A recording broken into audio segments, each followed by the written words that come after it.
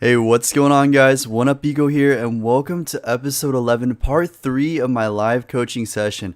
I just want to take a second to thank all you guys for checking out the stream. So sincerely, Cracked, I've seen you've been here for quite a while, so thank you again for checking out the stream. I really appreciate it. Hurgita Malice is sorry, I can't pronounce that name, but thank you for coming. A Distasteful Child, Daisy, Wolfpack77, Kai Kai, Dario, Sarah Co, Centrix, Lar Uwu, Little Dish, Sticks YT, CBE, Techno 187, Little Dish, Wavy Rock YT, Ethan White. Thank you guys so much for coming out here. And am I sick? No, I don't think so. Hopefully not, but I am. I just woke up, so I'm pretty tired. That's why I sound probably pretty dead inside. But regardless of that, we're going to go ahead and start that coaching session. Oh man. Okay, maybe I am feeling a little under the weather, but it's okay. I play on Xbox. How do I send it to you? So it's a little tricky for console, but if you have some type of screen recorder, maybe something like PS4 Share Factory, if there's something similar to that on Xbox, if you can somehow record that and then upload it to YouTube, you'll be able to send it to me through that link. What do you think about the new storm zones? Dude, it's weird. I think it's really interesting that they added like water. I think it's cool in that aspect, but it's kind of odd that they also put it in like other game modes, like besides what do you call, besides just in game. It's also in creative, which I think is really odd because I've seen all these clips online where people are playing Zone Wars, and then like the water just comes picks them up and throws them out of the way. It's really weird. Yeah, no more storm fights for sure. It's gonna be definitely weird. So anyway, guys, let's go ahead and get started. Okay, so we're gonna go ahead and start with this person, Kirby TV, and they pasted a YouTube link. So we're gonna go ahead and take a look at that. Let me pull it up real quick.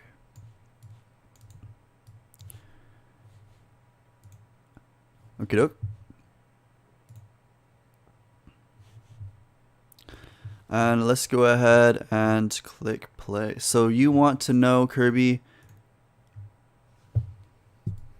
Also, guys, the notes are always in the description of the video. You guys can go ahead and follow along with all the stuff that I talk about. So the timestamp for Kirby is going to be 6 minutes. And you want to know play style, editing, W keying. Cool. We're going to head and get... Wait, I can't record because I am on Switch. What can I do? It's a little unfortunate, but you can always just try to record with your phone. See if there's a screen recorder. Like I said before, it's just hard, man. It's really hard to do sometimes. So let's go ahead and get started on this recording. I'm going to mute the audio. I don't want to get copyrighted.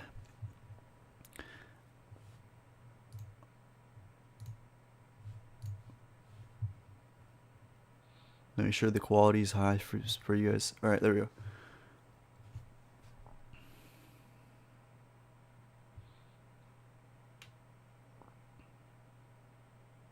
So it looks like we're okay. I was trying to see what happened there, but this is from your solo cash cup, so I'm assuming you're gonna want to play pretty safe, just because these games matter more than, you know, arena. So I see. I like it. You're disengaging from the fight. I wish I could see a little more of your gameplay, but obviously, you know, it's a YouTube clip. But hopefully, we get to see some of your engagement soon. Okay, so you're just rotating into zone.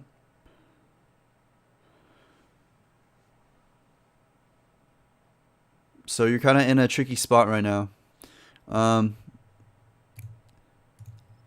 I think you could probably, to prevent this whole entire situation happening, I would have taken a different rotate just to begin with, just as a quick comment. Because look at this. The reason why there's so many people where you are right now is because you're not on the, like, you're totally on the most congested part of the zone. Look, this is where the storm is coming, right? And it's going inward. So everyone around you is going to be in this area-ish. So if I were you, I would have rotated maybe like this. Or maybe even gotten an early rotate if you could have, to try to get in deeper into the circle. Just because you're going to know that this whole entire side area right here is going to be very contested. Especially since agency water, anywhere with water, naturally like slows people down. The rotates are not as swift because there's people always lingering in the water. So that's just a heads up.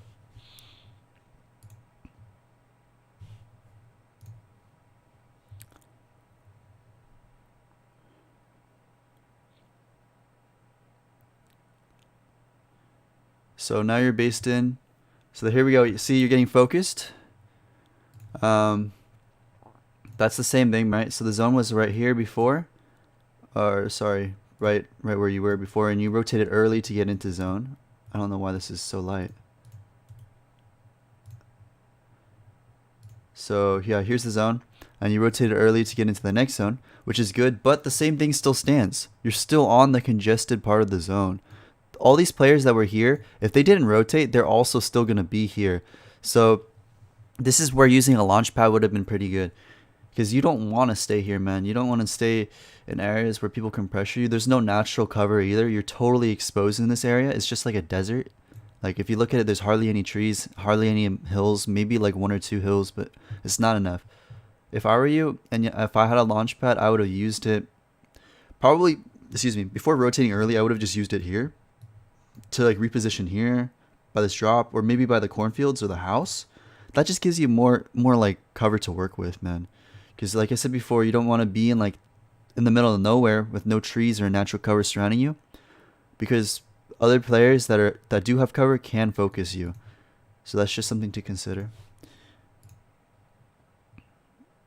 But I'm gonna skip a little bit because I want to see you wanted tips on W King.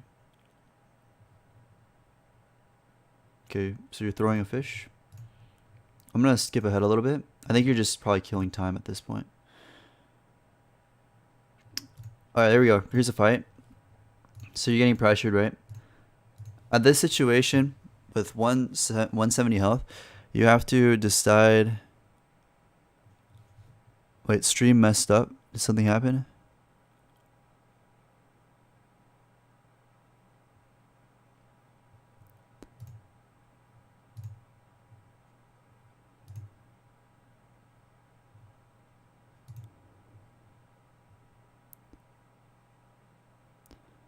Okay, it's not. Okay, that's all good. Just an FYI, guys, when I'm reviewing these VODs, typically I like to put a lot of my concentration into coaching, so I probably won't be paying attention too much to chat. However, if something does go wrong, please let me know. I do look at the chat every once in a while, so that's just a heads up. All right, so let's keep on going. So he's engaging, right? So he's going to go ahead and back out, expand into the next box. That's pretty good, especially since... considering what we got to work with, right? So he got the engagement, the opponent got the engagement onto Kirby. And so there's a lot of stuff we don't know. Number one, why is that player engaging on us? Does he think we're low? Does he have super good weapons? Let's look at our materials. Let's look at our loot. Can we take this fight? In this case, from Kirby's perspective, he probably doesn't even want to fight, right? He's in such a pretty good zone position. Even though he got focused by a bunch of players, I'd still say, you know, he could be in a worse situation, so he's probably just wants to chill right now. That's why he's expanding outward. So in that aspect, I think it's really good. Hey, C. Dolan, thank you for joining. I really appreciate it, man. So yeah, there's a lot of stuff Kirby can work on in terms of positioning, like initially, but considering how he's playing it out right now with the engagement simply backing up, this is a good play. So we're going to keep on watching and see what he does. So the player is still keeping up the pressure. Ooh, good piece control. I like it. Very good. Nice tag. Okay, so you got a good tag right there, but I think what you could have done differently just to finish this fight faster, you see he's breaking the wall, right? He's panicking, man. He's like, oh crap, I messed up. I'm going to die.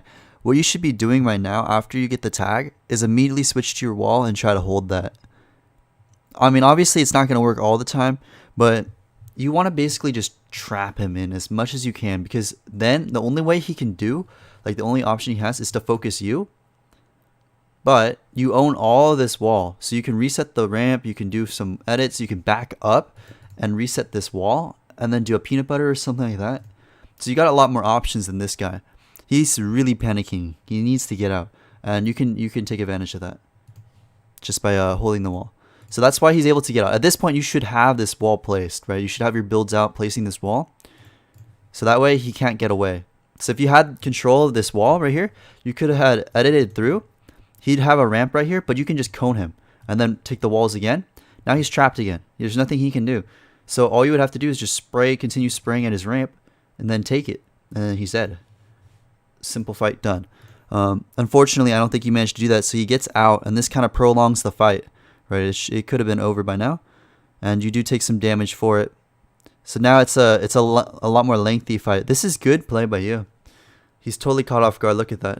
He's looking below. So, but I don't know. He managed to get the wall. That's fine. In most situations, I think if it wasn't a cash cup or something, if it was just normal arena, you probably would have gotten the kill. So now he has height. Okay, this is definitely a fight, like, you got to be considering, is it worth taking at this point? Because you got 1 minute, 5 seconds. Thankfully, there's only 8 people in zone, so that's a big sign that you probably can take it. But if there's more players, like 20 plus players, I'd say probably not worth taking. Because now, you spent so much time, you expended so much mats, you don't have much left. And this guy is going to heal up for all the damage you just did to him. Like, what was it, 98? So basically the whole entire fight's reset, and he has high ground. So you have to consider, do I still take this fight? Is it worthwhile, or should I just, you know, back away a little bit and just play myself, wait for next zone? So like I said before, these kills are hard to get, especially when people are very loose like this. He's trying to get away, and since you weren't able to finish off the fight quickly enough, you know, he's able to get away. So just something to consider, obviously. Look at your mats, right? Look at your guns and your ammo if you can take the fight. So I think you're probably going to stick it, though. Which, honestly, in this situation, like I said before, is probably fine because there's only 7 players in the zone now. And I think they're all far away, so you should be okay. Nice, you're chopping him down. Okay. So you have 4 ammo in your shotgun and hardly any AR ammo now. So you need to make a decision when you're taking these fights, like what guns to use, right? You should be aware that your AR is almost out of ammo. So you probably don't want to use this in the fight, because if it runs out totally, you're just out of a gun. So your next option is your tac. You only got 4 shots, which should be enough to clean up the fight, hopefully. So just take that in consideration when you're taking engagements. Always know how much ammo you have so you don't die. Oh, it looks like the clip bugged. Give me a second.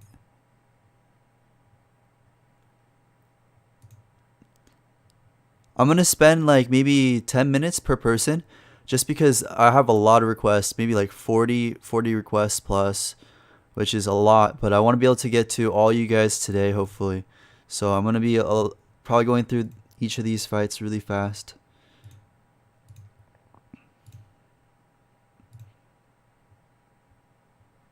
Okay, so I think it was right about...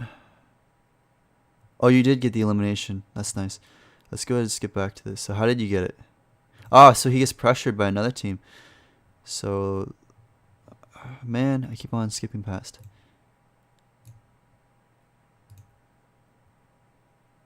Okay, so yeah, here's the part. You chop him down. You do a nice high ground retake. Good piece control. This is what I was talking about before, where you can place a cone on top. You just have to get the angle. Good, good. So he was getting pressured and you took advantage of it. Somehow you managed to rotate away and get zone, which is nice. Okay, in this situation, never stay low ground. You know 2 people are pressuring you, right? This is you. You know X is pressuring you. You never want to stay just where you are on low ground. You want to try to get up like 1 or 2 layers so that they can't like shoot you.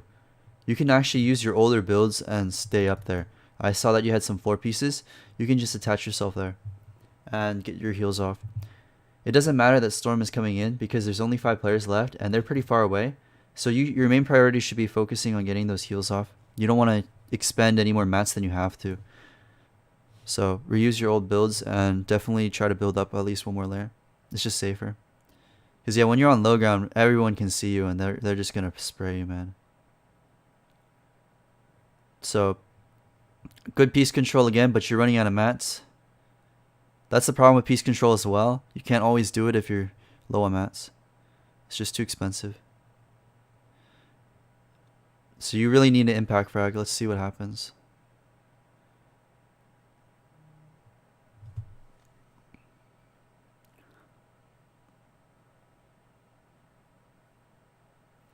That was just a weird angle. Maybe if I were you, I might have expanded out of the top. I don't know if that would have helped, but you were in like this 1x1, right? Let's say 2x2 actually. And you went for this peanut butter peak. But instead, I think what you could have done was edit your cone so it becomes a ramp, then go up on the ramp. So you're 1 layer up. So he's 1 layer down. He's here. You're here, like right here, if that makes any sense. And you're 1 layer higher. So that gives you the high ground. You can actually build on top of your old builds and get a ramp down. And then now you have a really good angle to pressure him. Because he's in like a really vulnerable position. He'll either have to back up or he'll try to 50-50 you. But if he does that, you can simply just place floors and you don't have to take the 50-50.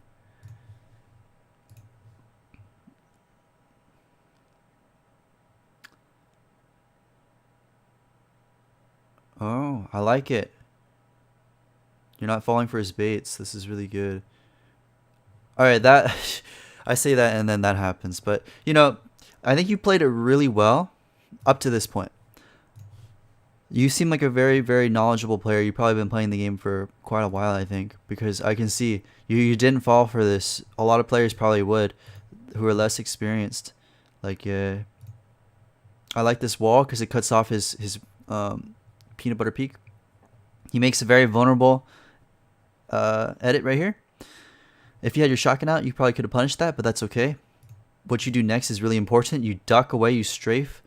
Very smart move. And then you place the wall, which is good.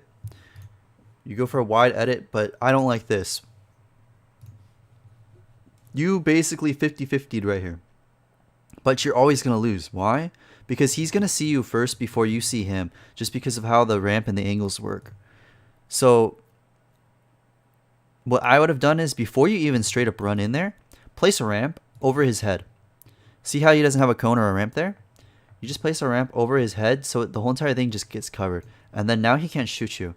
Like, before you even walk on this ramp right here, just place a ramp inside his box before you even leave your 1x1, because you can do that. So then he doesn't have much options. He can only edit out like through his wall, or he just stays there and allows you to get a nice peek onto him using your ramp. So up till about this point, I think your piece control and your game knowledge was really good. I think at this point, you kind of just weren't thinking so clearly. Because, yeah, you just die. But, yeah, that's just some advice, okay? Definitely your rotations, your positioning, I think, could have some work. But your mechanics, your piece control is very on point. So let me write that down. Work on rotations and position when taking fights. Concentrate on your mats, ammo, and incoming zone. Whether or not you can take the fight. Again, guys, I'm typing this on my notes page. You guys can go ahead and follow me along. I have a link in the description of the video, or in the description of this live stream. So work on rotations, positioning when to take fights, concentrate on your mats, ammo, and incoming zone, whether or not you can take the fight. And then in your fights, utilize, I'd say piece control. You have good piece control already, but you need to know when you should be using it and when it's like a little unnecessary, if that makes sense. Because I did notice like you were trying to use piece control, but sometimes it's just not that good. Because, you know, if you can't get anything out of it, then you're just wasting mats. So utilizing piece control effectively so you can finish fights faster, and then use your old builds to get better positioning in fights. So when I talk about positioning in fights and using your old builds, I was talking about that time in that last scene where you were, you know, in that 2x2, right? You were in this 2x2, and the guy made that peanut butter edit, and I was talking about you can edit the cone into ramp. That's what I'm talking about. You could have edited it out top and taken high ground. But, you know, there's some stuff that you can work on. I think you're a very good player, and I hope you have you learned a lot from this. So good luck in those cash ships, man. We're going to go on to the next person. 1 second, guys. Hey, Ronan, thank you so much for checking out the stream again, man. I really, really appreciate it. Peruvian Mapping, thank you for checking out the stream.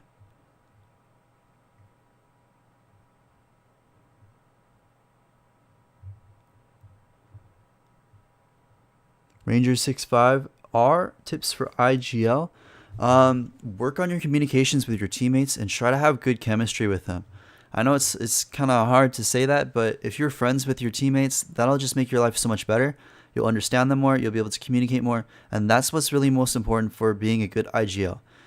Game sense can come with time. right? Just playing a bunch of games. But if you guys have great communication, great coordination, and you understand each other really, really well, you will ultimately have a lot more success as being an IGL, okay? Everyone will like you. You'll like your team. You'll be in a win-win situation. You'll all grow together. So that's what's most important for being an IGL.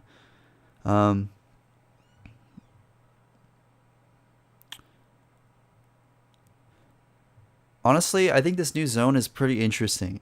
I don't see how it could be good for competitive. I think it's really, in that aspect, it's probably pretty painful for the competitive scene. It's going to definitely change the meta. But in that being said, I think it's pretty interesting as an event side. I think it's pretty cool. So let's go ahead and work on the next person. Oh, Peruvian mapping. I used your code. Thank you so much, man. I really, really appreciate it. It means a lot. Love from Pakistan. Thank you, man. Appreciate it. Tips to deal with FPS drops and stuttering in fights. It's pretty difficult when you're stuttering and when you're having FPS drops. But if you know you're prone to FPS drops and stuttering, the easiest way is just to play a lot safer, man. Like, don't W key if you know you're going to just freeze in the middle of a fight. You're just never going to be in a good position, right? So definitely work on your positioning, work on your rotations. You don't want to play aggressive if you know you're just going to stop. And yeah, a lot of your kills can come in late game, by the way, guys. When everyone's rotating and no one knows what the heck's happening, you just pull out your AR, your SMG, and if you have good positioning, kills will just come. Tips for Brutus minigun.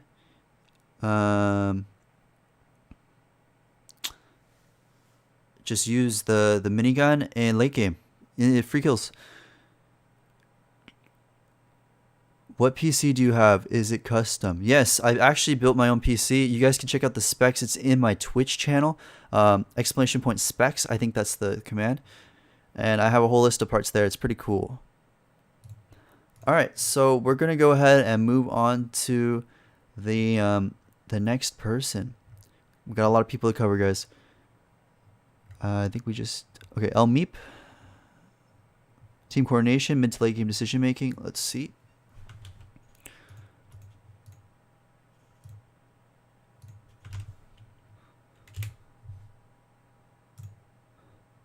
Wait a second.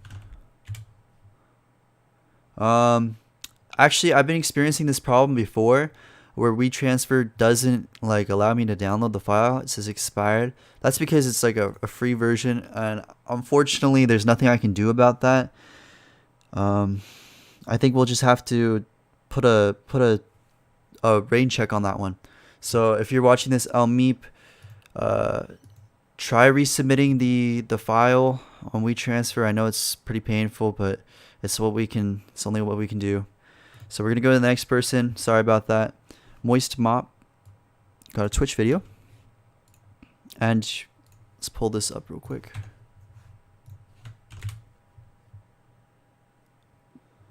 Sure. Especially since he won't be able to build. Okay. Let me switch to. Here we go. And you want to know.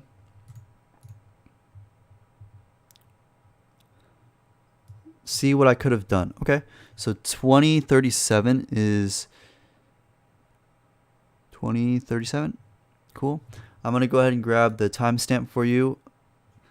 And you deserve many more subs than you have. Your vids help me get to Division 9. Hey, thank you so much, man. I appreciate it. I'm glad you're able to get to Division 9. That means a lot to me, and I'm really glad that I was able to help you, man. Appreciate it. So we're going to go ahead and see Moist Mop. See what I could have done.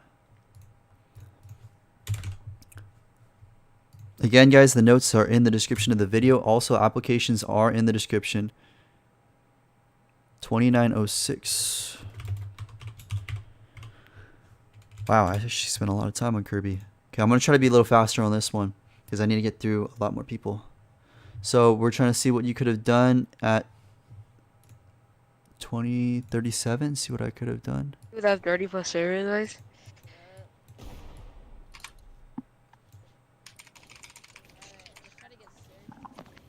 He's making people to be gold diggers for him. Yeah, I'm actually just gonna mute the audio. I think it's distracting me a bit from the gameplay. So I see we landed next to the orchard, which is a pretty good drop, I think. Pretty hotly contested. I think quite a bit of people land around here. So let's see what your game plan is. I'll put it on 2 times speed, and if I'll see anything interesting, I'll stop.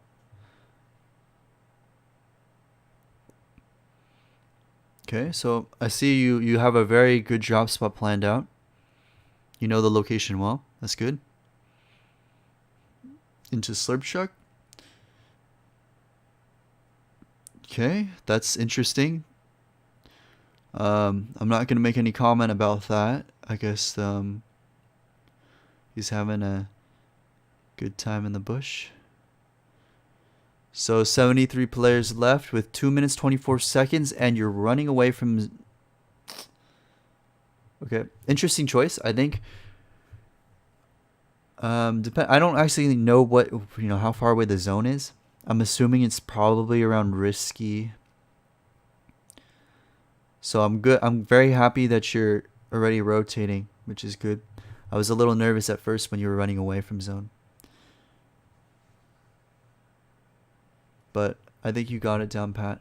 I'm going to skip a bit. So you're just looting, right? You're probably getting upgrades, getting more mats.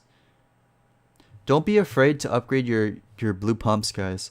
If you have enough mats, or you know you can get a lot of mats on your rotate into zone, don't be afraid to upgrade that blue pump to get a purple if you feel more confident with it. Because that purple can one pump, man. It's so good. Never shy away. So I saw that you had an upgrade machine back there. Costs 150 mats of each type, I believe, to upgrade to a purple, which you do have. So debatably worth. I mean, obviously the zone's coming in. Nothing you can do about that, but just something to consider in the future. I do know there's another upgrade machine at risky, so let's see if you take it.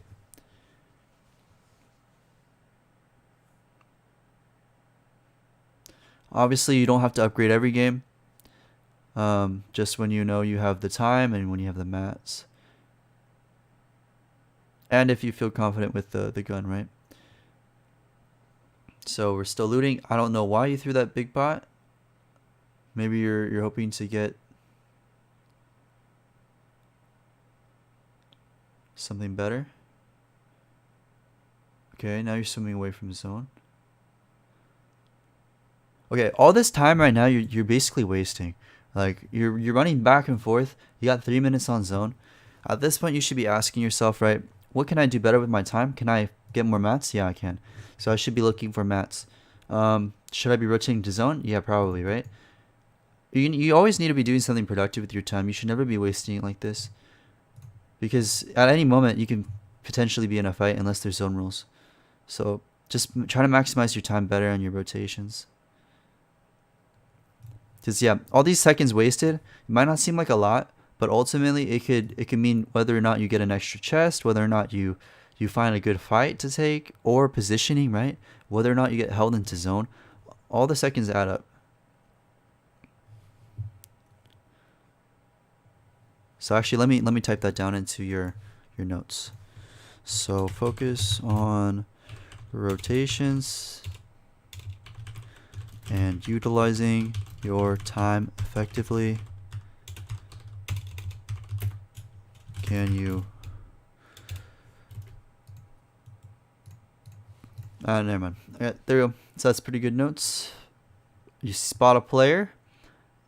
Yeah, not engaging was a good call. You spot another player. I'm guessing there is some type of zone rules that doesn't allow you to engage, because these are effectively free tags, right, for Storm Surge. But it's good that you're not shooting at them, because most situations they're going to shoot back and you don't want to take unnecessary damage. I see. So you dropped your harpoon for the big pot. That's good. I think that's probably worth, in my opinion, because the harpoon's not going to be guaranteed loot in endgame. The big shield is guaranteed shield. Okay, so we're going into zone using the Grotto. Very good. Okay, so I noticed because you didn't take those fights, if there is some type of zone rule, right, where you can't fight until a certain zone, you had time to go ahead and upgrade this to purple, or upgrade your AR to a Scar. I see you're in no dire need. All that time you wasted around the river could have been spent upgrading, or even earlier than that actually, before you even rotated out. Because otherwise you kind of just walked over to the river for nothing. The lake with the upgrade machine. But anyway, we're gonna go ahead and get into a pretty good spot, right? With 36 seconds left on the zone. Hopefully you start fighting soon. I'm gonna go ahead and skip ahead a little bit. Okay, so you're chilling in the house waiting for next zone. That's fine. Spot the player on top of the hill. We're gonna go ahead and get some more brick. Very good. Nice. No one around you. You should be checking to your right side though. You notice how you opened your map? So now you're building. I guess you can fight, but you should always be checking to your right when people can rotate behind you. I notice you only kind of look this way. You need to be also scanning your surroundings, like left and right, because if there's players behind you rotating in, they're obviously going to try to shoot you. So you need to be able to react to that. So good precautionary building. Probably should have been able to build a little earlier, or maybe even drop down sooner so you didn't get shot at.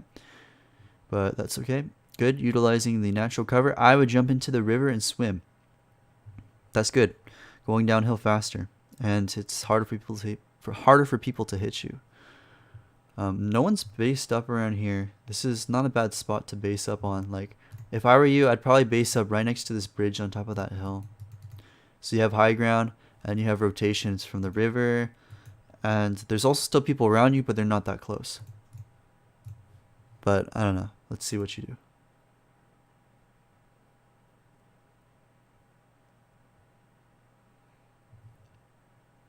Somewhere around here would be a good spot to base, I think. Maybe even basing on the bridge for the metal recycle. That's cool.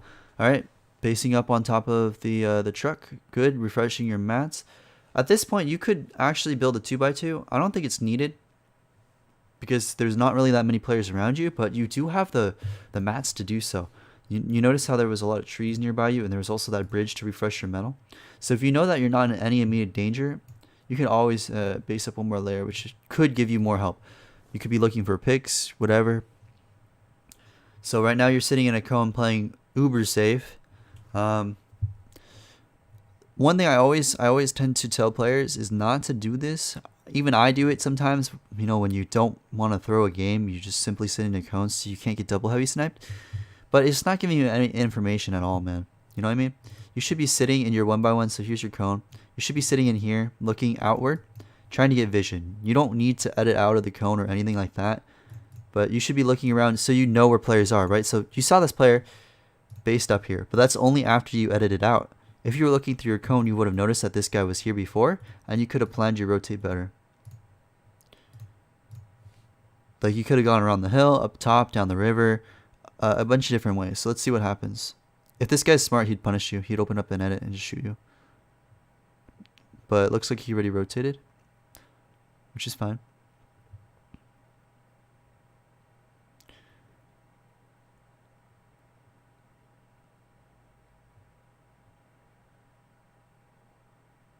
Okay, so we're based up now. Good. This is what I was talking about before, looking through your cone. But you're not doing it. So you're just kind of wasting time again. I think you're tabbed out or something. But you should be scanning your surroundings all the time, man. If you're playing scrims, there's never a moment where you should just be sitting around doing nothing. You should always be doing something with your time, whether it be looking around, you know, getting information. It doesn't matter if you're not going to take any fights. It doesn't matter if you're not going to get any kills out of it. But information, man, so important. So you should be looking around, scanning your surroundings. Maybe you can get a pick. Maybe you could gather more information in your surroundings, you know. You should be asking yourself, am I safe here? Should I base up one more layer? What's my next rotate plan? Is the zone going to pull away? Is it going to be on me? What happens if it's away from me? Do I have any plans to rotate? Always be thinking. You should also be thinking about your surroundings, right? Like there's players to my left, there's players to my right. Are they going to hold me if I try to rotate early? Should I rotate with them? Should I rotate late? Should I, you know, pray that they have a launch pad? What's my strategy here? You always need to be thinking about your surroundings and how you should be planning out your next rotate. And right now we're not doing that. We're just kind of wasting time. So we're without information. Basically, you're shooting yourself in the foot, man. So remember, always scan your surroundings. back, behind, around, 360. Always get information. All right, there we go. So the next zone is immediately. Cover your right side. Like you don't cover your side. Did you notice that? You just cover in front of you. You didn't cover your side. The guy to your right here had an RPG. If he was smart and had it reloaded, he could have shot you easy 110. Everyone in this whole entire lobby that's already in zone would have focused you and you would have died. So make sure you cover your side, especially if you know players are there, okay? But thankfully you don't get shot. I would layer up one more layer. Why? Because you know that player with an RPG has to rotate toward you as well. So I would have just built up one more layer.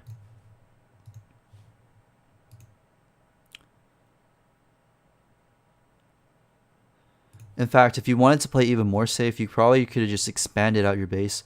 It would have costed more mats, but it would have been safer. But now you're in zone, that's fine. You're sitting in the cone again. You're not getting any information. Hey, thank you so much for subscribing. Who was that? I don't know who that was, but thank you so much for subscribing, man. I really, really appreciate it. It means a lot to me. We're going to keep on going. Oh, Kiznia, thank you so much for subscribing. Sorry if I butchered your name. I really apologize about that. But it means a lot to me, so thank you. So we're sitting in zone. We get next zone. We're still sitting in zone.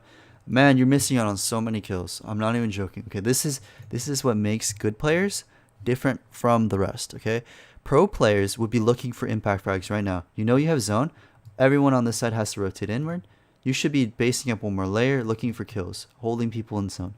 What are you doing? You're sitting and you're one by one doing nothing. Sure, you get placement, but are you gonna get kills? No. And that's what separates good players from normal average players. The good players will get kills and place well, right? That's how they're so consistent. So you could be getting kills right now. So you missed a whole entire opportunity to get frags. But, you know, maybe you have your reasons. Maybe your computer is bad or whatever. Maybe your playstyle is passive. That's fine. But remember, you don't have to have a passive playstyle and still, you know, miss out on opportunities to get kills. You can have an extremely passive playstyle, but it doesn't take being an aggressive player just to hold people in zone. I mean, it's free kills, man. So next zone is far away. It's pulling away, right? So we're going to watch your rotates. There's a guy on your layer. Okay. One thing that comes with time is knowing how you should rotate. If there's more than one player on your layer, you have to ask yourself, am I safe on this layer, or should I rotate up one layer or down one layer so I can be alone? Because you almost never want to be on the same layer as another player. Why? Because they're going to try to fight you. 9 times out of 10 people will psycho into your box because they're low on mats or they just want kills. So that's just an FYI. Like pro players like Booga does all the time. They always swap between layers. You'll notice Booga will go up a layer, see that there's a player, he'll go down a layer, see that there's a player, he'll go down another layer, and then base up. Something like that. Like they're always swapping layers because they never want to be on a layer with another player. If it's okay. And obviously, you know, that comes with time and practice, but it's just general game knowledge. Cool. So you're trying to hold players, but I don't think you got any tags. That's fine. So we're getting into the next zone. Let's watch your mat count. So your mat count is, you know, rapidly decreasing, and you still have great heals. So this is what I'm talking about, man. You can hold people in the zone. You have the ability to get kills. Why? Because look at your loot. Your loot is perfect. Big shield, minis. What's the point of having minis and a big shield if you don't get, you know, if you can't use them? If you're always hiding in a cone, never getting shot at. You have all these resources and you're just not using it. You're missing out on so many kill opportunities because you're afraid to take damage, but you have so many heals. Like when it gets to endgame, when it gets to moving zones, you almost never have time to pop these big shields. Ever. So you need to be able to use these before you get to the moving zones.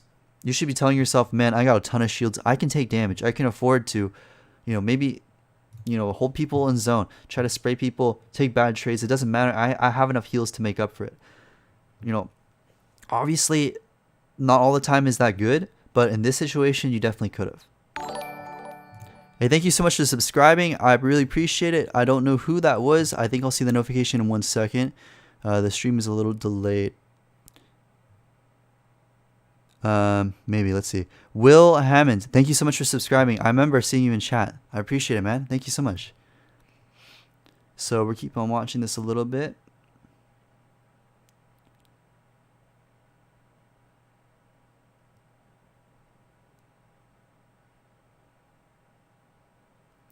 So you're rotating pretty well, but you're wasting a lot of mats.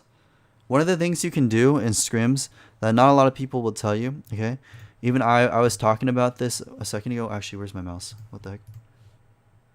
Okay, one of the things I was talking about before in scrims is, you know, when you build in your own lair, you are using a lot more mats in exchange for safety. But sometimes what you can do is late rotate. So while a player rotates into zone, right, and bases up like this, you can utilize his old builds as like a tarp. So you just follow his tarp in, and then either drop a layer or go up a layer. Like, obviously you don't want to stay on his layer, but you can use his old builds to get into zone, so you don't have to expend your own. That's just a tip. So that way you're more mat healthy. So now you're sitting in zone. You're looking for impact frags. You got to get those mats. Okay, you got floppers, which is good. Should be looking to base up and use them.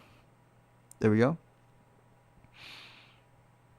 So that impact frag really saved you, man. Because, yeah, you're almost out of mats. Now you need another one. You should be telling yourself, man, I need another impact frag very soon, or I'm probably not going to make it to this last zone. Because 155 mats is probably not enough to make it. Always remember where you get those kills, right? It was down the hill. So if the zone pulls back toward those kills, you can probably pick up some more mats.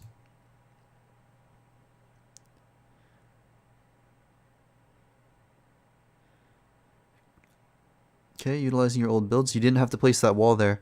So when zone's pulling away, you don't need to place a wall on the side of the zone. That's just an extra mat wasted.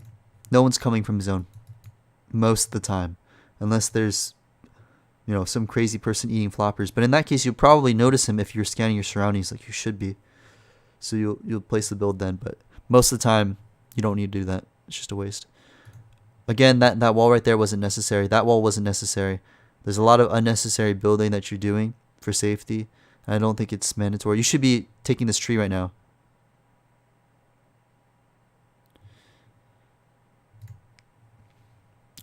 Good impact frag though. Okay, I guess you didn't have to take that tree. It was, I can't hear the audio, so you probably heard the footsteps. So that was good on you getting that kill. Maybe you win this, actually. I think you might win this. Alright. This is what you should be thinking, right?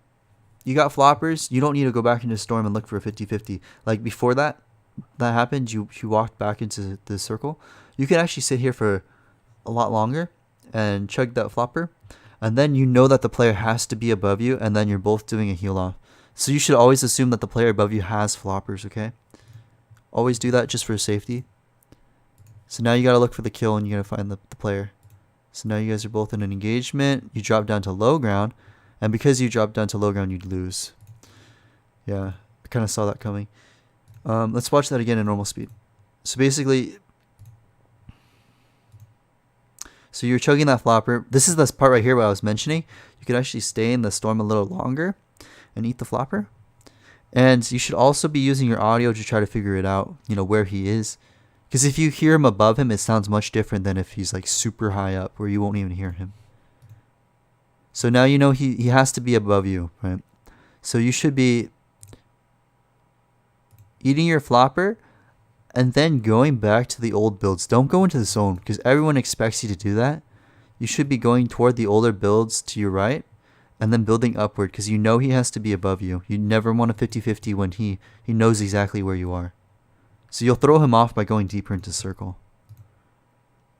So you should be, if you were listening to my advice, you should be like up here on a ramp or something. That way you can see him better. I actually think he's in the old builds. Let's see.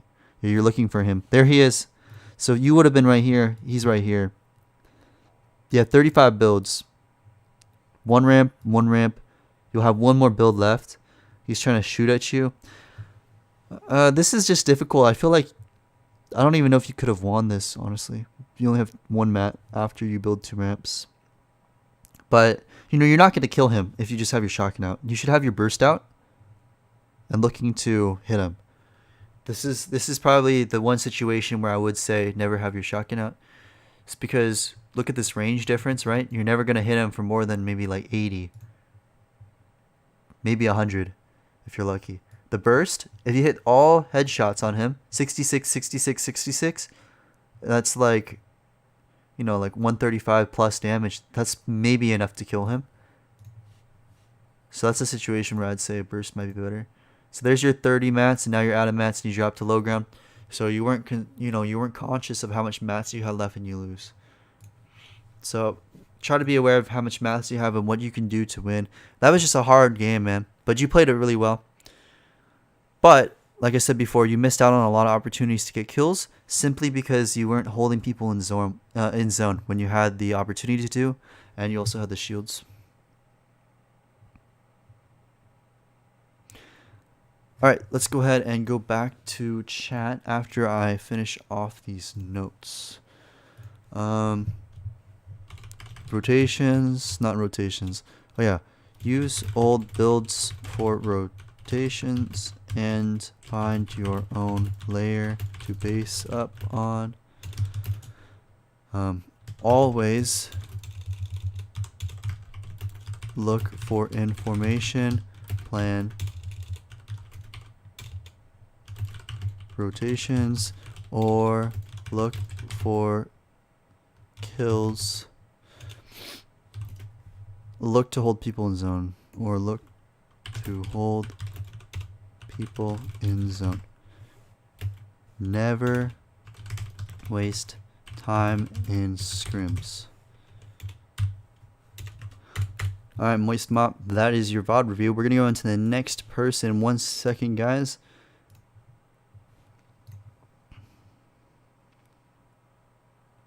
It was a stacked private core games on West. I was also AFK for half that game. I had to go do something.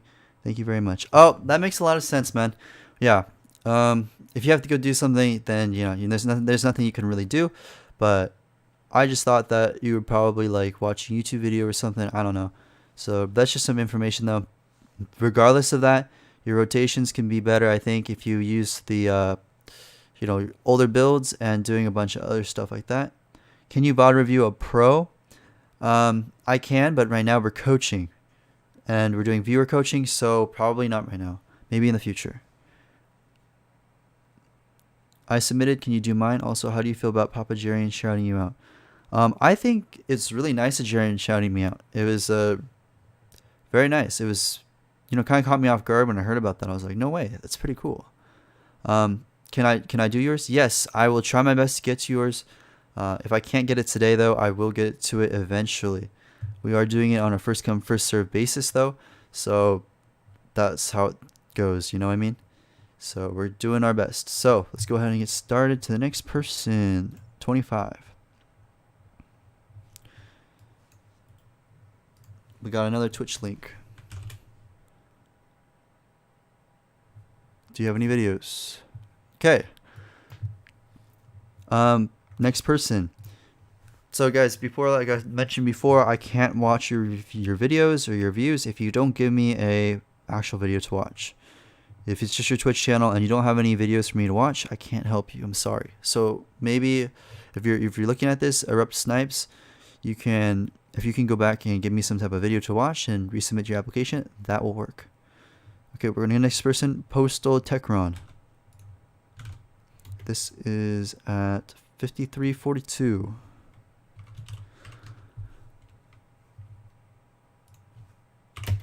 Wow, I spent a lot of time doing some thorough coaching.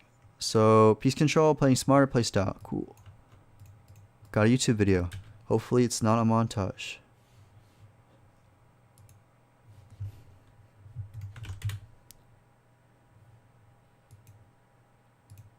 Hey, I like it. I see it. VOD review for 1UP Eco. That's really nice of you, man. So let's switch to this. Okay. Let's go ahead and watch it. Let's see if there's audio. Okay, that's fine. I'm gonna mute it. Quality is not so good, but that's fine. Doesn't really matter. So we're trying to figure out play style, how to improve. stuff like that. So we're in an engagement, right?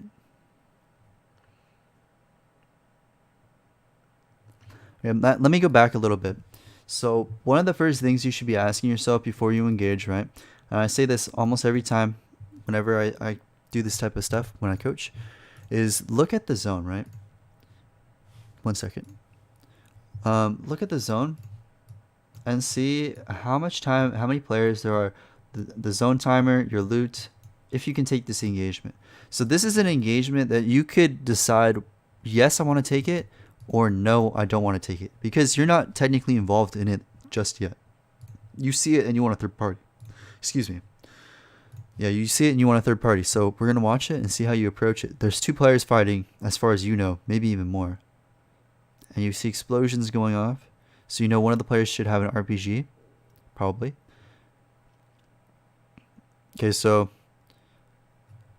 all right, at this point, you've engaged, but you don't even have high ground. One of the other players took it from you.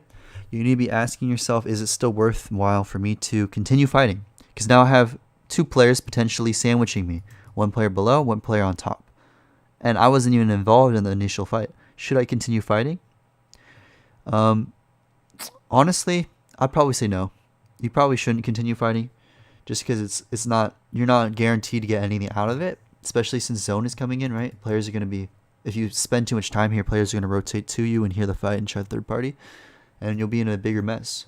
So I'd say initially no, don't take this fight, but let's see what happens. Also, before you even engage into this fight, you should have looked at the zone timer and noticed that the next zone was coming in. And then you probably could have told yourself, oh, I didn't even need to take this fight. I could have just rotated, looked at my loot, saw it was good enough, looked at my mats, it's good enough. I could have just rotated into the next zone. Just avoid this fight in general. Get better positioning. Typically, I say that positioning is probably more valuable than taking fights. And I think it's true in most situations. Because if you have good positioning, you'll survive a lot better, you'll get better placement, and you can potentially get more kills too if you hold people in zone. It's just all a matter of how you position yourself. Okay, so you get a couple good tags. You want to keep on applying that pressure. Okay. Piece control, right? So you're not going to get anything out of it. Okay, this player is a good player. He's just going to hold this. If you keep on looking at him for him to make an edit, you're not going to ever get it, like 90% of the time. Especially since he has a health deficit. You hit him for 60.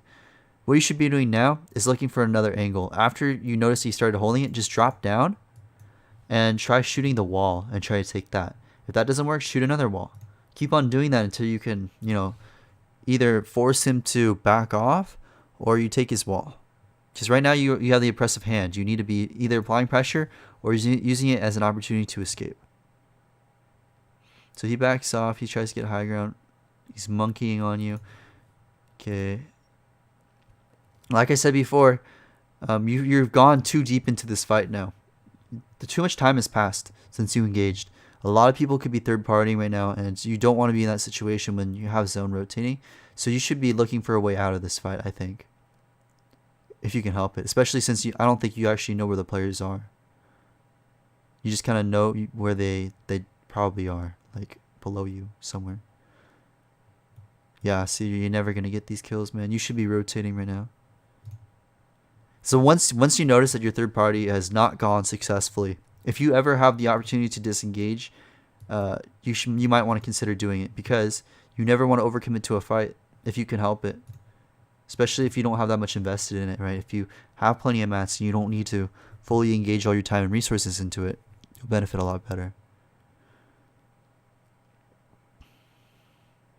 Piece control. I notice you are on controller, so it's a little bit difficult. I don't blame you. But that just comes with time and practice. So this guy, your opponent you're facing is really bad. He's getting high ground and he's just squandering it. He's not doing anything with it. Yeah, like his aim is just so bad. So that's good for you, I guess. But like I said before, now you've really overcommitted to the fight. Look at your mats. 190 with zone coming in 19 seconds. You are literally shooting yourself in the foot, man. You have no mats at this point. You have to take this fight. And if you don't take this fight, you're going to have 0 mats, right? This is what I'm talking about. You had to also use your big shield. Like, you were in such a bad spot all because you took this one fight that you could have avoided. Your whole entire game could have just, you know, ended right here if you die. But hopefully that doesn't happen. Let's watch. So hopefully you decide, I'm going to disengage. This fight's not worth it. Because right now you have an opportunity to disengage. You notice that no one saw you. There was no one around you. No one was shooting at you before he fired that rocket and saw you. You could have disengaged there. Now you're almost out of mats. Now you're out of mats. And if you don't fight this fight properly, you're going to just die.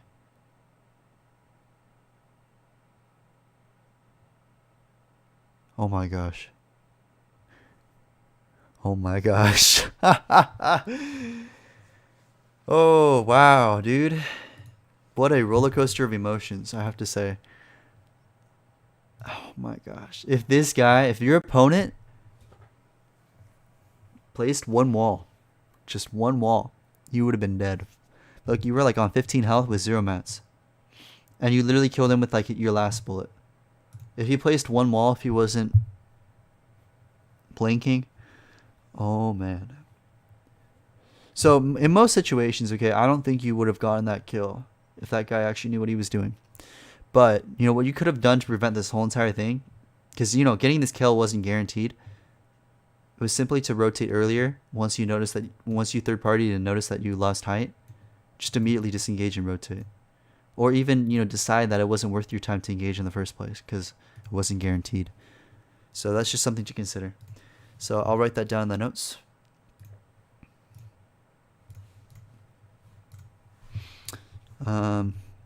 Ask yourself if engaging is necessary after looking at zone timer, and your mats / guns. If you engage but don't get anything out of it, look to disengage immediately because of third parties. Never overcommit to a fight if you can't help it. Because, like I said before, if you didn't get this kill, you were dead. And even though you got the kill, you still could be dead because there could be players rotating to third party, or you could get held in the zone and you have like 0 shield. So there's a lot of stuff, you know, you can work on. But in general, you have to ask yourself whether or not engaging is the right call, or if you should just back off. Cool.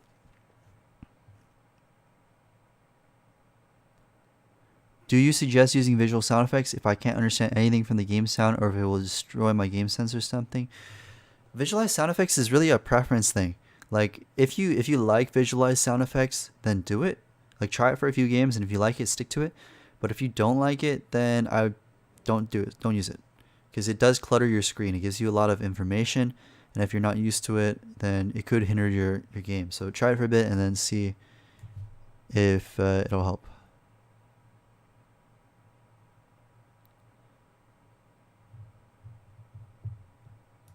Okay, we're going to go to the next person. Okay, actually, I think today we're only going to get to up to 30, probably. 30 out of 41. That's okay, though. We'll probably hit it up tomorrow. If you guys want me to do another coaching session tomorrow, we can finish up the next 10 or so. That'll give us a lot more time. Actually, let's see how many more coaching videos we can actually get done. So we got a WeTransfer link. Let's see if it's still valid. It's expired. Okay. Like I said before, it's unfortunate, but WeTransfer just has like this cooldown, and try to resubmit the application again, okay? With another WeTransfer link, and hopefully we'll get to it. Sorry about that, man.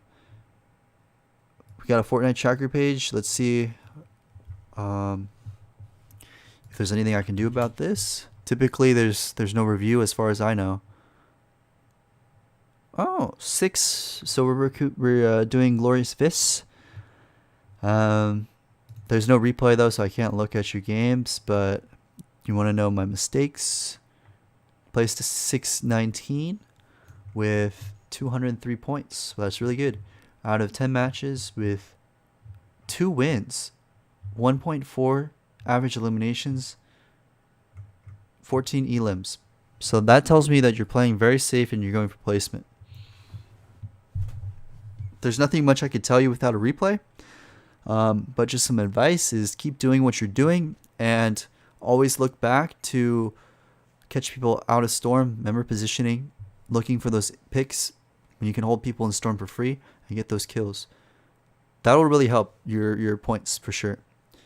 So yeah, keep it up, man. Consistency.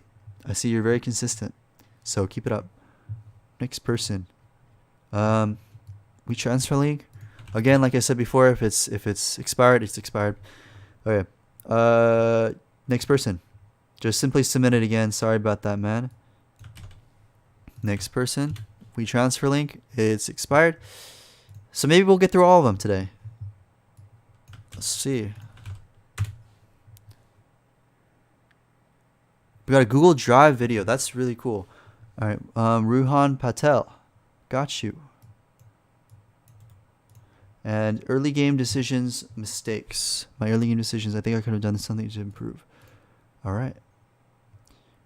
Monapico, tell me a good drop spot. A good drop spot is a drop spot you personally pick out and you like. I can't tell you what you want. If you like a certain drop spot, if you land there a lot, then stick to it. If you think it's not so good, use a website called lootlake.info. It'll really help you out. Also, if you guys are looking to find a good solo drop spot or look for some solo tips, I highly advise you guys go check out my collab with Sincerely Cracked. He's an amazing YouTuber, severely underrated. Go check out his YouTube channel. I recently did a collab with him.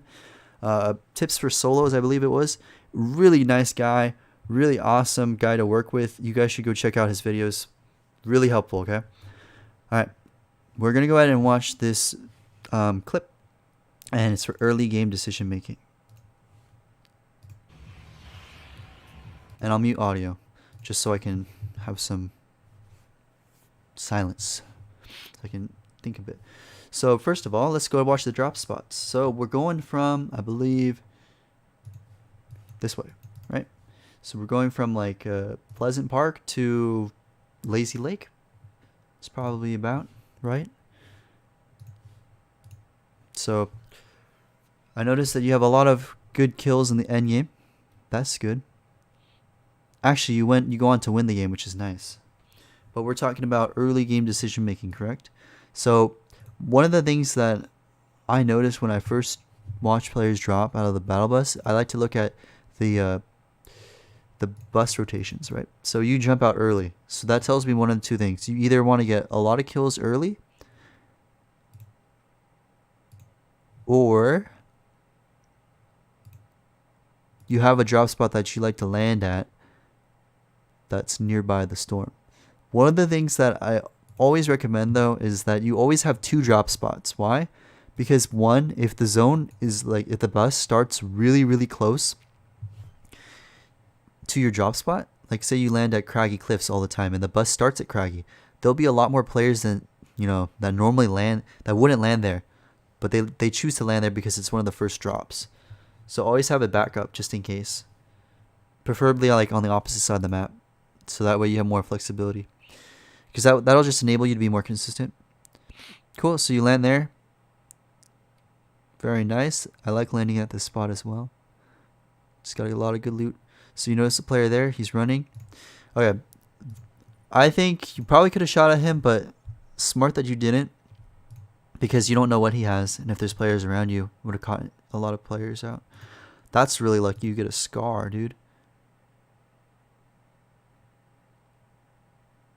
Okay, with no shotgun though, I'd still probably take the burst as well on top of the scar.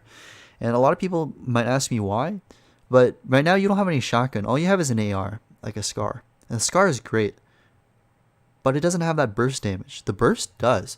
It's actually, the bursts are severely underrated. They're really, really good in close range engagements. I know that sounds dumb, but if you ever grab like an AUG and you go into a box fight, like in creative or something, you'll actually deal quite a bit of damage if you can hit headshots.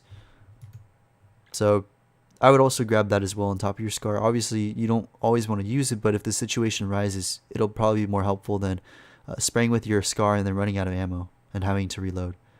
So there we go. You see the player? Crosshair placement. Maybe you could have gotten some headshots there, but pretty free, honestly. Hopefully you get the kill. Nice. I mean, let me go back to normal speed so I can watch this a bit more. So in this situation, you spot the player here, right? He's going to go out. Good, you spot him. Right now, you should be peeking, okay? You know he's distracted. He's nowhere looking at you. Your crosshair, you should be backing up right now with your crosshair on his head. You have the time to position it because you know he's totally distracted. Put it on his head before you start shooting. Like, your crosshair is right here, right? So let me highlight it. It needs to be right here. That'll just give you so much more damage. You probably could have killed him way before he even noticed. So now you started shooting before it was on his head, and that gives him time to build. Right? Even though he's lasered,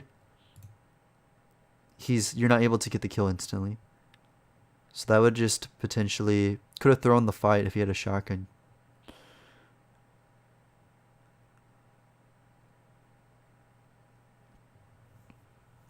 Hopefully you grab that pump.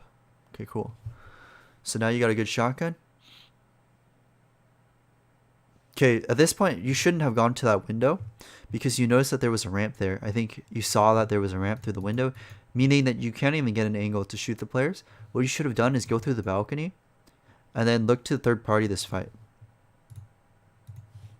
There's also windows in this side of the map right here. Yeah, so you should be looking through these holes. Right now, you should be trying to get piece control, probably breaking this, right? Breaking the wall to replace it, make it your own. Now that you see a bullet coming in, you need to build on this side. You need to probably box up and be focusing on taking out this guy or just totally backing up in general, like disengaging. You need to make that decision. Okay, maybe there wasn't a player shooting at you because he's not following up.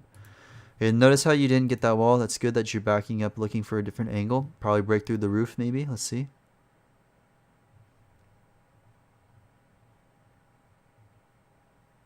Okay, now you're indecisive. You don't know what to do.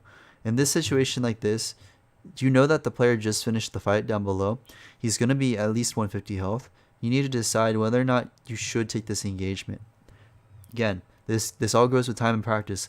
But like with all things, look at the storm timer, look at your loot, look at your mats, look at the people around you, decide whether or not you should rotate early to zone or if you should take this fight. In this case, since you have a blue pump, you have a scar, and you have generally good loot, you know that this guy probably wants to heal, probably not wants to fight. You have the opportunity to disengage right now and just rotate to zone. Just leave this dude behind. Just go. Actually, it's this way. Yeah, just go into this circle. You have the opportunity to do so. So I would probably do that because you're not going to get anything out of it just trying to find him. You could potentially throw your game if you, can't find him. Okay, so he's actually dumb. Yeah, I have no clue what he's doing. So this is really good for you because you got a ton of free loot. I'd grab all that loot and just dip. So I have no clue what he's doing, but if I were you, I wouldn't still try to be. You're like super indecisive. You're like, well, maybe should I fight this guy? Should I not? Maybe I should. Maybe I shouldn't. This is the stuff that makes you die 90% of the time in games because you're indecisive. Like you give the player enough time to think. If you're gonna stick the fight, you need to stick it, man. You can't be like willy-nilly be like, oh, I don't, maybe I should take the fight. No, maybe not. He'll kill me, but maybe I should. But no. You need to either do it or you need to not. Okay? You either take the fight 100% or you don't at all. Because all this indecisiveness, you're just killing time. This is time you could be spent rotating. This is time you could have been spent getting mats. This is time, people could be coming to third party you because you're spending too much time trying to kill this guy. Like, what are you doing right now? Are you going to pressure him and kill him or not? Because right now it tells me you're not going to kill him. You're kind of like playing with your food, essentially. Like, what are you doing? So right now you need to be rotating or you shouldn't be fighting this at all, okay? Like, I don't even know what you're doing. Are you going to get into his box? Are you going to pressure him? Like, man, come on, do something. So this is really painful to watch, I'm not going to lie. But that's okay. It's all learning experience,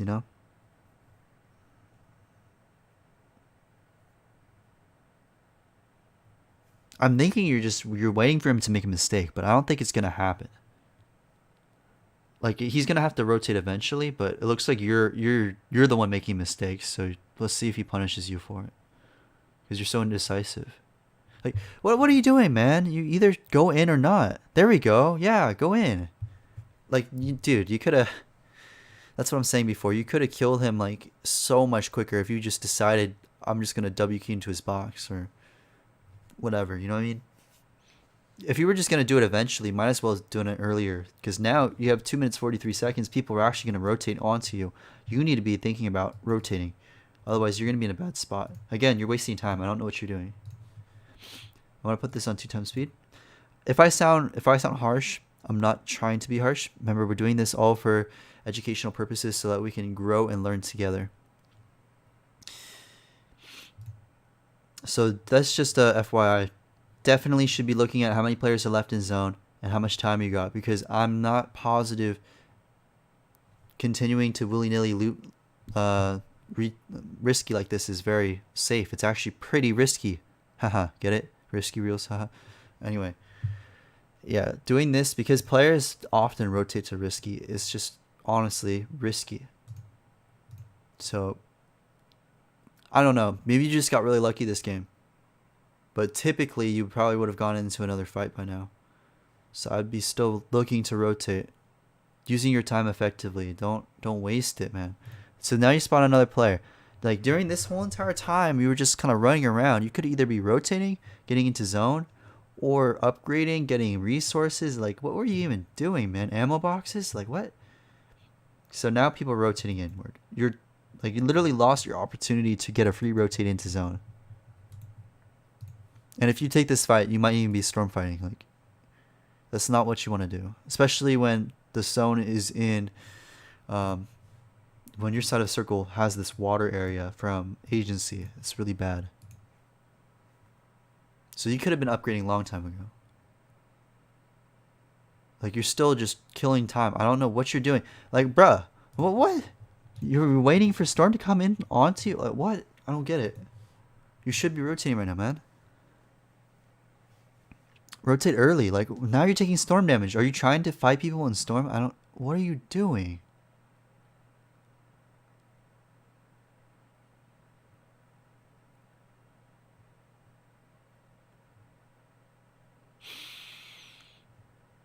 Please tell me you're not one of those psychos that fights people in storm.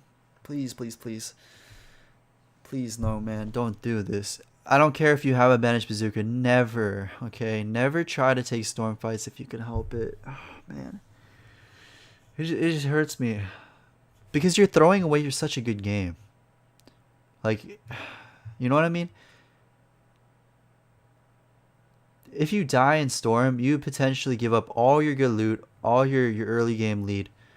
You could be using this time to get mats, to be looking to rotate early, for impact frags. It doesn't matter. Like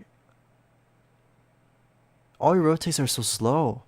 Like look at this. Everyone's rotating ahead of you. You're still behind, and you have no mobility at all.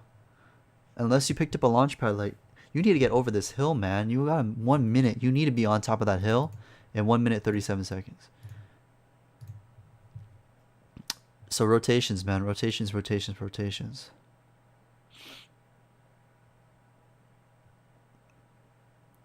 Because now you're looking for frags, I'm assuming. So maybe this was just an arena game. Because if this was a tournament, this is how you throw a tournament game. Like quite frankly, this is how you get held in storm and die. But I think you get very, very lucky this game. I'm not lying. Everyone, you're not probably going to find anybody. So notice you're taking all this storm damage, right? Which is fine because you got the bandaged bazooka. But again, all this could have been negated because you just wasted so much time, man. Just rotate, rotate, rotate, rotate. And if you get held in storm and die because of it, like, I don't think anyone would have been surprised. It's just so risky. Especially, like, if you're ever playing scrims and you use a bandaged bazooka in solos, you're quite literally asking people to kill you. Like, it's so loud. Everyone knows when you use one. Everyone knows your location. See, just like that. Everyone knows where you are because your bandage bazooka literally tells everyone in the whole lobby, hey, I'm low, come kill me. Like, you're low enough to use a bandage bazooka. You're low enough to die. So everyone knows where you are, dude. That's why I never suggest using bandage bazookas in solos. In duos and trios and squads, yeah, that has its uses. But in solos, it's really risky. Floppers are way better. Same with medkits. So now you're in a fight because you used the bandage bazooka. And you didn't rotate early. So now you're getting held in zone, right? Because you didn't rotate early. And hopefully you have shields to make up for it. Otherwise, this was literally free damage you taken. Another player, again, could have been negated because you used the bandage bazooka and rotated late. All this could have been avoided if you rotated earlier.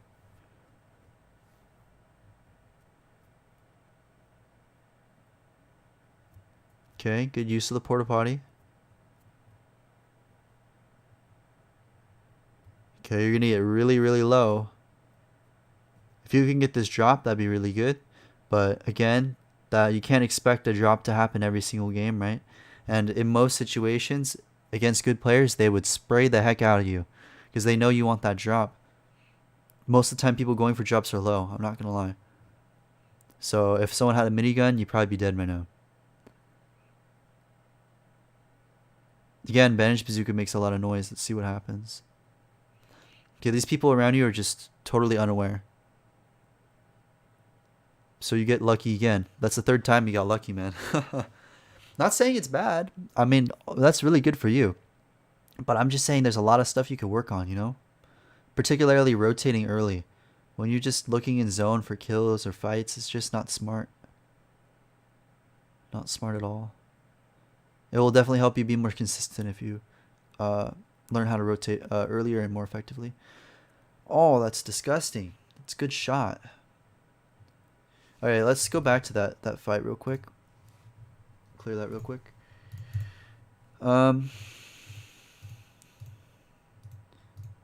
So he takes the wall.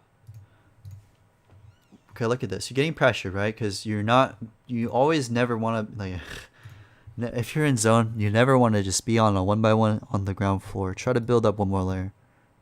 It will severely help you. Like, it will help you so much. I'm not even joking. People just don't want to engage on you. And if they do, you have a lot more room to move around on. If you're on the ground floor, there's a lot more room for you to, like, for error for you to make. So he takes your wall, right? Because you try to go for an edit, which was, in my opinion, not very smart because he's still spraying your wall. I don't think you ever would have been able to get that edit off. So now you should have your ramp out looking downward to place that ramp. You didn't look down enough, so that's why it places out like that. This guy should be using the right hand peak smart. If he's smart enough, he'll hit you for a lot. But he's not smart. He over peaks and you hit him for a fat 200. Again, you can't always expect to do that. So I'd say that's another lucky shot, to be honest with you. But yeah, that's just something to work with. That ramp that you try to place out could have been better if you just looked down more. We're going to keep on watching.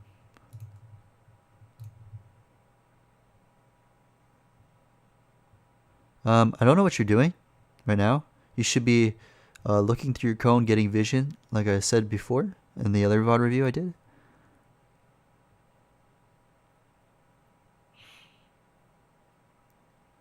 Expanding is good, especially since you have all this extra mats.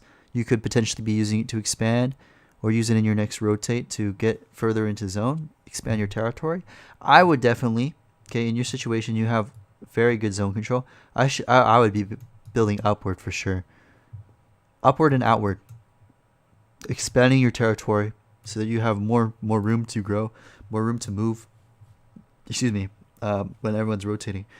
Definitely be building up. Why? Because you want to hold these people that have to rotate into circle. This guy is literally dead. I'm not even joking. If this guy lives, you guys didn't do your job. If this guy lives, you didn't do your job. Everyone in zone right now, your job should be looking to kill these guys while they're trying to rotate in. If you don't kill them, you're missing out opportunities to get kills. And again, a lot of these decision makings come with time and practice, right? So 36, that guy gets into the zone for free. How could we kill him? Simple. Base up one more layer, base up one more, like maybe 3 layers up, right? So you're 3 high instead of just 1, and you'd be able to see over this house. Being able to see over that house means you're able to spray him out. He's dead. Like if you crack him, literally everyone in the lobby will know he's weak, and they'll all start spraying him, right? And he's dead. And that benefits everyone, because now there's one less player in the lobby, means you're one step closer to placement. But you get the kill, which is good. If that guy was smart, he would have hugged the side of that house for safety. Even though there's a player there, it's just more safe than building out in the open like what he did. 56 seconds. Okay, let's see what you do. Get some tags. I don't know what you're doing, man. You should be... What are you doing? Okay, I think that was your cone. You could have edited it out, but... So you have really, really good loot, which is probably why you were able to get out of that situation. But that was kind of questionable. Trying to get height with your grappler. Okay. You're on metal right now. You need to be looking at your mats. I don't know how much mats you have left, but you need to be careful about running out. Okay, because you had the grappler, you won. But like I said before, most situations, you're not going to have all the loot that you could ever want. You're not going to have this cracked loadout. You're not going to have all these free rotates. People are going to punish you, man. And you're going to blame the game, or you're going to, be mad. It all comes down to your planning. Like I said before, you take fights, you waste time quite often when you can be doing something productive. You could be rotating early, you could be positioning better, expanding your territory. This fight was just disgusting. This is what made me like the most upset. Like not at you, but at your decisions.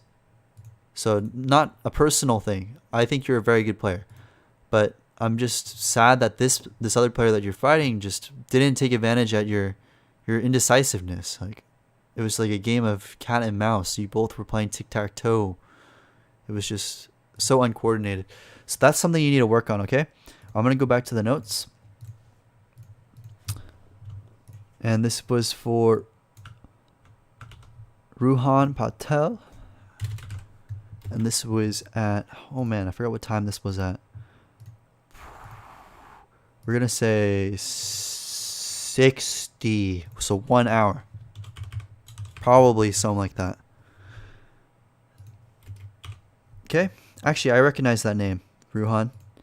I've seen you before. Thank you for filling out the application. Appreciate it, man. Hopefully this helps you out. Hopefully I wasn't too strict on my commentary on your gameplay. I don't mean to be offensive, like I said before. I'm doing this, I'm being critical to help you guys improve. So don't take it personally. But be more decisive in your engagements. Either fully commit or not at all. Don't look to storm fight, please. Look to rotate or for better positioning if you can help it. Try to using band bazookas solos as you may be targeted. And then base up 2 to 3 layers up when you get endgame circle. Look to hold people storm. What else? Simply, dude, the most important is probably looking is this. That I think being decisive, your decisions Oops. This, being more decisive in your engagements and look to rotate early. That's your two main things you need to focus on. Your aim is there. Your builds, I mean, it's okay. It's decent enough. I think you'll be fine. But definitely your decision making needs to be better. And that all comes from game sense practice and deciding whether or not you should take an engagement. If you're going to take an engagement, you need to fully commit. If you're not going to take an engagement, you need to disengage. And that will help you a lot in the future. So, Ruhan Patel, we're going to move on to the next person.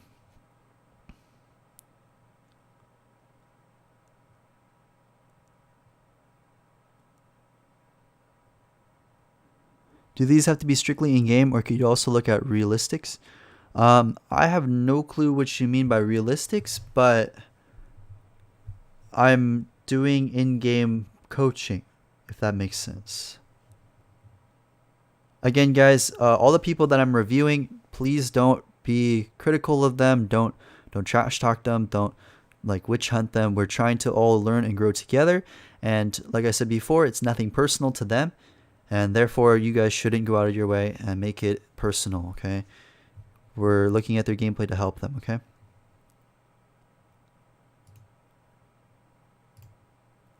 Also, watch your language, please, guys. Don't use any harsh, foul language. It's not appropriate. Are we going to do one of these tomorrow? I might do one more tomorrow, but it depends how many we can get to today. If we get through everyone today, then we're going to be fine. Yo, I just won a couple of arena games. Thank you for the tips. One up Eco. Hey, I appreciate that, man. I'm glad I was able to help you, Lar Uwu. Can I send replays from console? Yes, you can send replays from console. It's more difficult, though. You have to be able to upload it to some type of website, such as YouTube, and then paste the link into the forums. I'm a 65 ping player, and I'm cracked mechanically, but I think I'm good in tournaments. I'm doing very bad. What can I do? Decision making, planning your rotates, it's all important, man. You need to be able to make better decisions. That's 90% of the time what can help you improve. Look at your replays, see what you're doing wrong. When you should engage, when you shouldn't, when you should rotate early, when you shouldn't, stuff like that, you will really improve.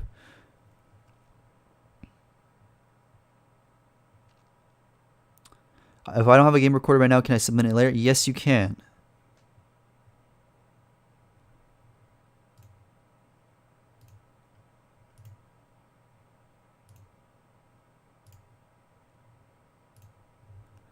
Okay, again, guys, watch the language. We're going to go into the next replay very shortly. Can I see which location you're on? Yes, you can. So we just covered Ruhan Patel. We're on number 32 of the forms. I'm going to go ahead and copy that real quick. So next person would be Jock. Next person at that, Mr. W Key. Next person, Tobias. Next person, Lennon. Next person, NBD2F Box. Next person, Citrus. Next person, Sincerely Cracked. Hey. Next person, Nos Cheetah. Next person, Mez FN. Next person, Will Hammond. Hey, there you are. The next person, Dakota Yang. Alright, so that's how we do it, brothers. Your voice sounds like something from an ASMR video. Hi, thanks. I hope that's a good thing. Hey, Terminus. Good to see you again, brother. Appreciate you guys all coming out to check out the stream. Really nice of you. I have a good feeling that we'll be able to get through all the replays today, because we're on a roll, man. We're on number 32. Let's see. We transfer link. Hopefully this is not expired. It's expired. All right, Jock, I'm sorry about that, buddy, but if you're watching this, try resubmitting the application again. Sorry about that. Next person, Mr. W. Kier. Solo squads win. And we're trying to learn early mid-game fights, mistakes, what playstyle suits me, and what I can improve on. Very good. We'll go ahead and switch to the gameplay.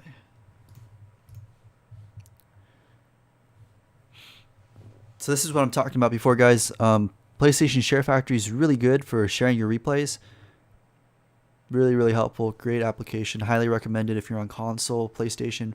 I don't know if Xbox or Switch has something similar, but hopefully if it does, you'll be able to use it really effectively. So we're trying to figure out play style and game sense. And let's see what else. Mistakes. What I can improve on. So we're going to go ahead and skip to... Oh, my bad. I wanted to put it on 2 times speed. So, like I said before, 2 times speed until something interesting happens. And then we'll talk about it. So right now it looks like you're getting loot.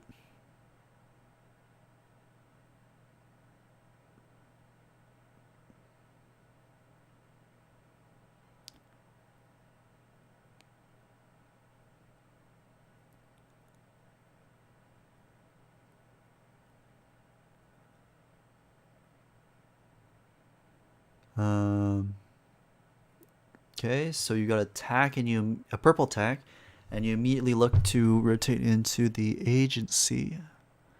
That's an interesting choice. Okay, so we're wasting a little bit of time going up and down this ramp. Or that floor piece. I don't really know what we're doing. But that's okay. What really matters is your decisions. What you're choosing to do. Because you got quite the loadout. I mean, look at this. You got minis, SMG, tac. Oops, my bad. Like some really, really good loot. So you could be looking to take a fight if you really wanted to. Your mats is also really good. Most of the time, people in agency won't have that much mats. Because there's not like much to get. There's not many rocks. There's not many trees. There's not much anything. And again, this is pre-event agency, so obviously the agency is a lot different now, but the decision making still stands. So we're kind of looking for players, or we're trying to decide what to do, I think. Again, like I said before, you always want to be more proactive with your time. If you're looking for players, that's great and all, but you should also be thinking about your mats. If you can, be farming while you're looking for players, or doing something more proactive with your time will just suit you better. Just give you a lot more to work with. Cool. So we find a player rotating out, and you managed to pick up this kill, right? Okay. You could have prevented taking this damage simply by placing a wall, but that's fine. You managed to get the kill, which is good. And now you get the drum gun, which is really good. So now you're in a super, super great spot. Hopefully you pick up that key card and you go loot the vault. But honestly, I don't even think you need to because your loot's so good. Probably could get a big shield out of it at least though. So let's see what happens. 2 times speed again. And I'm going to fast forward a little bit. So we're in the vault. Cool. We're looting the vault. Cool. No one's here still. That's cool. One of the cool things about agency is that the bots will shoot at people. So you'll know when there's people coming, or when people are at the agency, because the henchmen will start shooting at them. Or they'll make like the hoo-doo sound. So you know that you're not alone. Alright. Nice, getting some good tags. Your tracking is very good. Oh, I see you're on console though. Oh yeah, you're on PlayStation. That's right. So your aim is very good. That's great. It's always helpful when your aim is on point. It just makes your life so much better. You know what I mean? So he blows up. Let's see if you engage. Get some more tags. And you're choosing to back off and rotate. That's great. Good job. Hopefully you back off and rotate. Because look at that zone, 56 seconds. And like I said before, you got not enough tags to warrant a full engagement, especially since there's players rotating. So, see, that's why I suggested rotating earlier, because now you're in a bad fight. He has high ground. So if you, instead of sitting in that shed, you should have just kind of kept on going up the hill like this way. Because now, if you rotated a little earlier, instead of sitting in this hut, you probably wouldn't have been in such a bad engagement. You might have been on the same level as him, which is a lot better than him having high ground with an RPG and you on low ground. But you have an RPG as well. You should be pressuring him back. That's one of the things a lot of people don't do, is when someone has height on them, they never pressure back. They constantly try to take it back, like they try to take height back by doing retakes or whatever, but they never pressure back. People don't expect you to pressure them back. Like, if they shoot an RPG at you at low ground, they don't expect to get another RPG in the face. You know what I mean? Their natural reaction is the same as yours, is to dodge the RPG shot and build. So it buys you some time. Hey, there you go. You drop him down. Hey, you get a knock. That's good. Great RPG shot. But again, you need to be considered thinking about rotating early. So now you're kind of... Maybe you're in squads, actually. Are you in squads? Solo duos, maybe? I'm not too sure. But anyway, you're popping off, which is great. Definitely, yeah, great use of the launch pad. I would never want to stay down there any longer than you have to, especially in low ground when players are rotating.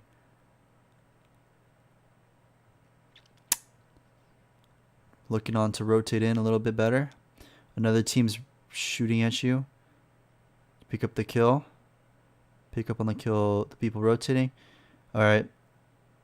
I mean, I'd probably say build more. Like, once they sposh you, you can no longer hide behind natural cover. Because they know you're there. So they gigs up. So I would just build just to be more safe. But it seems like the average player base in this lobby is not very good. Not to discredit your 11 kills or anything. I think that's fantastic. Or 9 kills. But I just think against good players you'll have more struggle.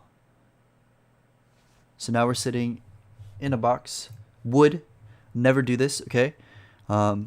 Obviously these people are not very good, but if you have brick and metal, especially 800 brick, okay, always build brick, like, or metal if you can help it. Metal is great if you're not getting pressured immediately, like if there's no one around you. Metal is perfect. Brick is good if you're in like a more congested area with a lot more people, and you're probably gonna get sprayed at. Anything is better than wood though. Wood is just asking for people to spray at you, to RPG you, to double heavy snipe, whatever. Oh my gosh, that poor guy. So yeah, build with brick when you base up. Especially if you have this much material. At this point, I'd even switch to brick just to flatly build out with it. Like in all your engagements, build with brick instead of wood. At this point, why? Because you got max brick. Brick is in general just better than wood. People can't see you as well when they're trying to track you through your builds. And also, if people build with wood and you kill them, you're not going to get as much wood off of them, right? If they use up all their wood in a build battle. But if you use brick while they use wood, you'll be able to get all their brick after they die because they only use their wood, not their brick. You know what I mean? So small things like that will add up a lot. So right now there's players in your building. You're probably waiting for a rotate. You do have a launch pad though. If I were you, I'd probably just go outside, place a launch pad, and just rotate. Just disengage completely because you're in a kind of bad spot. I don't think you know exactly where everyone is. So engagements like this is really bad. You have an RPG, you probably could have just, instead of face checking that bush like that and just spraying at it, fire an RPG, a rocket into the bush. It'll break the bush and he has nowhere to hide anymore. He has to build. There you go, see? So you should have done that earlier. So you didn't have to take all this damage. Okay, we get into another build fight. I'm going to start slowing down now because I think the clip's almost over. Oops. Okay. It's getting hard to keep up on 2x speed. I'll put it on 1.25 speed. So we're trying to shoot him out, I think. Remember, you still have 12 rockets in your RPG. One of the things that people often don't do is they forget about their utility or they don't use it enough. You have plenty of mats. You got an RPG. Right now you should be telling yourself, I could take height. Look at this. I got a launch pad. I'm in zone. I got all this mats. I got all this ammo and rockets. I should be in height right now. I need to be the guy spraying rockets down below. So what you should be doing right now is forcing this guy to give up height. Okay, I guess you just win because of the drum gun, but we could have put down a launch pad. Okay, launch pad right there. And then fire a rocket first at him so he's forced to back up. And hopefully break him down, right? Then you launch pad upward. When he's scrambling to build or to expand, hopefully he doesn't notice that you launched. And then you're able to take height. Build up more, probably like a couple layers. So now he's down here and you're up here. And then you're on the oppressive side with the RPGs. And if you tag him enough, like 100, you hit him for a solid 100, you could probably drop down and finish him off. That's just some suggestions. So we'll go to this person, Mr. W. Kier. And this was at 1 minute 30, I think. 1 hour 30. Learn.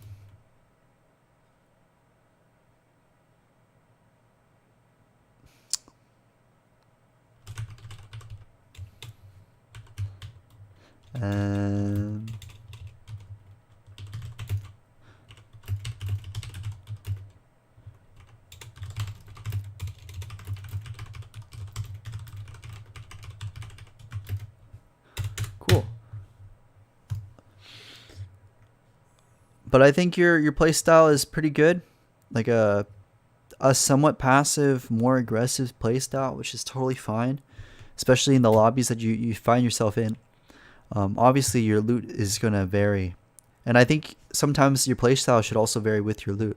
If you have great loot, maybe you could be more aggressive. But if you have terrible loot, it might not be such a great idea to be hyper aggressive. You know what I mean? Okay, we're going to move on to the next person. Let's check the chat again.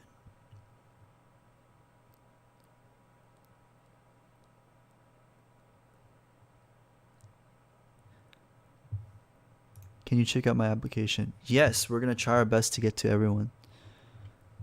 Retransfer link. Hopefully it's not expired. Cross your fingers, cross your fingers. It's expired. That's okay, Tobias. Mid-game after second zone, everything was hard. Has to do with game sense. I'm mechanically skilled, but my game sense is horrible. By the way, the replay was my first ever scrim. I played like half an hour ago. Made some stupid mistakes like dropping down while having an RPG, going the wrong direction, tunnel vision, not paying attention to where the zone was heading to, placing a launch pad when there's only 2 launch pads next to me, dropping. Well, honestly, there's not much I could tell you. Obviously, I don't have the replay anymore because it's expired, so you have to resubmit the link again, sadly. But it seems like you're a very knowledgeable player, because look at this. You already watched your replay, and you're already learning from your mistakes. I think you're already doing my job perfectly enough. Like,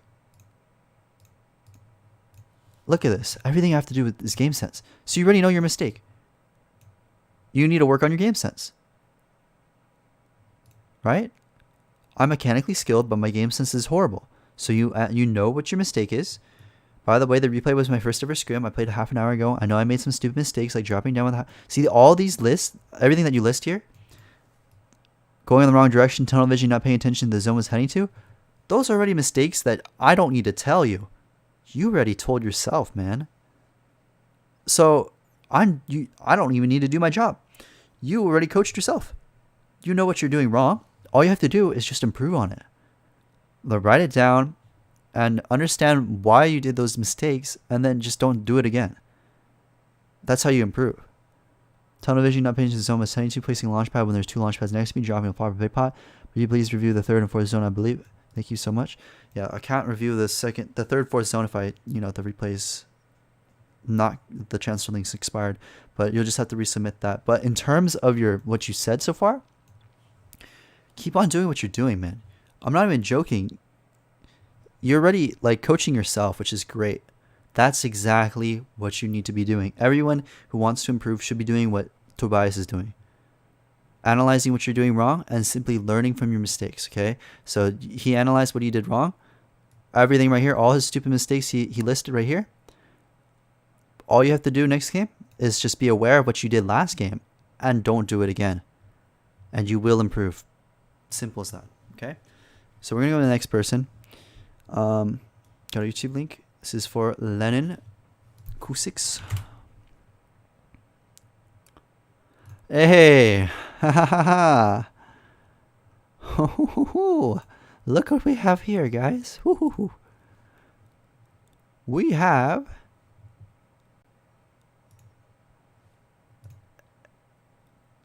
have ladies and gentlemen, a montage. Oh, my favorite.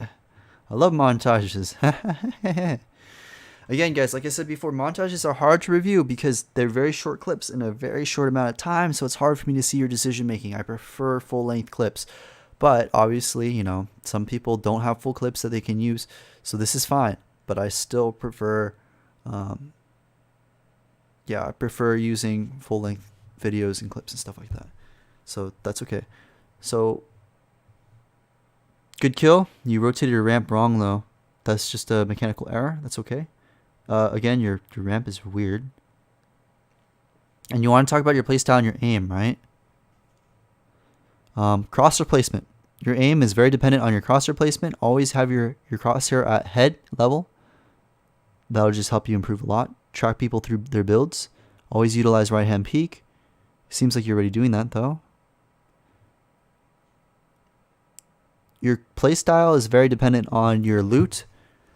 Should be dependent on your loot, and it should be dependent on your mechanics and how confident you are with them. If you're very confident in your mechanics, then you could probably play more aggressively, and you'll be more confident. If you don't feel so confident in your mechanics, then maybe passive will be better for you. You know, obviously, working on to improve your mechanics will help you, but in general, that's some tips to help you. Okay, so we're gonna go on to the next person. Oh, I forgot to write down the timestamps. That was like what, 150. Work on mechanics and good crosshair placement. Track people through their builds. If you have good loot and confident in your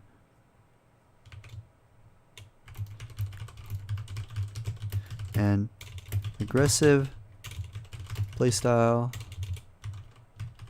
may suit you. Otherwise, a passive playstyle may benefit you better. Alright, so we're going to go on to the next person. I lack confidence and always get nervous. Alright, that is a very common occurrence, my friend, and you're not alone. A lot of people feel nervous. Even I feel nervous. Pros feel nervous all the time.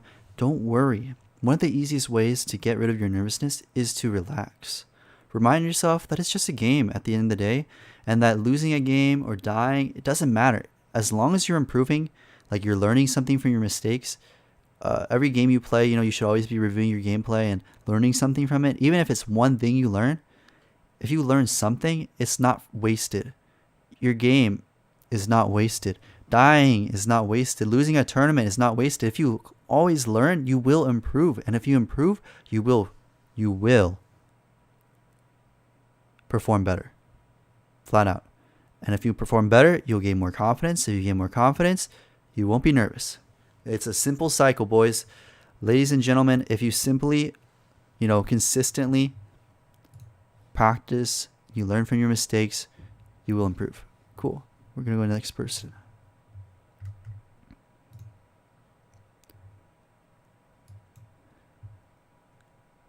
All right, we got a YouTube video. This is 154.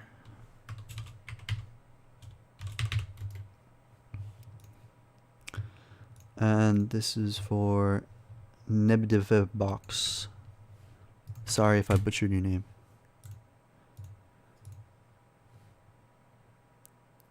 Oh, it's my YouTube video. Hey. Thanks. I appreciate it, my friend. Yep. Okay, next person. Sorry, guy. I won't be able to help you with that if I can't review your gameplay. Sorry about that, dude. If you think it's a mistake, make sure you refill out the application. We'll get to you eventually. Retransfer link. Oh! It's not expired. Alright. Let's give it a shot.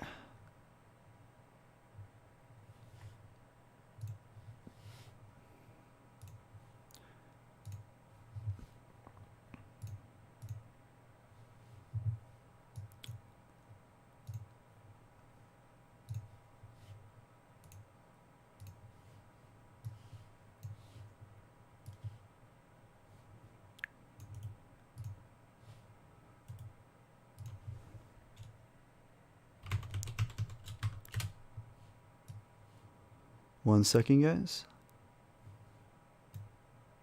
Okay.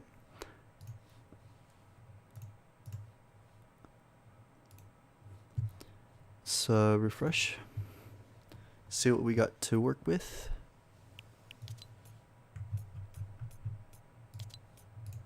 Hopefully it works. Cross fingers, cross fingers. It's working, it's working.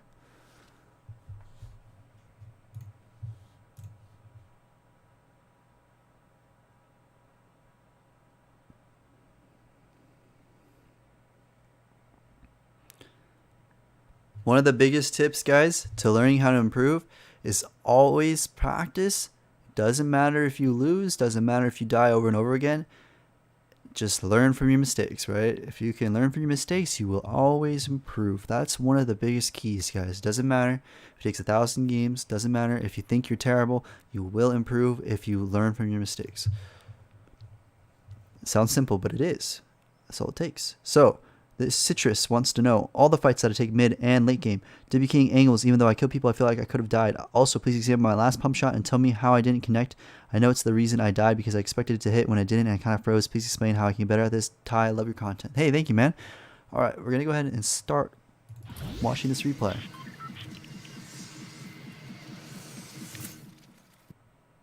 I'm going to go ahead and lower the volume because it's pretty loud. There we go. Maybe a little more, actually. It's loud on my side. I don't know if it's too loud on your guys' side. So we land. We immediately start spraying at the guy. That's good.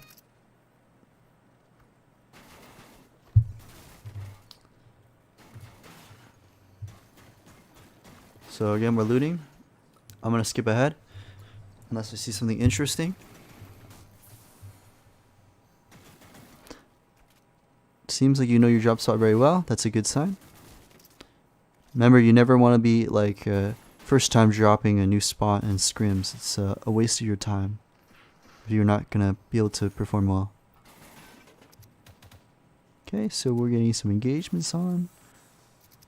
Okay, looks like you want a third party list. Let's go ahead and watch.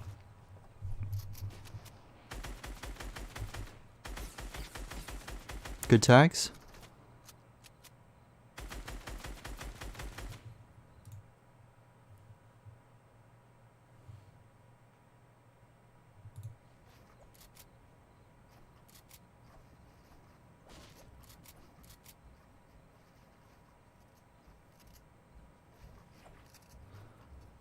Looks like you're looking for an angle. Okay, right now, you know he's below you. Okay, you have two options, right? Wait, give me a second. Okay, you know you have two options, right? You can either try to take his cone and force your way into the box, or you can place a ramp and try to pickaxe his wall to take it, right? You're choosing to take the roof. I personally think that's kind of risky because you're not always gonna get it. But what you could do, okay, if you want to take the roof, is pressure his wall first so he's holding it, then pressure the cone so he's holding it, and while you're on a floor piece right here, this is kind of a high skill level tip, but if you're standing on a floor piece, you can actually, if you hit the right angle Instead of hitting the cone, you can hit the floor piece below it and break it. So while he thinks you're hitting the cone, you're actually breaking the floor piece and you yoink it. Now he's trapped. He can't exit through the top. So then you take the cone and then you double edit into him. Or you can take the wall. A good player, though, will notice that you've taken his pieces and will simply just expand or rotate out of his box. So let's see what he does. Okay, so risky. Honestly, that was pretty risky, but you managed to get into his box first try, which is good. And obviously, you could have done it to take less damage if you managed to yoink his wall, instead of just simply dropping down on him. But watch this again. Crosshair placement, brother. Look at that tracking, man. I know it's hard to track when you're close to range encounter, but it's just something you got to work on. If you can improve your tracking in close range a little better, you'll take a lot less damage. There's a couple aim maps that a lot of people have been doing recently, where you get like a friend and you drop into a box, like a really small box, and you try spraying at each other with 2,000 health. That actually really helps, so I advise you to try that. Maybe with a buddy of yours. If you look online, I think even It's Jarian covered it as well. It's like how to improve your aim or something like that. Great map. Alright, so we spot another player. Good that we didn't shoot. Okay, good. Only started shooting when you knew you could get shots off, right? It's not good to shoot at people if you're not guaranteed to get anything out of it. So now we're rotating. First of all, Storm. I actually kind of want to take a look at your decision making, right? So you take this fight when you know there's 3 minutes 53 seconds and the Storm's far away. This should be a big sign to you, saying, hey, I need to finish this fight fast, right? As soon as I finish this fight, what should I be doing? I need to be rotating. With 3 minutes left on the clock, I need to be rotating. Actually, let me go into full screen. Okay, so I need to be rotating, right?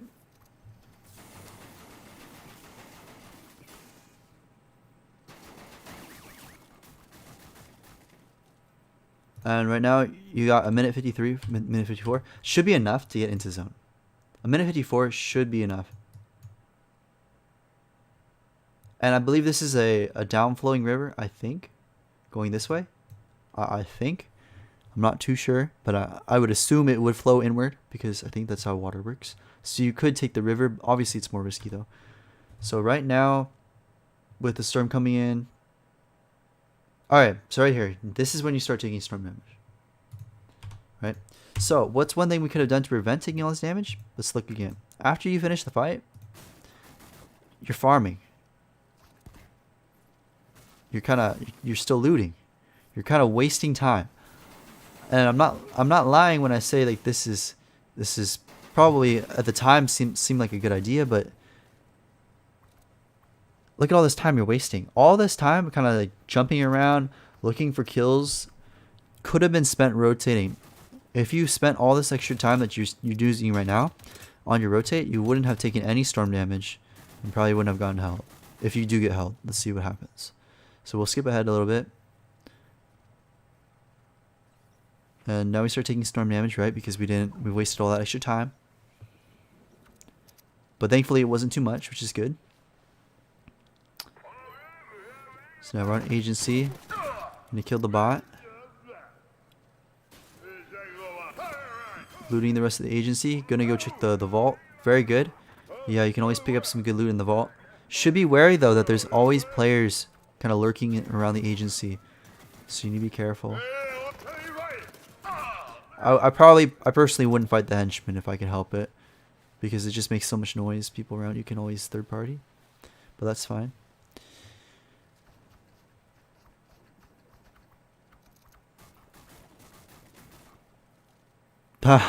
You did the cone trick so people couldn't jump down the waterfall. Clever. I saw that clip where Benji Fishy died to that, I think. It's funny. So now you're third. What the heck? You just flatly W keyed this guy. Okay. I guess you could do that. I don't think this is a scrim, so there shouldn't be any problems with zone rules. Yes, this is actually great example of when to punish players, okay? Look, when you see someone basing up in wood, your first immediate thought should be this guy is either low or he's a noob. He's a noob. Why? Nobody in the brothers should ever base up in wood. I always tell you guys to base up in brick or metal, and this is why. Wood is literally asking for people to just kill you. Like, look, watch this, watch this, watch this. You can track them super easily in the builds, like you see him, right? If you look really, really closely, there he is, right? You see him? And now this guy, you notice that he's not immediately holding the wall. You know he's a noob because he just has his shotgun out. And you yoink his wall. He's spraying. Then he's dead. So, great job punishing the mistakes of that player. I mean, he had great loot though. I don't know why he was building with wood. Remember guys, never build with wood, okay? If you can help it. So we're going to go to the next. Seems like you get another fight. Ooh, look at this. Another free kill. That's what you should be thinking to yourself, right? When you see that wood player, you're like, ooh, free kill. Okay, so you get pressured though, so you're going to have to rotate. He probably has a sniper. That's why he's peeking out like that. So remember, you're based up in wood now, and you're in a really bad volatile spot. You never want to be on low ground based up in wood. It's probably one of the worst spots you can be. So good, glad you started rotating. That cone, double cone floor was not necessary, especially since you wasted so much time there. You weren't able to get it cleanly. If he was a good player, he would have gotten high ground on you instantly. But he based up in wood. Another good sign that he's not a good player, right? There we go. He spotted the player. He goes around. If you reacted fast enough, you probably would have been able to notice that he was on the same ramp as you, running past you. You could have coned him and just killed him, but that's fine. Piece control, good. Nice 200 pump. Very clean. I think the players in your lobby are not very good, Citrus. I just have to tell you that.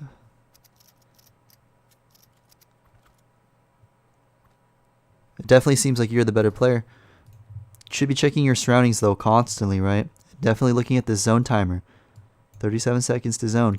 That means that tells you that you should have 15 seconds to take this fight, maybe 20. After that, you should be looking to rotate. Don't want to spend too much time. Okay, good. Okay, I noticed you've done this. This is the second time you did it, where you pickaxe the wall and you zoom in and try to look for him. That's fine and all against bad players, but against good players, they're going to make that edit. And they're going to just pump you right in the face. What you should be doing is standing, like, build a wall here, okay? If that makes sense, build a wall here. And then place a ramp here. So you're on a ramp next to the wall. And then you pickaxe this wall once. You can see him through, right? And if he makes that edit, you simply place a wall right here and he can't hit you. And then you pickaxe the wall again, you take it. And now you got a great right hand peek onto him. And you're not going to take any damage. If you need help on that peek, look up the Arkham 1X right hand peek strategy or something like that on YouTube. I covered it. Sharon's covered it. It's in my box fighting video. I highly suggest that you check out that peek. It's really, really helpful, okay? It's from Arkham 1X. So you notice that this player's gone. Your immediate reaction should be like, I need to rotate. He's not here anymore. It's not worth my time. He probably already went down the hill. So I should just follow him. That's what I would have thought. And it's true. Look at him. He already rotated. He already went down the hill. Where else could he have gone? There's no way he would have gone this way. That's stupid. He would have gone the shortest route possible. And it's free. So why not? So I'd just follow him. Follow him into zone. So we know he's probably there. There we go. We see him. Shouldn't be shooting. Shouldn't be shooting. We should get a little closer before we start shooting. Especially since we don't know if there's any players around us. So there we go. See, we're taking tags unnecessarily because we're too far away. We should be getting a little closer before we start putting pressure in. Again, once you notice that these players are building out of wood, if you really want to get these kills, build out of brick. Why? Because by the time that you kill them, they'll be out of wood. And you'll be able to get a refresh on brick. But if you build out of wood and they build out of wood and you kill them, you'll have almost no wood to refresh your mats with. So that's just an FYI. So he's spraying you, right? What you should be doing here, after you take your mini, is either ramp up like a psycho with brick, okay, not wood, and try to get height over him, or simply disengage. But you need to get into circle, right? So you should be applying pressure back at him. Like what you did before was good. See, now he's afraid to shoot at you because you pressured him back. That's really good. And that's a clear sign that he's a novice. He's not a very good player. When they stop the pressure, but just because you didn't even hit him, but he's just afraid of taking damage. Okay, so jump fatigue. That's unfortunate. But he's not taking height, which also gives me another sign that he's a bad player. Probably looking to shoot you down. This is good. This is totally free, man. Should be looking to hard engage on him. You're scuffing all your builds. Yeah, you're scuffing your builds, but that's just practice. Cool. Okay, maybe you should have put a ramp in there just so he didn't even have a chance to kill you, like at all. You would have blocked all his damage with your ramp and free kill. I think you spot this player at the wood, but do you decide to kill him? If you do, it's kind of risky because yeah, what you should have done is just wait for the next circle to appear, because now you're gonna fight this guy and you're not even in circle, right? That's kind of risky. And immediately after you see him disengage, notice how you're not getting any tags on him. Just take that launch pad and go to circle. Yeah, it's not worth it to wait around any longer. Good, going back. Hopefully you're going to take that old launch pad. Okay, you don't take the old launch pad. Instead, you're going to stick the engage. Peace control, man. Peace control. You can kill him easily. Come on. Use those builds. You got plenty of mats. You got all those impact frags. Okay, you're scuffing all your builds, man. You're panicking. You're panicking. I can see it. I can smell it. Your fear. You're terrified. You're like, oh no, I'm gonna die. I'm gonna die. Peace control, brother. That will help you a lot. Okay, doing the same weird shotgun strategy. Like I said before, you want that right hand peek, man. Oh, that's a weird ramp placement. I don't know what you're doing. Okay, so you still get the kill though, but that was just weird ramp edit. I've never seen that before. I would have instead of making those weird ramp edits, what I would have done is either put a cone in his box instead, or when your ramp is like this, right? Pretend this is his box and you placed it like that. Edit it so it's just like the back tile is going this way, so that he's fully exposed when you shoot at him. So the ramp will be like this, if that makes sense. And he's here in his box. I hope that makes sense. So again, that's the back 3 tiles. So here's your box, your ramp. Edit these 3 tiles this way. Let me switch to blue. Like that. Or you can just place a cone. Cones are honestly better most of the time than ramps. Like most of the time I find cones are way more helpful. Okay, so we're watching the next replay. This is the next engagement you take, which is where you die. Seems like you're the aggressive one while everyone else is playing for placement. Again, I don't know what this shotgun thing is. It's a little odd. If anything, you should have your builds out, because if he makes an edit, you should be able to put a ramp or a cone inside his box. You should be looking to do that instead. It'll be a lot more beneficial.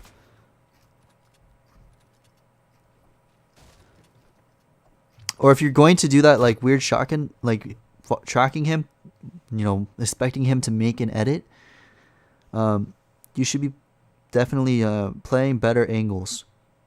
Because, you know, even Mongrel does this, but Mongrel's Mongrel, right? He tracks them through the builds, but he's going to guaranteed hit that shot because he's played so much. He's a pro. If you're not a pro, I would never like advise you just to flatly stand on a ramp and try to track them through the builds when there's other alternatives. Like I said before, utilizing that wall and that ramp, trying to get that right-hand angle. Always try to take beneficial angles that'll help you, not turn it into a 50-50. Because against good players, they'll punish you. Like right here. Now you're super low. And you should be backing off here. Right now, okay, because you just got hit for so much, you do not want to be here. I'm so dead serious. This is the reason why you die, I'm pretty sure. Don't even try to trade with him right now. You don't have the health. It doesn't even matter if you hit a heavy pump on him. He has the health advantage. He's like flat 200 probably. I don't think you barely even hit him. You're almost dead. You should be backing off right now and looking to heal because you messed up. So one of the main things you said was here. Tell me how I didn't connect. I know the reason I died because I expected it to hit, and when it didn't, I kind of froze. Please explain how to get better at this. Ty, love your content. So, one of the ways you could prevent this fight, okay, was when you go to engage on this player, utilize right hand peek. When he expands backward, don't stay in the same angle. You want to go pressure a different wall. So notice how he expands backward into another box. Don't pickaxe this. Instead, go around, pickaxe this other wall in the back. Much better. Use your AR to pressure. Use your SMG to pressure. Don't just flatly pickaxe. You're just asking to get punished. As soon as you make an edit, this is super bad. Why? Because you don't have the right hand peek. Look at this. You're totally exposed. Like half your body is outside the wall. If you're going to make an edit like this, you need to be on this side, like protected. So when he makes the edit, you jump up and you're barely visible. If you do something like this, you're just, you're so visible, you're going to get punished. And we watch. You make a bad edit. Okay, truth be told, that's kind of, let me watch that again. If we 0.25, maybe that's what you were talking about with the shotgun not registering and then you froze. Let me watch that again. I think that's probably what you were talking about. Because that was kind of odd. Oh, I will not lie. So, pickaxe, see him back up, spray, take the wall, 2.5 speed.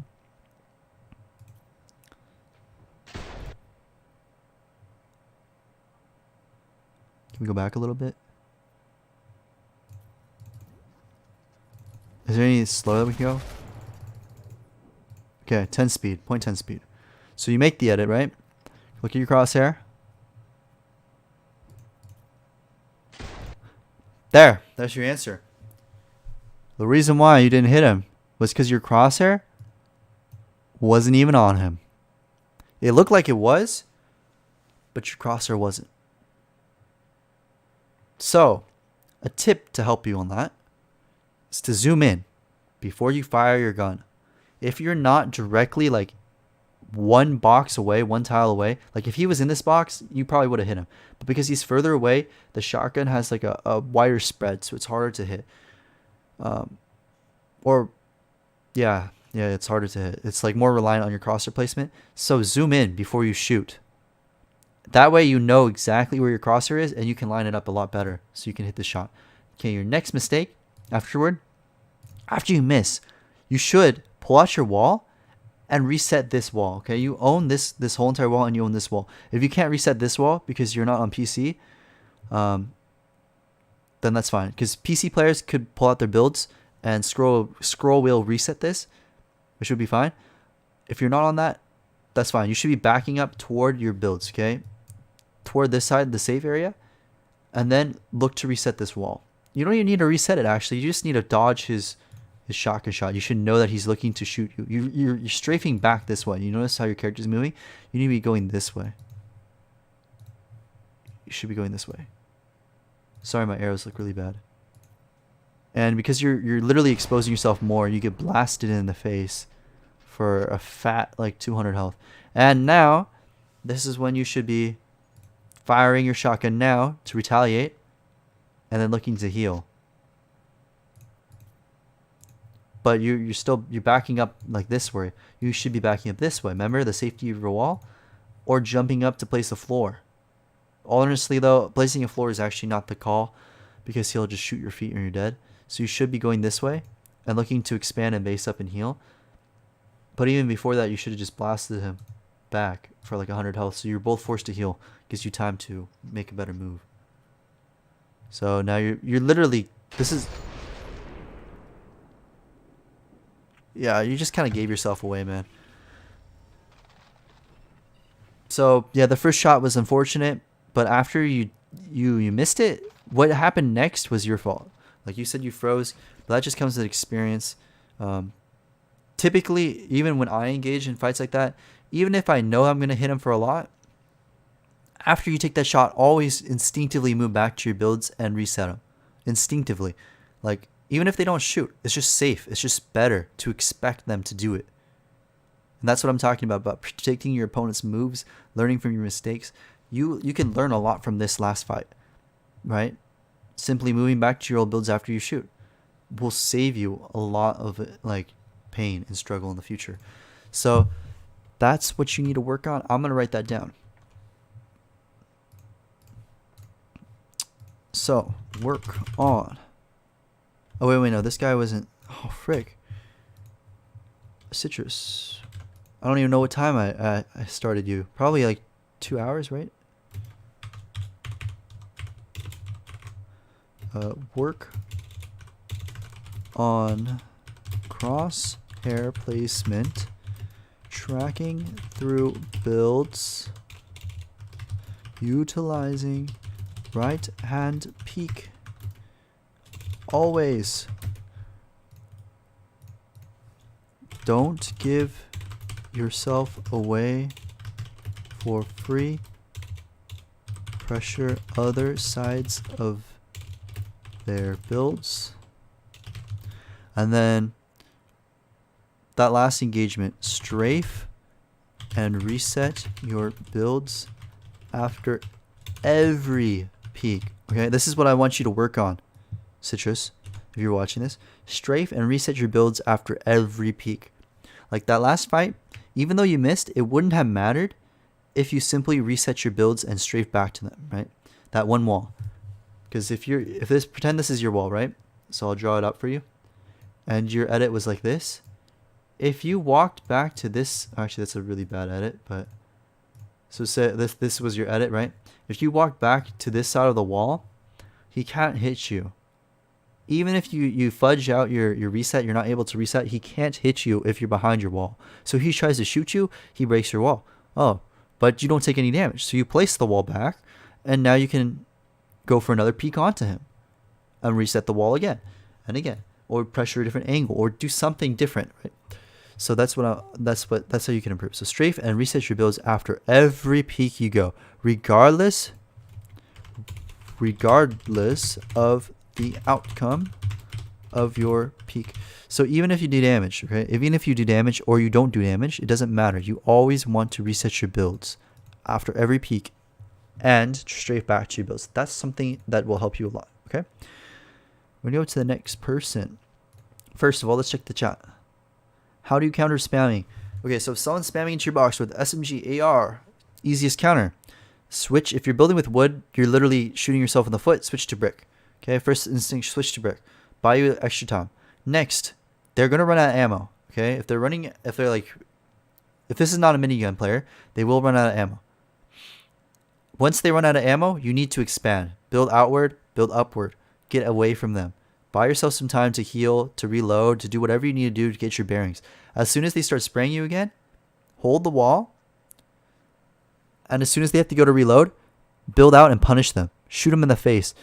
Like, spray them back. I'm not even joking.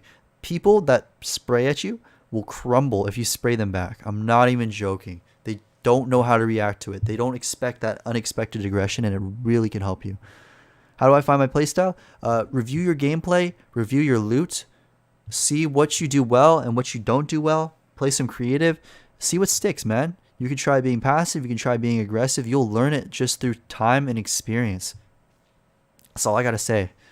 It's really helpful if you just play a lot of games. You'll eventually learn what you're good at and what you can improve on. And that's how you can adapt your playstyle. All right.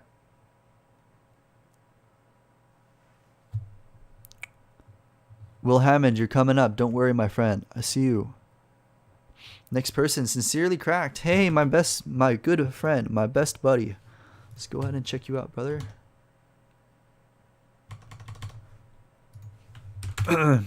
Might be a 3-hour stream. I know you've been in this live stream for quite a while, Sincerely Cracked, so I really appreciate it, man. Thank you for sticking with me for all this time. So we're gonna go ahead and grab this this copy. Will Hammond, you're coming up very soon, so do not worry. We'll get to you today, probably. 223, okay? 223 0. I think that's how time works. 223.50. Okay.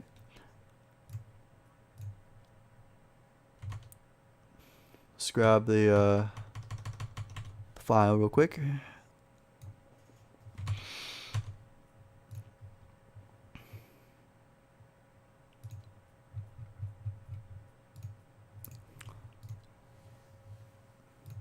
And you want to know endgame? My mistakes, my game sense. Cool. Alright, let's get started. Sincerely cracked.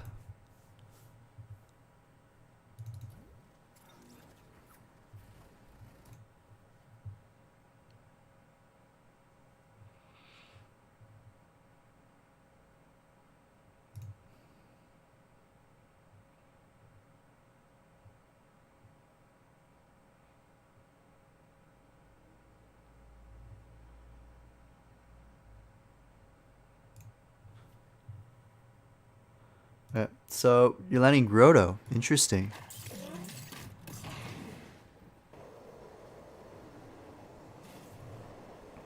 I respect it. Oh, same loop path as Tifu, I see. Very similar. Okay.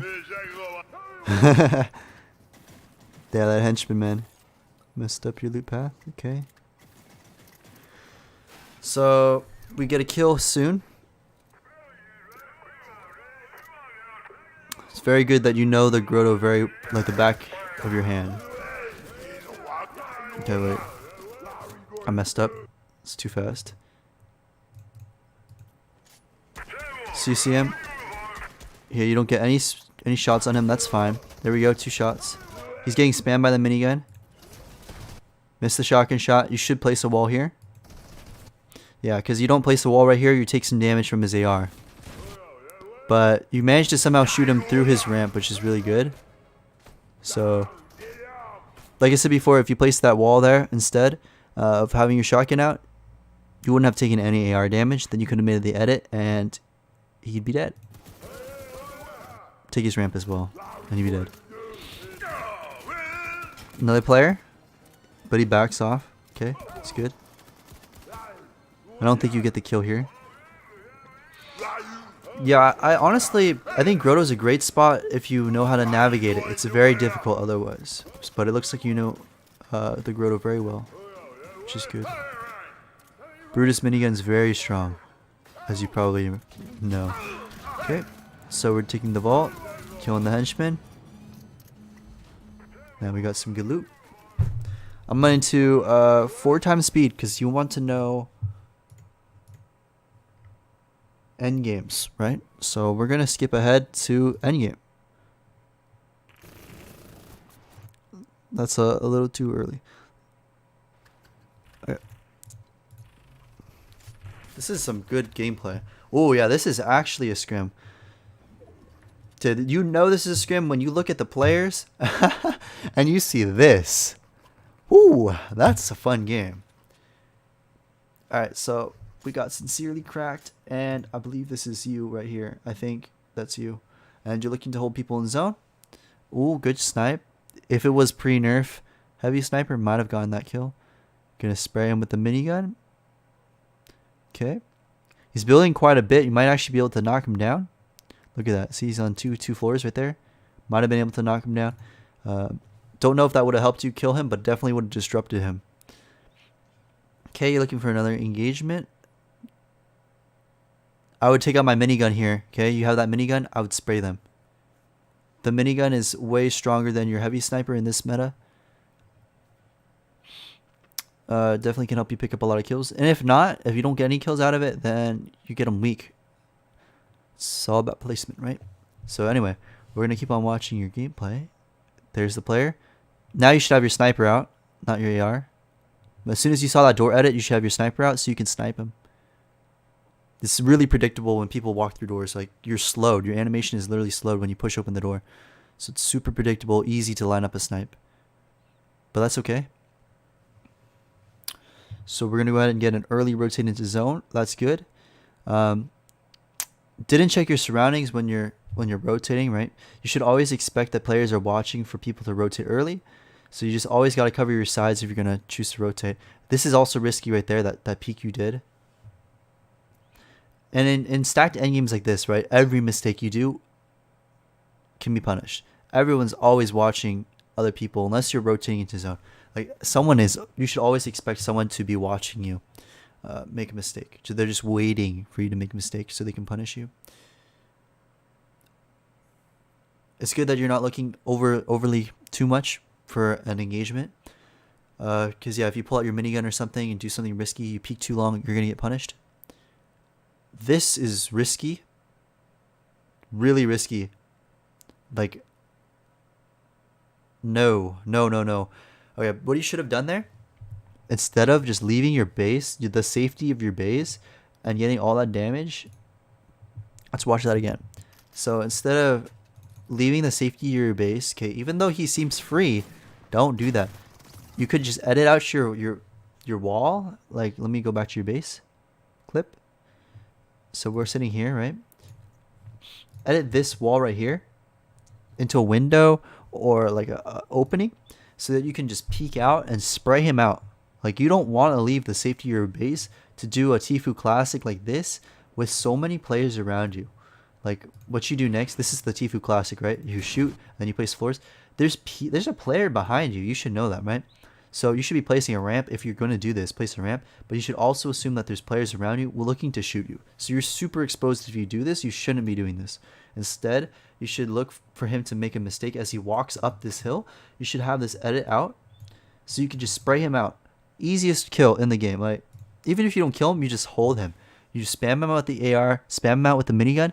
This other player behind you, this guy up here, will help you kill him, because you both want the kill. So this guy right here is probably going to die. Like, there's a high chance if you do that. But instead, because you do this risky move, this guy in the cone right here was waiting for an engagement like this and will spray you.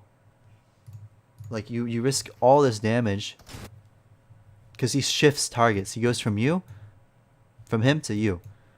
Because, I mean, you guys are literally dancing together in the middle of an open field. So it would have been much safer if you were still in your base. You both could have minigun sprayed him and he would have been dead, right? Might have even been able to kill him too with a snipe. Like, you could have waited until he opened his edit to minigun him out, and then you would have pulled out your heavy snipe and just sniped him right in the face. So that's just something to consider. Remember, the safety of your base is always better, because you know that all your builds are yours and you know where all the players are. You don't want to ever go for something risky like that if you can help it. Okay, we got to go to the next zone. We're not in it yet, so let's watch your expansion. You didn't get any mats from that last kill because the guy with the minigun was holding you. You know there's a player above you. Gotta be careful here. I'd build with brick because you know the guy's right above you. Yeah, I just flatly build with brick. Wood is just too dangerous, especially if there's only one floor piece protecting you from him. If you had the cone, maybe, but it's just too dangerous, man. So you're waiting for a peek, maybe?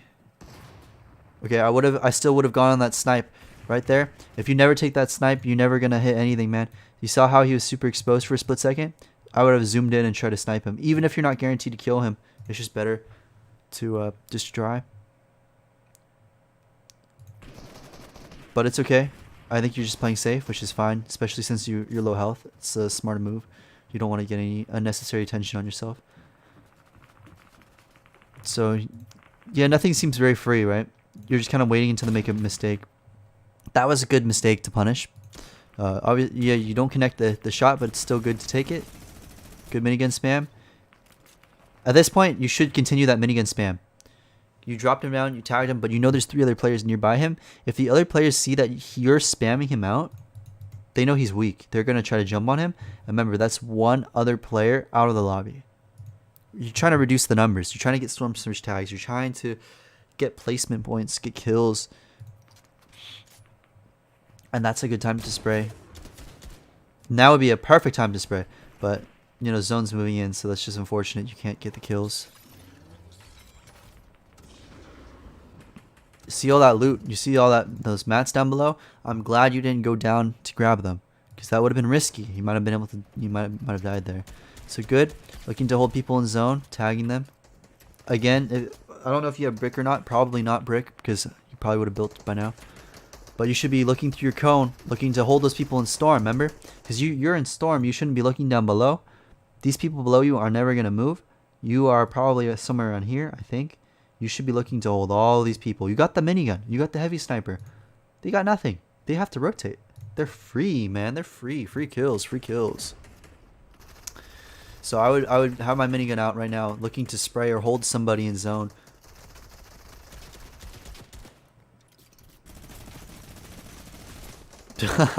That's another reason why you don't want to shoot people below you, because like I said before, you don't want to get the aggro from the people below you. If they're going to always be there, they can shoot you back. But these guys rotating, they can't stay there. They can't stay there to shoot you back. They have to rotate into zone. So you should be concentrating on them right now. Just spam them.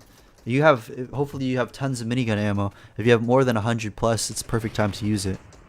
Because now should be the time you're looking for kills. You got the rotate off. Now's the time to thin the lobby and get a bunch of points.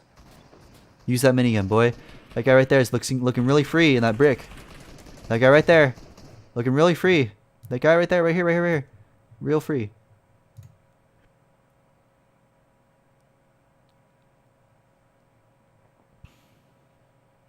Okay, you're trying to grief him. It's fine. It's risky though. I wouldn't suggest doing this. Especially look at your health. Your best bet. Oh my gosh, she's bad. Oh my gosh, she's really bad. Okay. Good kill. But when you have that low health, I think your best bet is just to stay in your 1x1 and look to pressure elsewhere while people rotate inward. But you managed to get the kill, which is really good. I actually kind of want to go back a little bit and see what peeks you did, because you did take some damage. So you pressured the other wall, which is good. Right hand peek. But your shotgun, remember there's a delay. When you pull out the shotgun, there's a huge delay by the time you're able to shoot. So you should be currently still over here. Wait like a split second after you pull out your shotgun.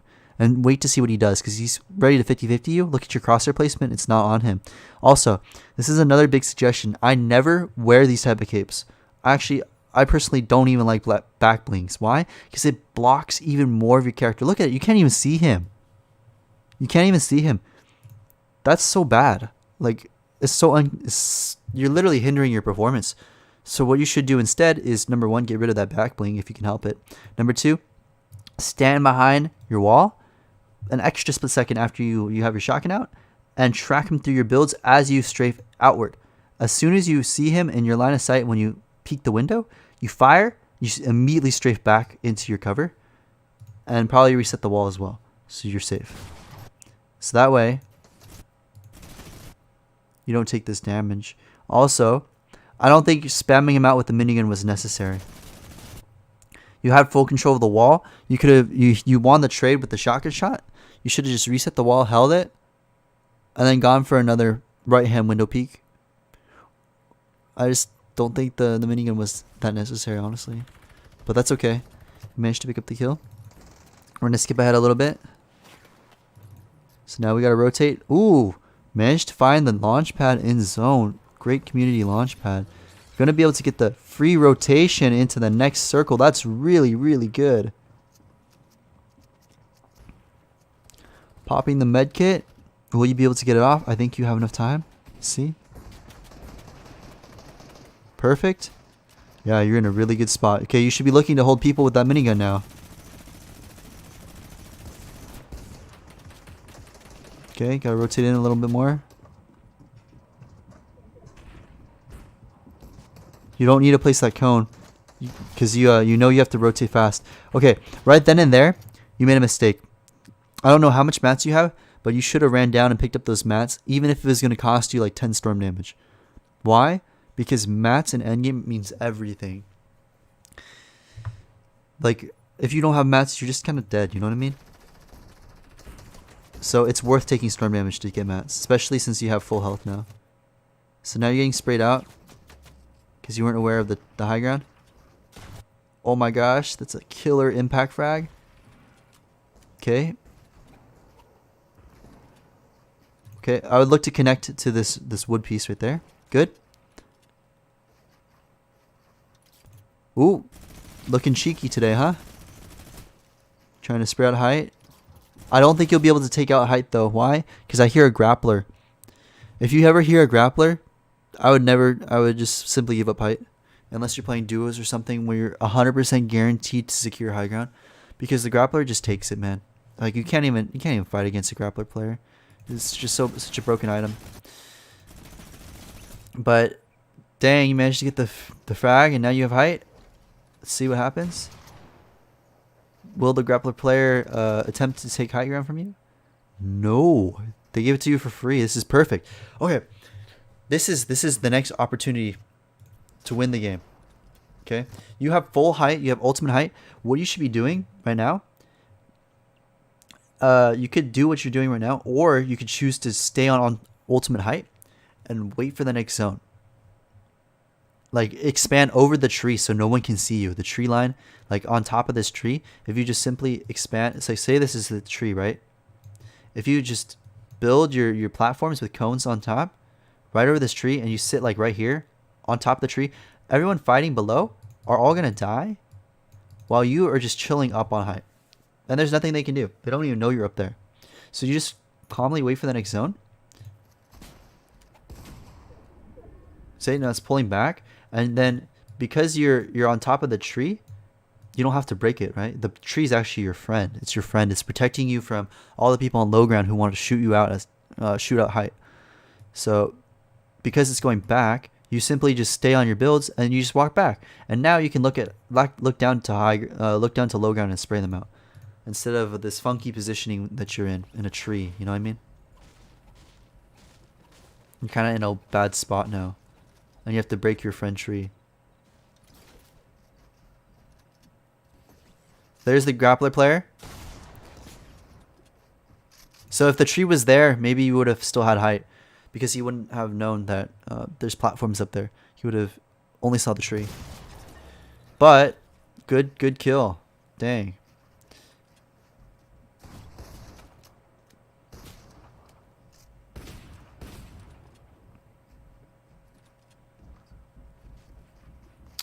Peace control?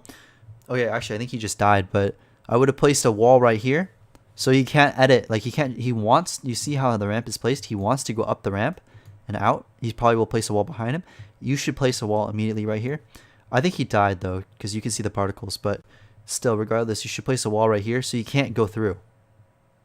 And he's trapped. That means he's forced to either go this way or edit the ramp or go down. But it's really good for you, because then he's no longer contesting height.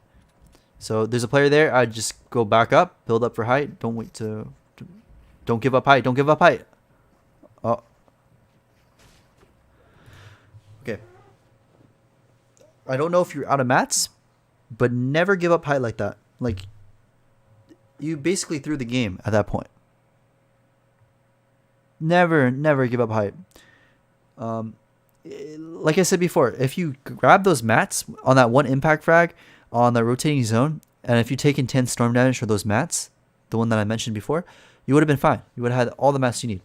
Another impact frag you got, if you took the time to grab those mats instead of rotating earlier, you would have been fine. If that's the problem right here. Also, there's a tree. Did you notice that tree is in storm? 2 pickaxes give you 1 build. I'm pretty sure. Like 1 pickaxe gives you 7 wood, 2 pickaxes give you 14. That's all you need. So that's 20 health for 1 build. It might not seem like a lot, but it's enough to change the game. Like all you need, you should be pickaxing those bushes. You need to get those mats if you have 0. You need to be pickaxing this right now. Like I said before, it doesn't seem like a lot of wood. There's also railings behind that. Do you see that? It might not seem like a lot of wood, but 1-2 builds literally can make or break the game. It means the difference between placing first and placing third. And then you're dead, because you had no mats, right? But if you pickaxed those railings, and if you got those mats on those impact frags you got, you would have had at least 1 build to place a wall right here. And remember, he had attack. 1 wall right there, you make an edit, and you 1 pump him. Dead. Or you just disengage. You don't even take the fight. You play for placement. Placement is way more important than kills in this meta. Well, should be. I don't actually know if it is though. I don't think it is, but anyway, consistency regardless, right? You would have placed higher. Maybe even won. So now you're dead, and he has all your loot. So that's what you could have done a lot better in endgame. I think playing safer and definitely trying to maximize your resources. Try to get those kills and get those materials after your impact frags. Get your material after impact frags. And if you want to tip to pick up resources faster, take out your pickaxe and then use this bind. Like if you have scroll wheel reset on your mouse, bind the other one that's not in use. Like if you have mouse wheel up for scroll wheel reset, bind mouse wheel down to use. Like your use key. I don't even know what it's called, but you bind it to use. So that way when you scroll down, you'll automatically pick up all the items super fast. So you don't have to spam your use key. So if you have your pickaxe out and you spam the scroll wheel down, which is your use key, you'll be able to pick up all those items without accidentally switching out your guns. It's really helpful. So yeah, definitely pick up those mats. Pick up materials after getting impact frags. And then maximize resources. Don't take fights you don't need to take. Look to hold people in storm with your minigun AR if you have good positioning. Base in brick always. And then what else? Don't give up high ground.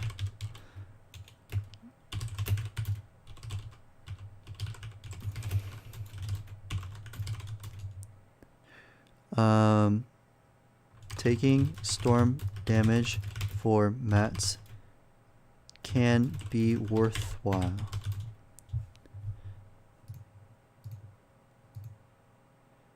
So like, remember when you killed that guy with the grappler? If you picked up his mats, even though you would have to run into the storm, even though you probably would be left with 40 HP, it's still worthwhile. Why? Because you have high ground with a minigun. Brutus minigun. The best minigun in the game. And if you can't win with high ground and a Brutus minigun, we got some more work to do, buddy. So it's literally a free win. I mean, if you can have high ground with a Brutus minigun, you just spray down below you and you win. So I would have gone into storm and taken those mats. Also, like I said before, you didn't need to drop down to connect to those builds. Remember that tree analogy I was doing? That big tree? You could have just built on top of it. And as soon as the zone pulled away, you just use your old builds to save your mats. You didn't need to drop down and connect. Also, that tree would have prevented the guy with the grappler from seeing your old builds for a while. Because it's just a big tree. He would have not seen it. So it could have bought you some time as well. And then potentially he could have died to another player and then you would have been fine. So stuff like that. Small things like that adds up. So that was really fun reviewing your gameplay, Sincerely Cracked. I hope it was helpful to you. We're going to go on to the next person. Let's see. Could we play creative or duo sometime? I'm NA West and it's my birthday tomorrow. Yes, on the new season. Dude, I'd be down to play with you, but unfortunately I cannot. And I mean this in the kindest way possible, but I cannot accept your request because if I do so, I would have to accept everyone who asked me. And I just can't do that. I'm sorry. But happy birthday to you, man. I appreciate you still checking out the live stream. Appreciate it. So we'll go next person.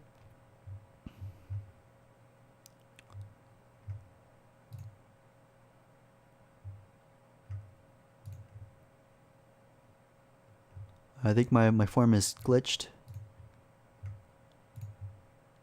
No cheetah.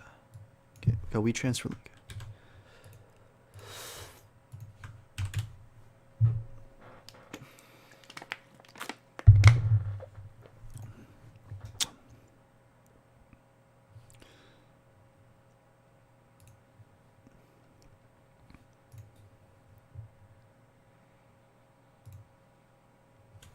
How often can you do these streams?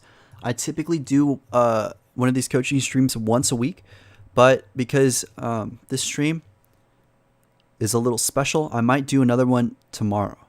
It really depends though. Follow me on Instagram at OneUpEco because I'll be able to give you guys updates whenever I plan to go live.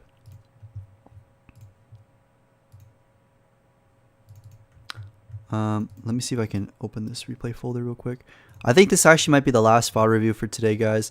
I know I really want to get to Will because you've been here for such a long time. Actually, let me see if you're next. Okay, so you're 2 off. It really depends how fast we can get through this last VOD review, guys. My voice is like literally dying. But we'll see if we can get to it. If not, we'll go over it tomorrow. No big deal.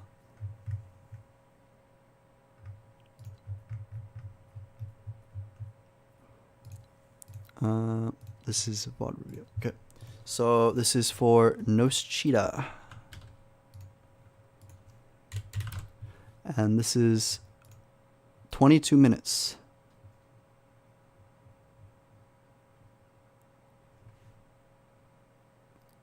Anyway, I'll be here. Hey, that's cool, man.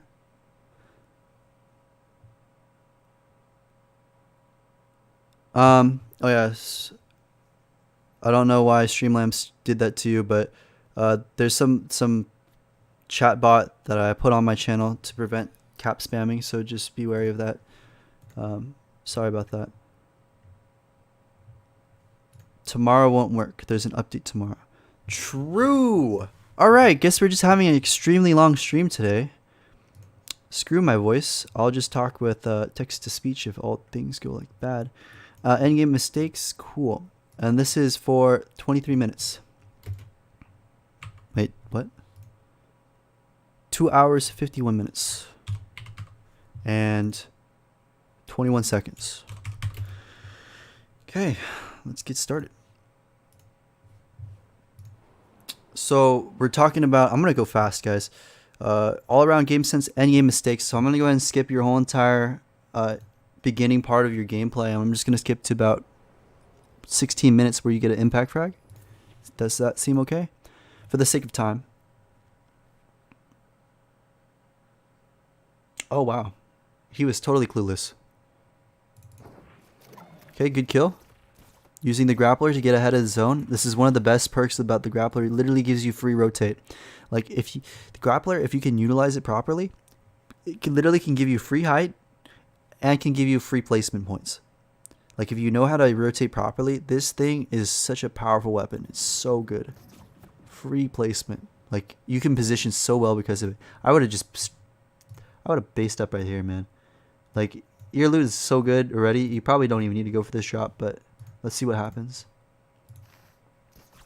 You could have just used this drop as bait actually while you sit up there, wait for a player to go for this drop, and then just punish them. Like spray them out, shoot a rocket or something. I don't know.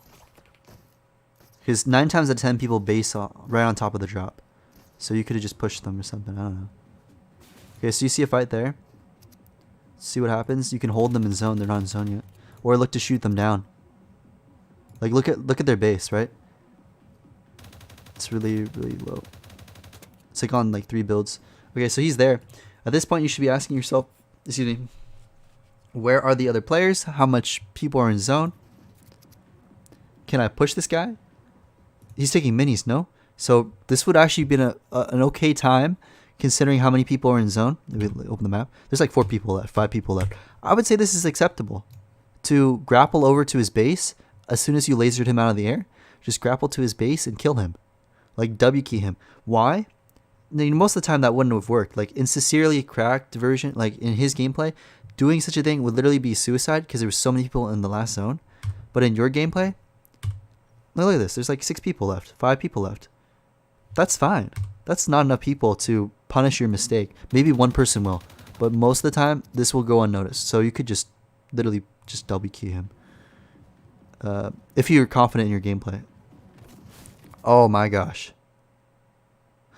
Also, a thing to know with the grappler is the distance that you can go, right? So if you look at your grappler gun, when you go to shoot it, so let's see if you can, if I watch this on 1x speed again. So you go up to try to grapple to his base, right? Look how, see he has an X right here? it has an X right on your crosshair, that means your grappler is too far away to connect to anything. So that should tell you that you need to expand a little bit, like build floors a little further away, maybe like 1, 2, maybe 3 tiles out, and until that red X turns like normal, it goes away. Once it goes away, then you can grapple. Otherwise, you're just gonna fall and take ball damage like this. And this is painful, man, because this is free damage you're giving away, you know. And I'm sure you were kind of like, oh, oops, right? So now you're actually in a really bad spot because you gave away literally free health and a free kill potentially. So interesting strategy, shooting the wall instead of pickaxing it. There's a med kit. Did you see that? I would personally pickaxe the wall. I think shooting is a waste of ammo and it makes too much noise. But right there. Did you see that? It's a med kit. Let's look at your health. Oh, we are missing 64 health. We're missing quite a bit of health. We could really use that med kit. But do we go for it? Let's see. Nope. We go for a chest. And do we get any healing? We get a big pot. For what? 6 health? 6 health over 64 health? Oh, man. Hopefully you go back and get that med kit. Let's see. Good. Oh, man. I got nervous for a second, man. I was like, oh, maybe he didn't spot it. That's good that you saw the med kit. Always be aware of your surroundings, right, guys? Because if you didn't get that med kit, you'd be in a really tough spot. So now we're looking to rotate into the next zone. Also, be careful when you use your grappler, because people nearby you can hear it. It's really loud. It's like the Banj Bazooka. People actually want to kill you, though, compared to a Banj Bazooka. Because, like, grappler is, like I said before, it's literally free placement. So you need to rotate into zone. See what you do. 4 times speed it. I don't know what you're doing. Okay, you're rotating. That's good.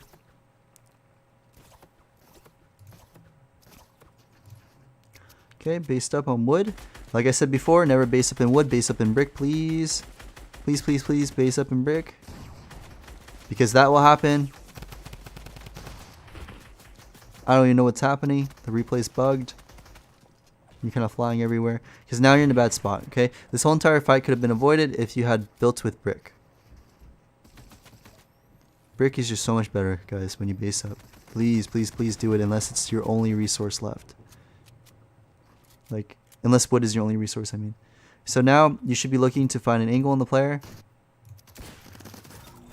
You saw him for a split second as well, so that's good that you followed up. Take the big pot. I'd probably sit in the bush as well when you're popping the big pot. Just for extra safety, because you don't want people to shoot you, because they can see you through the middle. Take that med kit. Good. With 15 seconds left in the storm, you'll be able to pop it. Have 5 seconds left. There you go, 5 seconds. So now we gotta make a move. Okay, you should not be rotating this way. You should just flatly be rotating into zone. Just pew. Why? Because you don't know if there's a player up there. And you do not want to be taking an engagement when storm's coming in. You know what I mean? Because these people in storm already will hold you. So even though the player is not there, it's just risky. Thankfully, there's no people up here. So you're safe to go down and you get a free rotate in because you just follow the yellow guy on the map inward. So now they laser you, right? That's another dangerous thing. Is when you're using the grappler, don't think you're just invincible. You're not. If anything, you're giving away your position.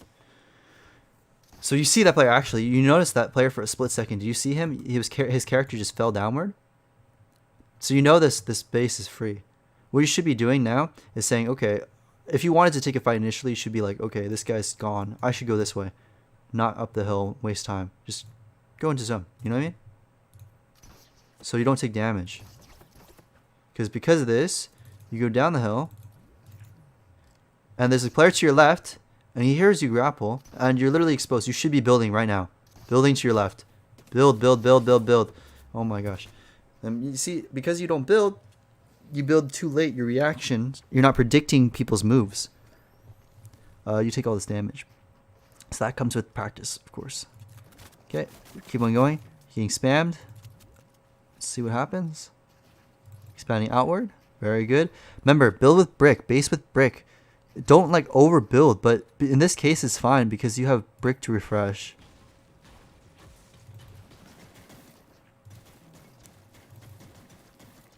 In this situation, I'd say it's actually okay to not be one layer higher.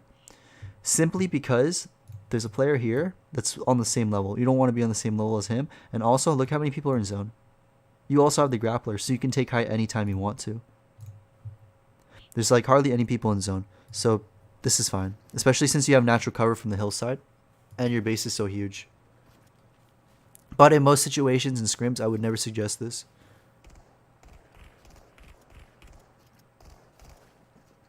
Okay, so there's a drop coming in. I think you want it. But it's too risky. I would never go for this drop. Instead, everyone's looking and waiting for you to make the move. Actually, they're waiting to punish you to go for this drop. So what you should be doing is looking for an opportunity to punish somebody. Like, you could go down the hill, rotate somewhere else, base up differently, go on top, take high ground. I don't know, do something different. Something that someone doesn't expect. Because this is very expected.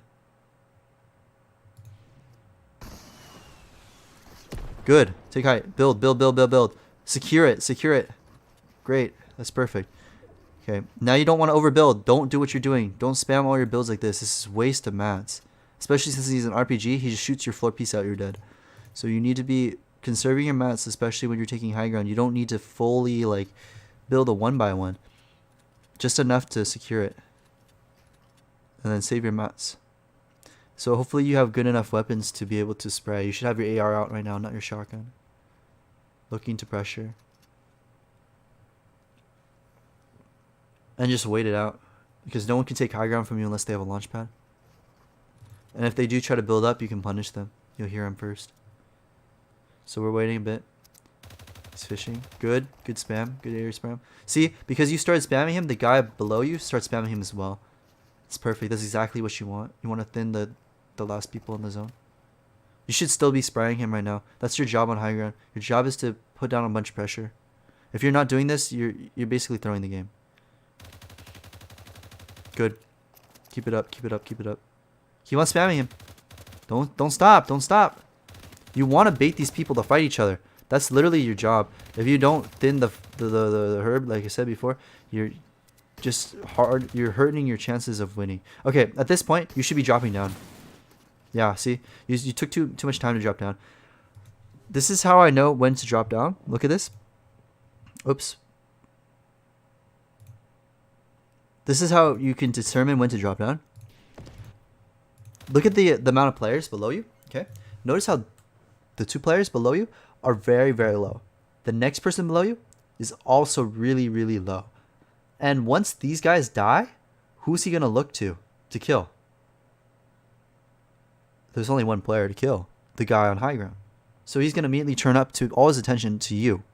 So at that point, right now, when you saw that guy die, your immediate focus, like now there's only one player on low ground, your immediate focus should be dropping down at least like 1 or 2 levels so you don't take fall damage. So right now, drop down.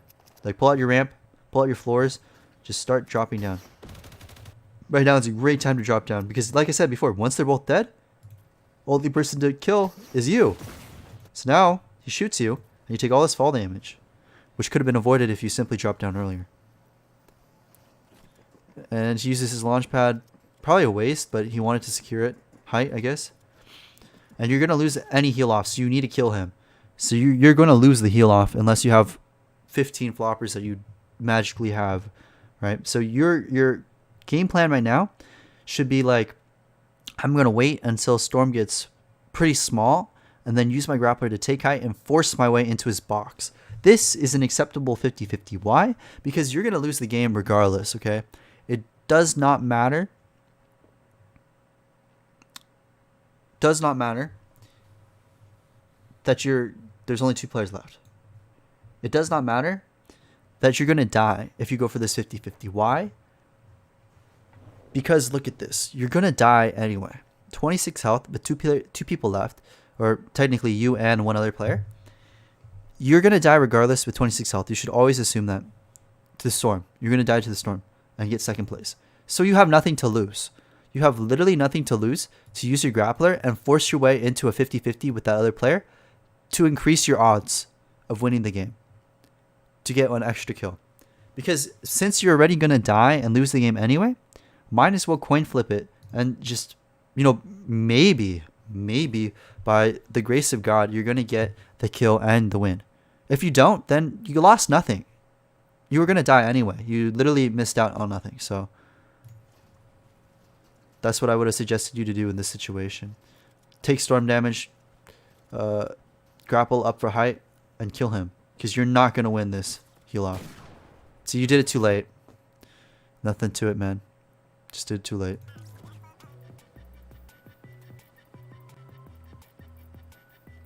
Actually, I think he was even higher than what you assumed. So yeah, you should have done it way earlier. So that's just something to consider, but it comes with time, with game sense, like I said before. So tips for you. Red X means no go for grappler. Expand first until X goes away. That's clear. Number 2, on your engagements, spray at low ground. Once one player on low ground, drop down to mid ground. Never be super high up when there is only 3 players left. This is a big suggestion, because if there's only 3 players left in the zone and you are on high ground, like let me draw this analogy. So this is you, right? And then this player below you is mid ground, and then this is low ground.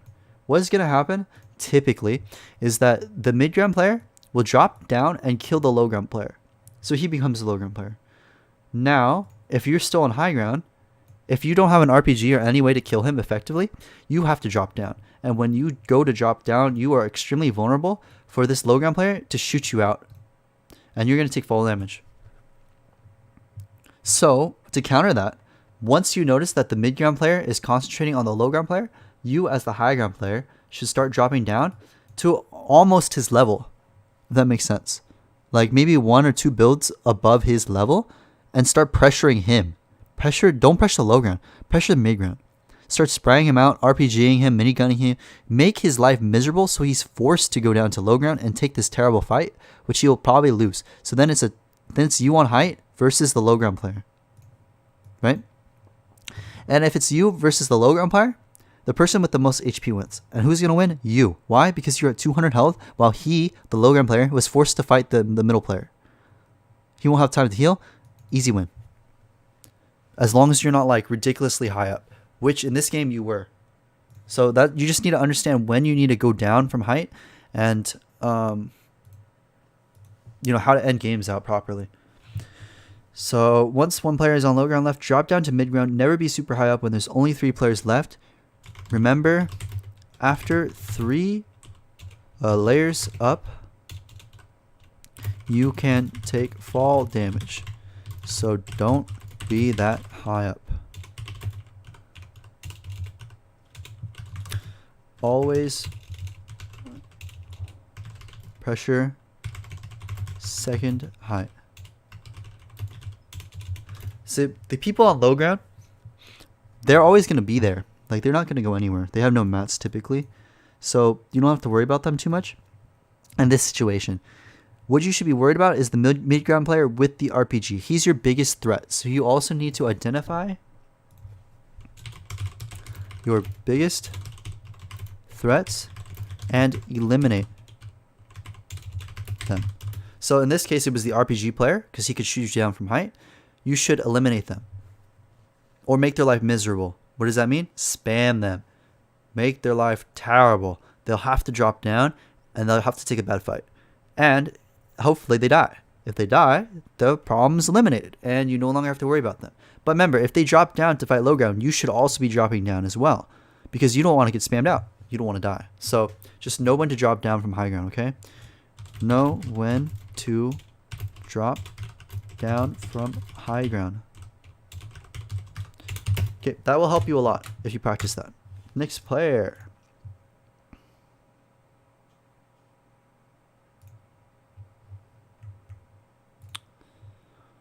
Mez FN. Got a YouTube video. I recognize you, Mez. How you doing, buddy?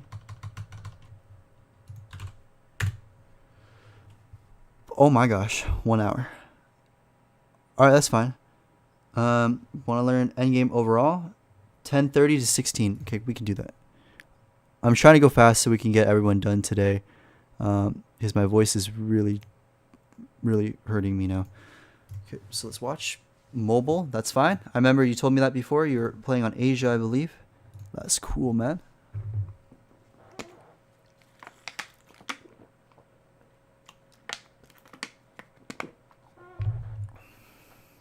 Ooh, lasered. Wow, you got some stacked endgames.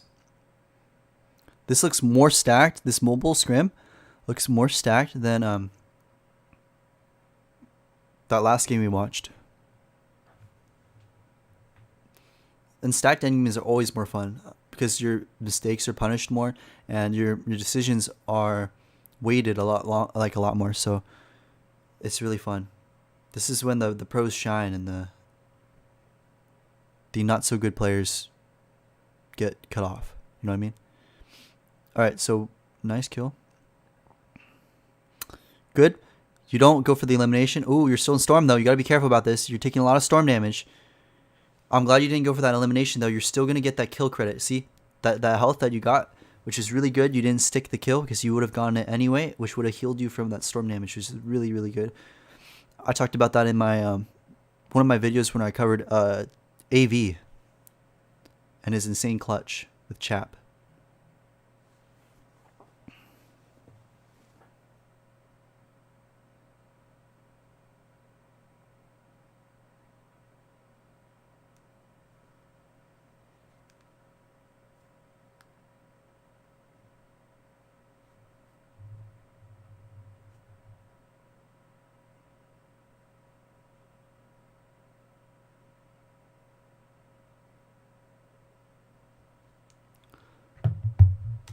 Okay, let me go back a little bit.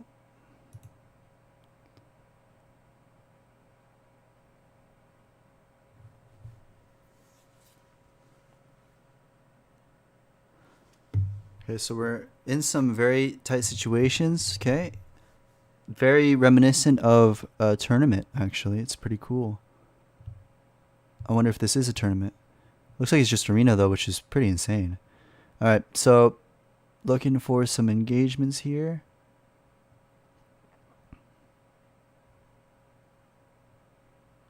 You see the loot. I'm thinking you're debating about whether or not you should go for it.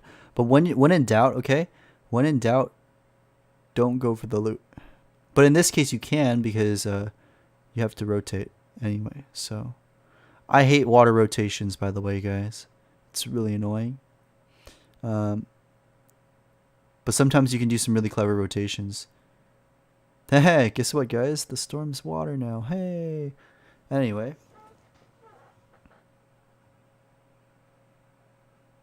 Good impact frag. Gotta be careful, though, with those engagements. It's kind of sketchy, you know what I mean? Gotta play it more safe. And obviously, I'm not going to be as critical on a mobile player about their mechanics, simply because of, you know, the device they're playing on is a lot more difficult to pull off the high mechanical skill stuff. But in general, I think Mez is doing a great job. Ooh, can you kill him? Maybe. Oh my gosh, you lasered him. Okay, secure height, good. Continue to apply the pressure or not. One of the things is if you know you have an enemy that's going to be a high priority target, such as that minigame player, you want to put as much pressure as you can onto him so he's forced to drop even more. And once he drops even more, they won't even think about going for high ground. Like, continue to spam him out. Make his life miserable. But in this case, moving zone's still going, right? So zone's far away. Man, it's kind of hard to see what's happening, these graphics. So you get shot out. Oh my gosh, it's craziness. You're forced to take this fight unless you rotate it. That's great. You see a launch pad? you all get blocked.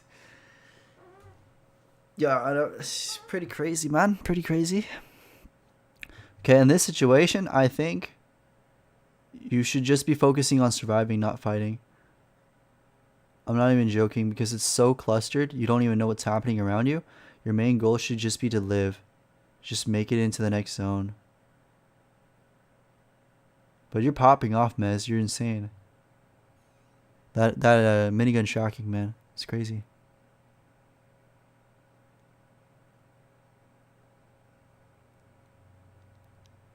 Yeah, I don't even know how you know like what's even happening around you. It's crazy. The graphics are so cluttered. Oh my gosh, you are popping. Popping off. Mez FN for World Cup 2020. I think this is our next World Cup champion, guys.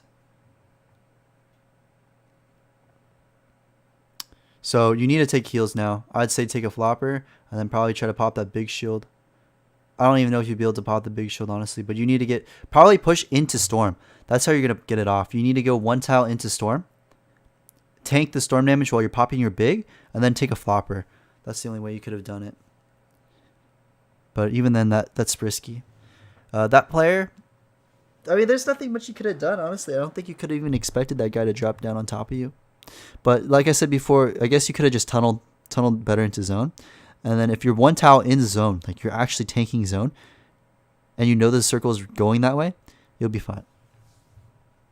And then you can pop the big shield and the floppers. So I hope that helps you out a little bit, Mez. You're an insane player. Definitely going to look forward to watching your gameplay again in the future, man. So that was really fun. We're going to go to the next player. Oh, wait, let me write this down. Oh, wait, I didn't even... Dang it. I didn't write down the timestamp again. Oof. Mez FN. That was 3:16. 3:16:38. So that's probably like 3 hours. Tank Storm to pop big shields and then use flopper to heal Storm damage. Make sure to tunnel and in cluttered end games simply focus on surviving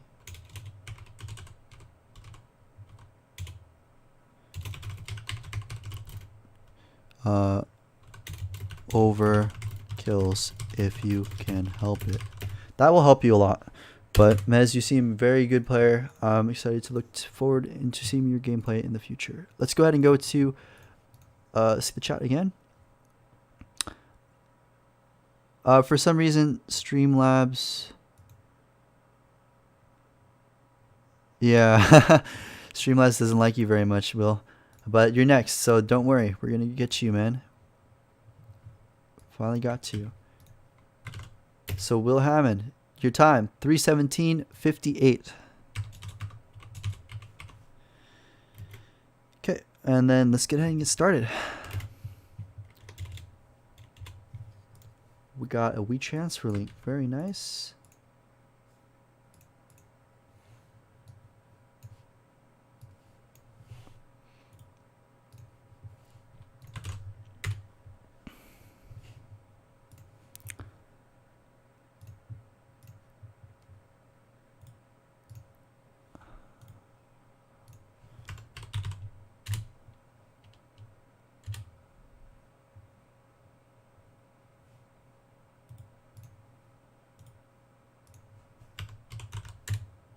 Okay, and then let's open up the game files.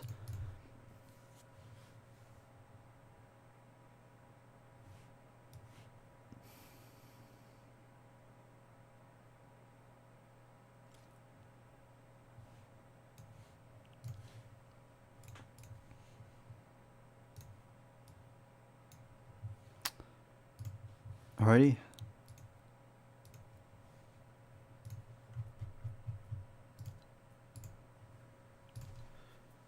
started. Hey, how you doing, Ducky? Glad you were here, man. I couldn't open the link on my computer. I don't know where to open it from.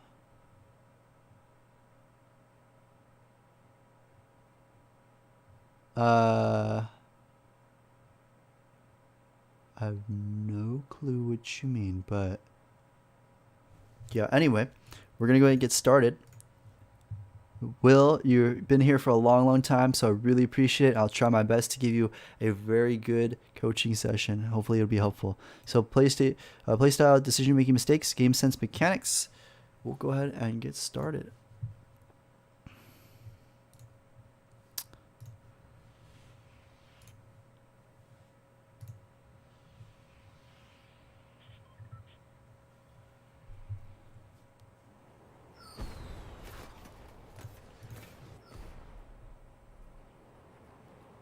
So you die pretty early, no? Okay, so like I said before, I always, when I like to do thorough VOD reviews, I first of all like to take a look at the bus route. So let's go ahead and do that. So bus route, if we look at the map, it's heading from this, I don't even remember what it's called, but the giant mountain thing, and it's heading to Holly Hedges. Okay, cool. Why can't I draw on the screen? Back. Give me 1 second, guys.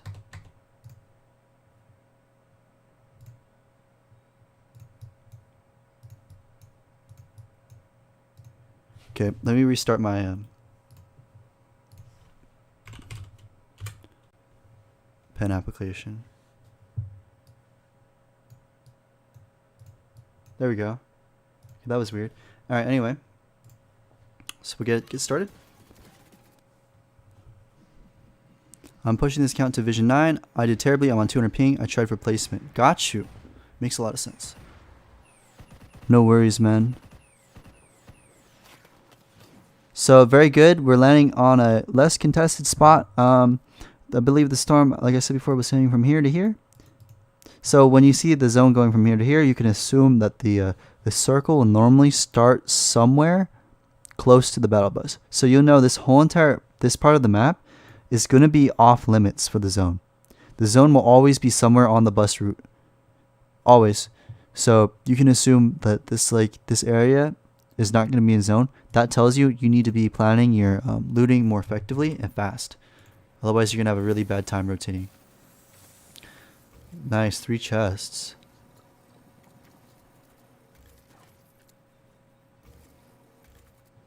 Okay, so we're dropping down. We're going to the grotto. Oh, I guess this is a very hot spot. Like it, I like it. Okay, so there's another player here already. That's to be expected, I think. It's probably in the vault.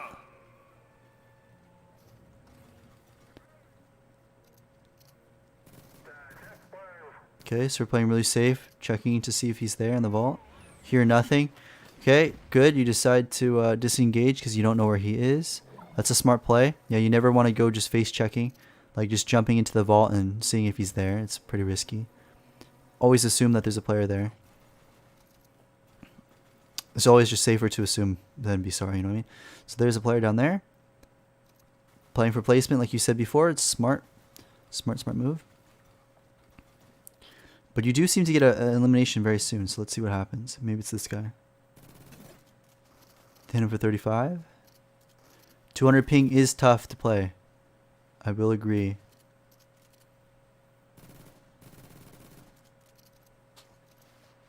Stinks go off. Okay, I want to go a little back slower so I can see what you're doing. So let me go to the point where you throw the stink grenade. So good, you back up a bit so he doesn't shoot you. Looking for that angle. Problem with this angle right here is that he can see you. Excuse me. You're totally exposed right here. Always utilize that right hand peek. If you're on your ramp, you're a lot less exposed. But I guess this works out because he doesn't expect you to shoot you, for him to get shot out. So he actually takes fall damage, which is really good. And you immediately fall out with a decoy. Okay. Okay, in this case, maybe the decoy would have been better if you had thrown it not at the if you didn't throw it at like this base right here, but instead you threw it at like this part right here, so that he thinks it's you. Or like just so you know where he is, because the decoys will actually start shooting at him, right?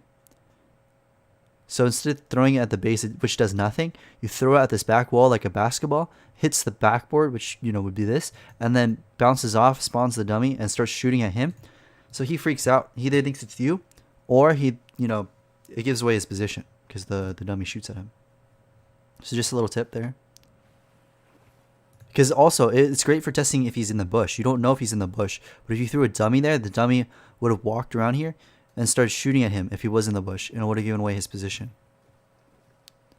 Because yeah, he could have been hiding in here, and you would have just face checked it. There you go. You see him? You shoot him.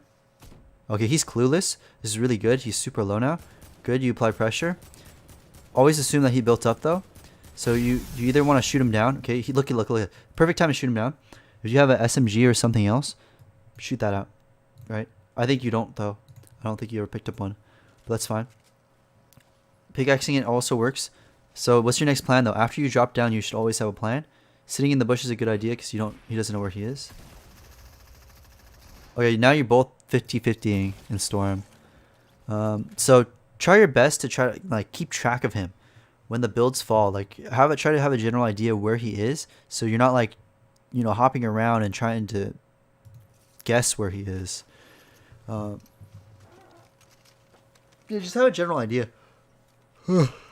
Excuse me. Also, Storm, right? Where the storm is located. Remember how I told you before? You need to be very conscious of where the storm is coming and how much time you got. Especially if you don't have storm. If you have to rotate very far away, you have to loot very fast, and you might not have time to take an engagement. So in that case, even though you got the kill, it might have been smarter not to take it if it means you're gonna die in storm. So let's see what happens.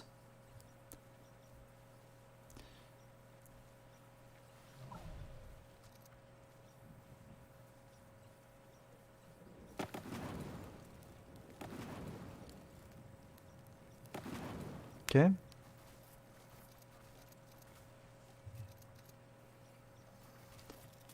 Oh, you got lucky with the bandage bazooka, man. That's clutch.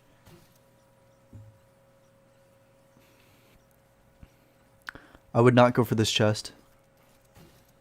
Why? Because you already had the bandage bazooka. You don't need another white heal. And look, because you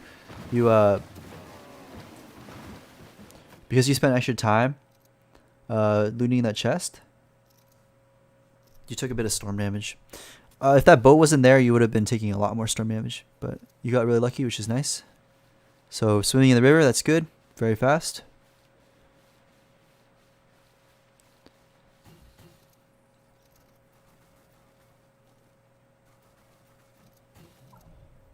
Sometimes you have to give up loot to ensure that you're going to rotate safely. Looks like you're looking for a fight here when you're just tanking storm damage, which honestly is not a smart idea. But you get lucky and you get the launch pad, which is nice. And now you're based up in the middle of the zone, which is really nice. So that works out for you. You're getting pressured a little bit, that's fine. Expand, keep your cool, right? Switch back to 2x speed.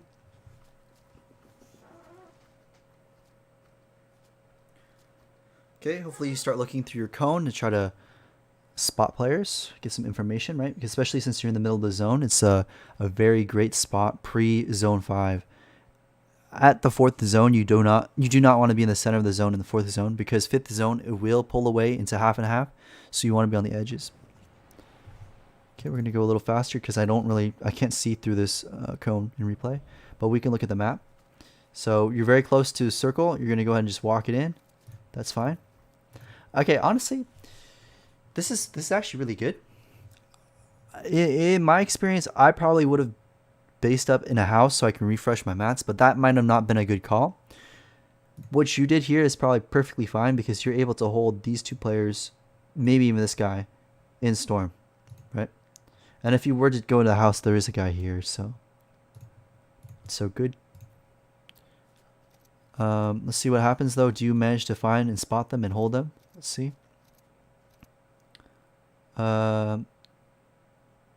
He's probably based up. This guy's not moving, so he's probably based. So you should be watching this guy. A lot of people make this mistake, but you do not want to be looking at other players inside zone. You want to be looking at players outside zone because they could potentially be rotating. Obviously, you probably don't know that he's there though, but you heard that gunshot, so that tells you that he is there. Okay, still should be watching edge of zone. Okay, good, good, good. Watch, watch, watch. Watching 360, that's pretty good. This guy is getting away scot-free, but that's fine. I don't think you ever spotted him. But this guy right here, you're like staring at him dead center, so you should be able to catch him out. Let's see what happens. You turn your back to him. Okay, your back to him. Come on. He's going to make some move soon. See what he does. Launch pad, maybe? I mean, he's not... He's rotating very slowly. Can you catch him out? Alright, let's pause the game. Let's go to drone free. Ah, that explains a lot. See if we can spot him. This is it. Yep, that's why. So he's based up. He's just tunneling in. And you are here, and then that player over here. So this guy is the guy you wanted to punish, who's trying to get a free rotate. This green guy right here. He's actually in zone. But that's the type of players you want to look for, because you notice that the blue guy has to get into zone, but he's basically just tunneling. You want to look for these other people that are not so expecting to be punished. But this guy can still be held. You know why? Because you're in zone and he's not. So what's your power? Hold him in zone. So what you can do is simply wait for him to make a bad move. What he's probably going to do is try to go through all these builds to about here. But notice how this is not still in zone. He has to go all the way to where you are to be in zone. So when he tries to do that, you just spray him out. Don't let him even get close, man. Don't even let him get close. Just hard punish him so that you never have to deal with his mess, like, ever. Keep on spraying him. Keep on spraying him. Oh my gosh. Oh my gosh. Oh my gosh. Don't worry. Don't worry. We all do this stuff, right? We all do mistakes like this. So we're watching it. Spraying him out. Spraying him out. Maybe should have sprayed him a little earlier as well. Getting nothing out of it. This is fine. You expand upward. But this is the mistake you make. You see the rocket coming. What should you do? Go back into your base. Okay, either step one, place a wall here and a thing right here. Or number two, which is the safer option, go back into your base, reset your cone fast. He will not do any damage to you. Guaranteed. Okay? You're completely protected. But instead, you don't react fast enough, so you take the damage. And now he knows you're weak, so he's going to be aggressive onto you. And you're going to have to heal. So it's good that you're dropping down to low ground. That's a very smart play. Let's see what happens. They're fighting above you.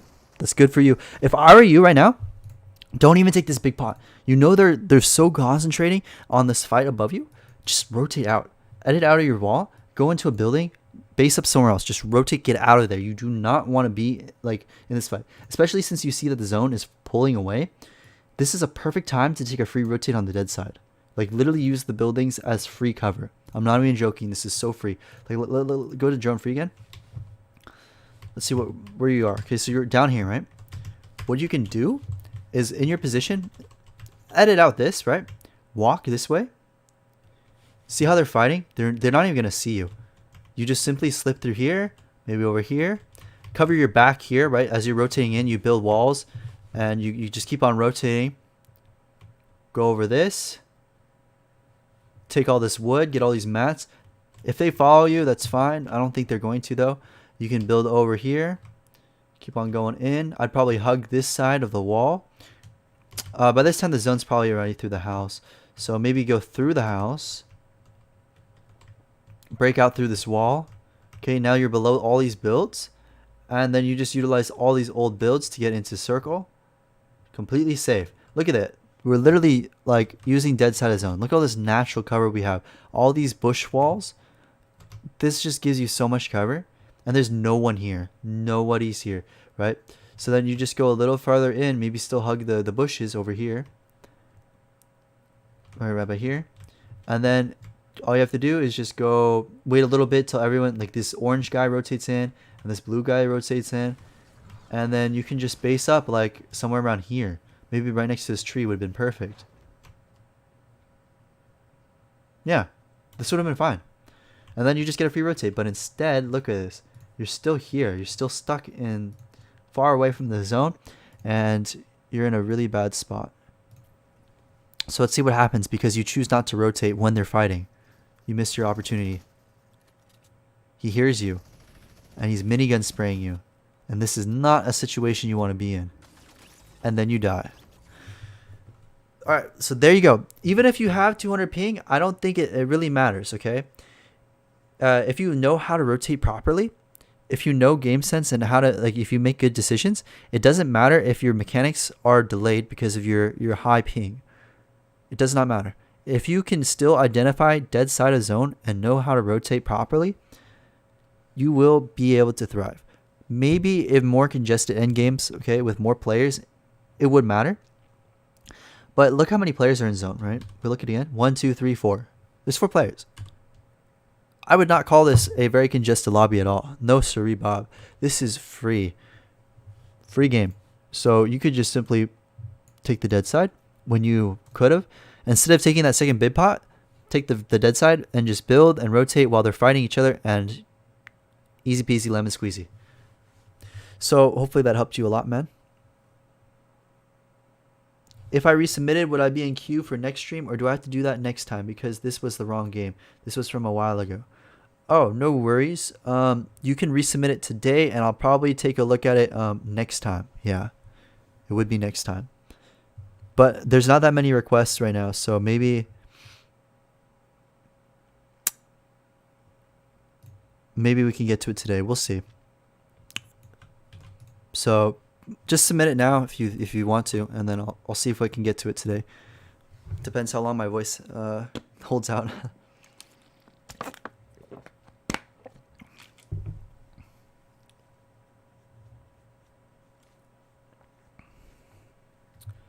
Okay, we're gonna move on to the next player. Let's go ahead and pull this up again. Thanks, great. Hey, no problem, man. Happy I can help you. Dakota Yang. Let's go ahead and pull that up. Redo later. Focus on rotating when players are engaged in a fight. Know how to redo, how to rotate on dead side of sound. Positioning and rotating earlier for sounds.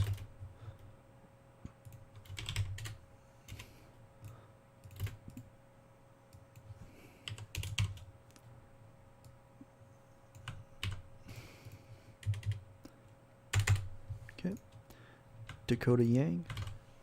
Okay, this might actually be the last one for today. My voice is actually dying, guys. So tomorrow's stream might be really short. Do one more.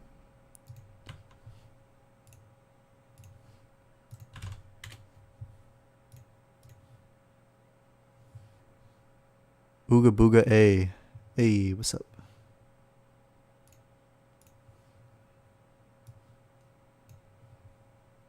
Sounds like Daquan. Ooga booga. 360 ooga booga booga. Alright. Let's go ahead and pull this up. Whew, my voice is really dying, guys. Sorry, please bear with me. Gameplay. Let's get started. Again, guys, if I did not cover your gameplay yet, I will eventually get to it. Do not worry. Also, if the WeTransfer link said expired, do not worry. Simply resubmit the WeTransfer link and we'll get to it eventually, alright? No worries. So Low wants to know. Mostly game sense. My mechanics are pretty solid. Considering I'm playing on a 4K 60 Hz monitor on PC, I can do a lot more than what I do in game. It's good. That's very good that you're confident in your mechanics. Then it all matters on your decision making. Makes your life a lot easier, you know what I mean? Good mechanics just makes everything easier. But we'll see.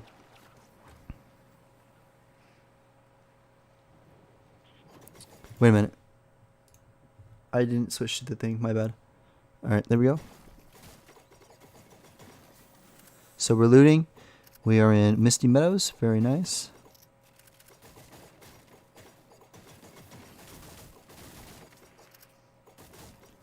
Hopefully you know your job spot very well. You've only opened 2 chests so far though, so I'm kind of nervous. Okay, so we're immediately hopping into an engagement early.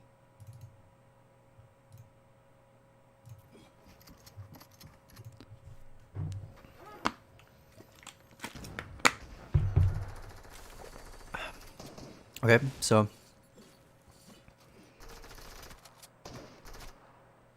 see the fight, you want a third party, that's fine. I would do so too. Gotta look through the window. Alright, you kind of scuffed up your ramps. If you didn't scuff up that ramp, you might have got there faster. Maybe been able to third party. You should assume he's built upward because you saw that floor piece just freshly built. Okay, you need to be taking height right now, otherwise you're gonna get punished. Should never drop down again like that. That's so risky, especially since you know he's there. Okay, your aim is a little off. That's fine. You get the kill. That's good. Right. Nothing much really. Classic stuff. Okay. Maybe work on crosshair placement, but that's micro stuff.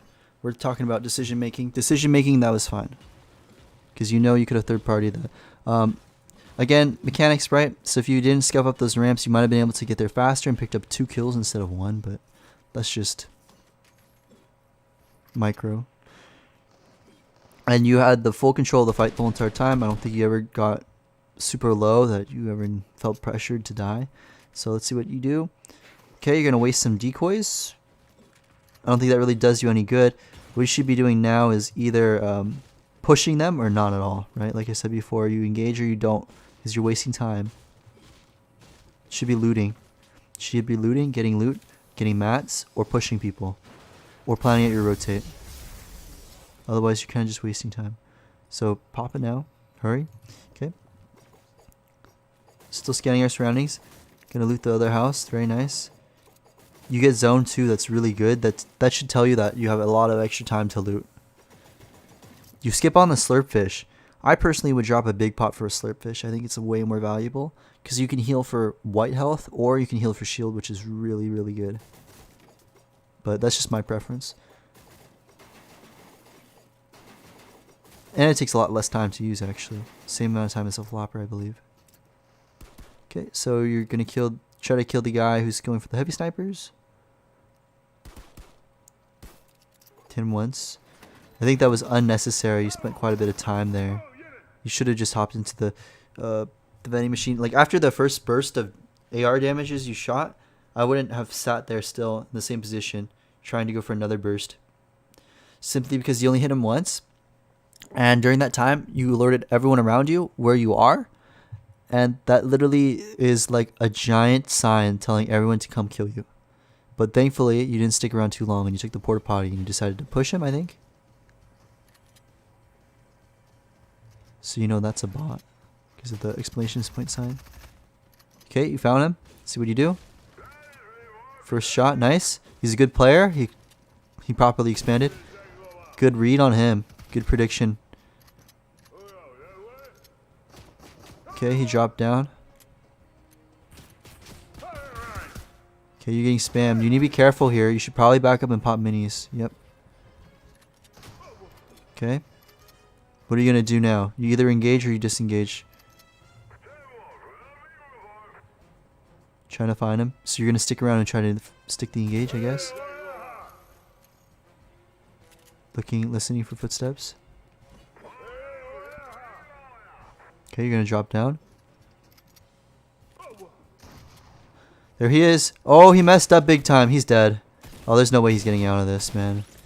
Oh my gosh, he messed himself up big time. Dude, look at the position of his ramps. Oh my gosh. This guy did not know how to piece control. But that's fine. That's great for you. You get the kill and you get a gold pump. Oh my gosh. That guy was stacked. Alright, nice. Okay, I'm gonna 4 times speed this because why not? Oh my gosh, my voice is actually dying. Ugh.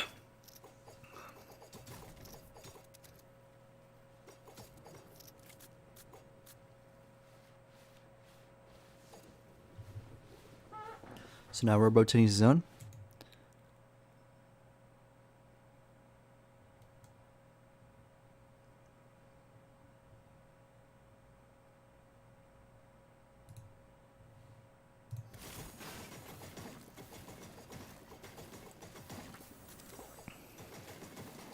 Got a gold scar. Dude, you got some cracked loot. That's some good loot, man. Gold pump, gold scar. That's really, really good. Alright, so we're going into a Slurpy Swamp zone. I hate Slurpy Swamp.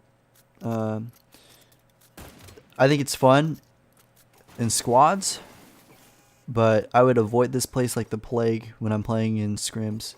Just because literally all the swamp area is a death trap. Like it's really bad. But let's see what happens. I just don't have fond memories of this place. So we're going to go ahead and go forward. Cool. Playing safe, checking angles, keeping our distance, not fully committing to the fight. That's good. Very good on you. I'm going to go ahead and slow this down because you're about to get a kill.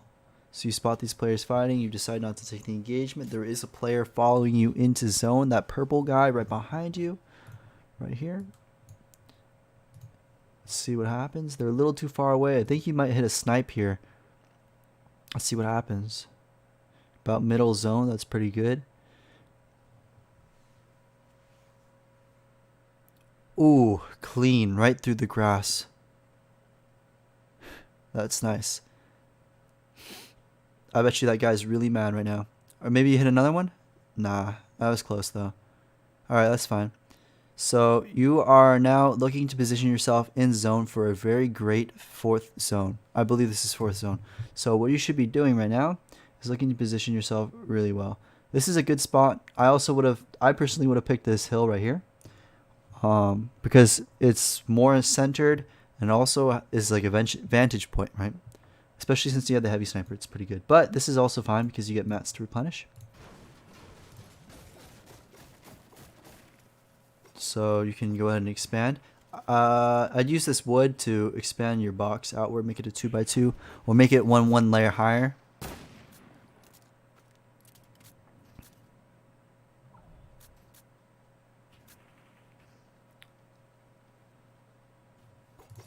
Four times speeded again. Nothing's happening. Just checking around. It's good. You're watching your surroundings. You're the grappler player. That's a big red flag. That means the grappler player is still in the game. Hopefully he doesn't have an RPG or you're all dead. Gonna keep on fast forwarding a bit. I think he based up on top of you for a little bit. Okay, you're gonna look for another snipe. You're gonna try to pressure. Nothing comes out of it. That's fine. Okay, at this point, you should be looking at the next zone, see that it's coming in, and your next decision should be, okay, what can I do? Hold people in zone. If you said hold people in zone, you'd be correct. Remember, there's always players dilly-dallying. There's always sometimes players not in zone yet, and those are the players you want to kill. This guy, maybe even the orange guy. Maybe in this guy too. All players you can hold while you guys are deep inside the center of the circle. And this is not a very great zone to say as an example of a 4th zone. Because most of you guys were already congregated there. But in general, like when 4th zone happens, say it was like over here. And say 4th zone pulls over here. And there's like people sprinkled all over the place. That's when a lot of eliminations can happen. Because say this is you, right? You can hold this guy, this guy, this guy, this guy, this guy. That's a lot of options to kill. You know what I mean? So, in this opportunity, you don't have that many opportunities to get kills, but we'll see what happens.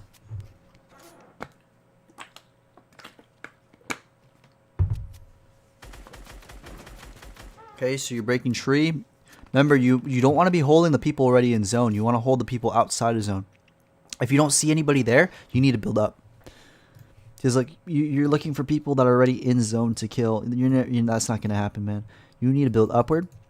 Maybe 1, 2, 3 layers up. So you're 3 high, right? So this is your base, and you're 1, 2, 3 high. And then you need to be in your cone, looking outward to hold this player, this player, this player.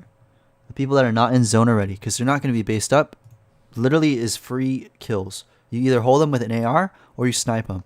Either way, you're going to deal a lot of good damage. This player also is free.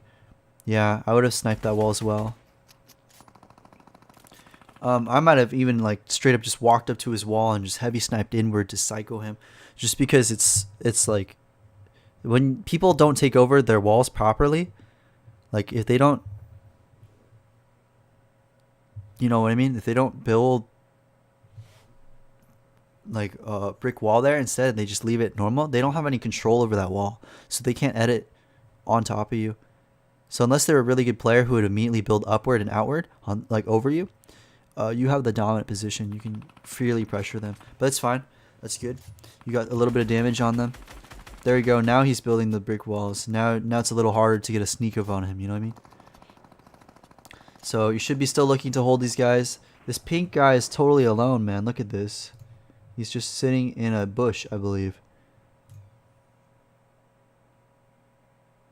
Yeah. As the server, as a lobby in general, if you all see a guy who's grappling in the middle of nowhere, like it's literally the server's job to take that guy out, to do you all a favor, to take out the grappler guy. Should be an unspoken rule, but I don't think it happens that often.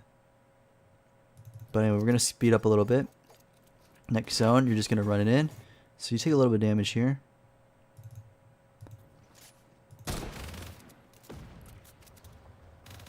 So I'm speeding it up a little bit, and then we're gonna slow down now. So we're rotating. Remember, this guy's right there. You see him edit. You should be placing walls right here. One more wall. One more wall would have done it perfect right there. Okay, and then notice how he's looking at you. If you're gonna jump like this, place a wall right there. Just block him off. Like, honestly, a lot of people just jump randomly because they don't want to get sniped, but I feel like you give yourself away a lot more when you jump, because you literally like have less control of your character in midair. So yeah, see, that's why you take damage. If you weren't jumping, you might have been able to place that wall a little sooner, or at a better angle, or something different. I don't know. Or you should just built that wall instinctively before you even like were visible. You should have assumed he was gonna look try to take damage on you, because that's free damage, man. 12 damage, 27 damage. Might not seem like a lot, but it's almost a mini if you think about it. 25 health is a mini, so he almost did a mini's worth of damage to you. So now you should be looking through your cone. Remember, this is another great time to hold people in zone. You should not be just scared. This guy, this guy, this guy, this guy. This purple guy, this pink guy, should have been dead long time ago, man. I mean, he's been literally in the middle of nowhere, and now he has to rotate again. Like, he should be dead. There's no reason why he isn't dead yet. Unless he uses a launch pad. But you should be building up right now. You should be building up like 1, 2, 3 layers upward, because you're running in zone. You need to get up so you can get a vantage point and start holding people in zone. Like, especially look at all that wood right there. All those pallets, you saw that? That's literally free wood. You just build up like maybe 1, 2 layers, or even like expand your base to go collect those pallets. Like, expand your base outward horizontally instead of upward, and just gain full control of this whole entire area. Give you a lot more map pressure. You'll have a lot more room to play around with. But I personally would have just straight up built upward and tried to hold those people coming into zone. Could potentially get a kill or two. Because yeah, if you're on low ground, like what you're doing right now, you're never going to have those opportunities. You're never going to see those opportunities to get those kills. Okay, good. Right now you should be fully taking control of this whole entire area. Maybe even like build wood walls around it just to secure all these mats. It's really, really good. And now with all these mats, you can actually just tunnel into the next zone if you really wanted to. If you fully expand your control of the area. So the next zone is going to pull away. You see that? That's really good for you because you have all these mats. So what I would be doing right now is not looking for kills. I would be farming all these pallets to get like as much wood as possible, okay? So if you have max wood already, 500 wood, you run to the very closest edge of your base to the edge of the zone going this way as possible. You just drop it all on the floor, like 500 wood, and then go back and farm all those pallets, carry that wood over, drop it on the floor again. Then go back, get all the pallets again until they're all gone, and then bring that wood over. So now you should have like 1,500 wood if you did it properly. That 1,500 wood is enough to get you full tunneled into zone. You know what I mean? Obviously, it's a lot harder to do in solos to juggle wood, but in duos and trios, that's the strategy you should also be using as well. But this is perfectly fine for solos. You know, even if you can't grab all the wood, it's fine. You still got maybe 500 extra wood, which is enough to get you into zone. So literally, it's a free rotate. That's what you should be telling yourself right now. Maybe you get this kill though. I don't think you do. That's fine. Like I said before, you should be getting these pallets. Hopefully you do that. Grabbing the wood, carrying it over right here. You should probably be dropping off all the wood right here. And even tunneling in, like proxy tunneling right now. What I mean by proxy tunneling is like you use the wood you got from the pallets and you just kind of loosely, very limply build a tunnel. Like, you know what I mean? So not like full tunnel, but like just loosely, and then drop all your wood there and go back and grab all the wood and then full tunnel with the extra wood. It's just more effective. Especially since you have all these resources just laying around, you know? You're kind of giving away a free rotate. And you waste a launch pad. I don't know, that was questionable. I would have saved that maybe for endgame to take height. Or used it earlier, honestly. Because you hit your head on the tree, that was weird. But yeah, you didn't have to burn that launch pad, man. You had all that wood from the pallets. Free rotate, you know? Gotta utilize your surroundings.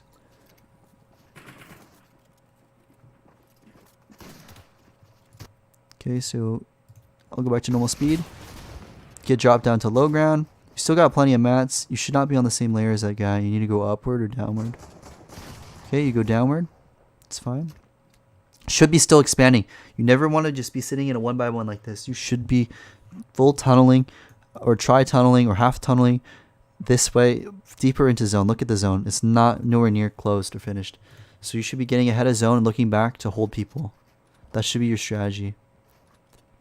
Always look back to hold people in zone. It's your best friend. Okay, you get a really good kill. Maybe you win this game, actually. You might win this game. There is a player above you, though. Let's see.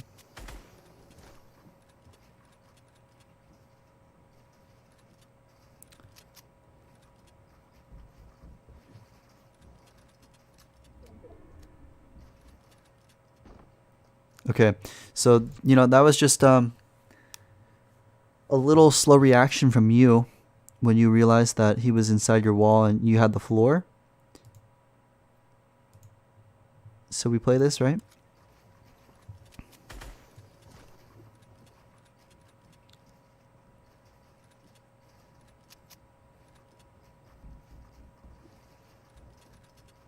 So, look, you're looking at him. You're like waiting for him to make a shot. Maybe you're thinking about stealing his wall. When you already had control of his floor, you could have edited long time ago instead of just doing that stare down at him. Which would have allowed you just to end the game a lot sooner.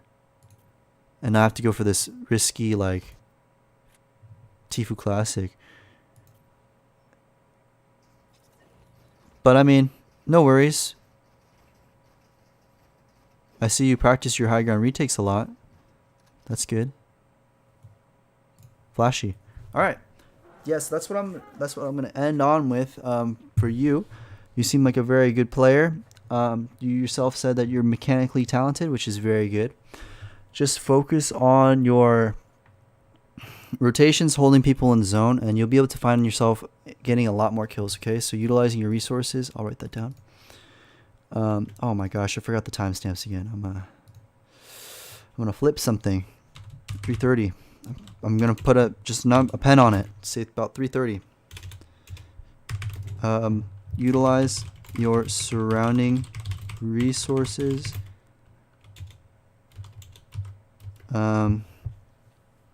Hold people in zone.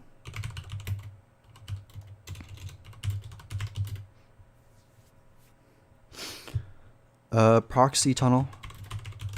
If you have a lot of extra mats. Proxy tunnel ahead of time.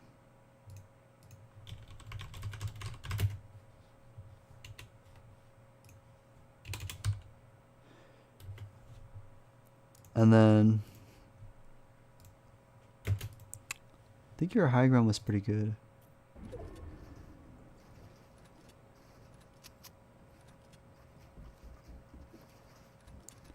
Oh yeah, this part, recognizing piece control.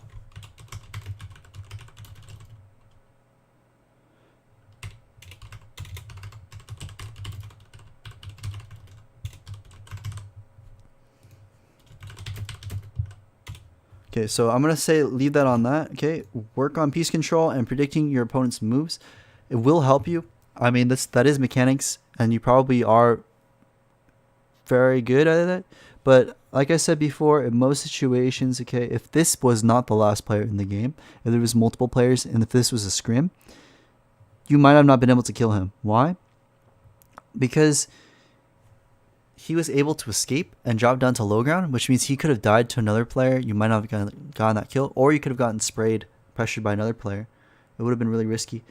Instead, if you manage to get that floor piece, and notice how he doesn't even realize that, you place that floor piece right here when you jump up, immediately edit, catch him out.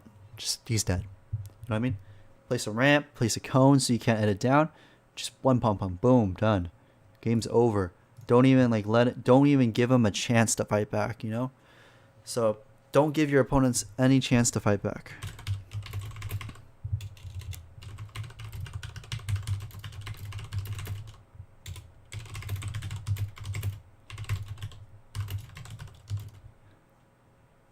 Alright, there we go. Hope that helps. Do you have any tips to improve before you end the stream? Yes. If you analyze your gameplay, if you realize your mistakes, you will be able to improve. Watch your replays. You'll be able to learn a lot from your gameplay. I'm not even joking. Watch pro players as well. See what they do. Try to copy them. See what they do. You know, the decision making, you'll learn a lot. My close range aim is kind of iffy, so I doubt myself a lot.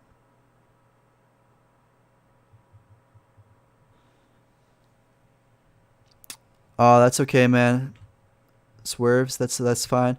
But I'm glad that we were hopefully able to help you one way or another, whether it be through advice or something else. Okay. If Terminus is next, I will do it because you've been here for a long, long time, my friend. If not, okay, you are. All right, this is the last one then for sure. So my voice is actually dead, man.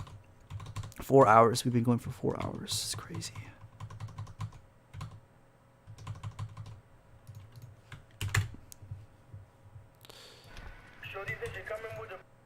Okay, I'm gonna mute the audio. Terminus is at 4 hours, 2 minutes, 54 seconds. I'll do 4:53. Okay. Remember, guys, the notes are always in the description of the video, so you can learn from this. So we'll go ahead and click play. What time are you doing this tomorrow? About the same time. So about 10:30 Pacific time. Are you going to watch the other VODs tomorrow? Yes. If you fill out the application form and you submit a lot of VODs, then I will definitely take a look at it. Remember, I can't watch those VODs if you guys don't submit it, though, so make sure you do that. Cool. I might send another video. That'd be great. Show queue. Okay. Next player after Terminus is going to be Rexus. After that, it's going to be Stumps. Next player, Tyler Crumb. Next player, Little Dish. Okay. So we're going to end on Terminus today. I really appreciate y'all coming out here anyway, though. So thank you guys so much. Appreciate it. So 44 for tomorrow. Let me write that down.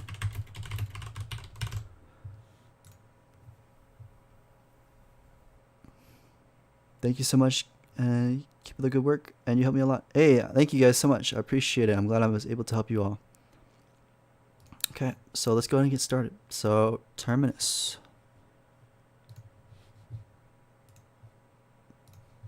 It is a montage, but that is okay. Like I've said before, I will try my best to help you out.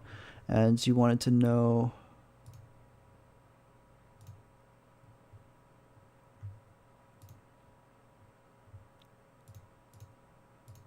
Let's see, what do you want to know? Mentality, mindset, how to develop a W key playstyle, how to keep a good mindset and stuff when you die to something bad.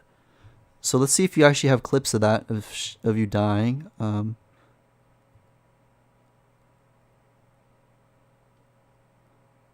Nice retake. Ooh, clean.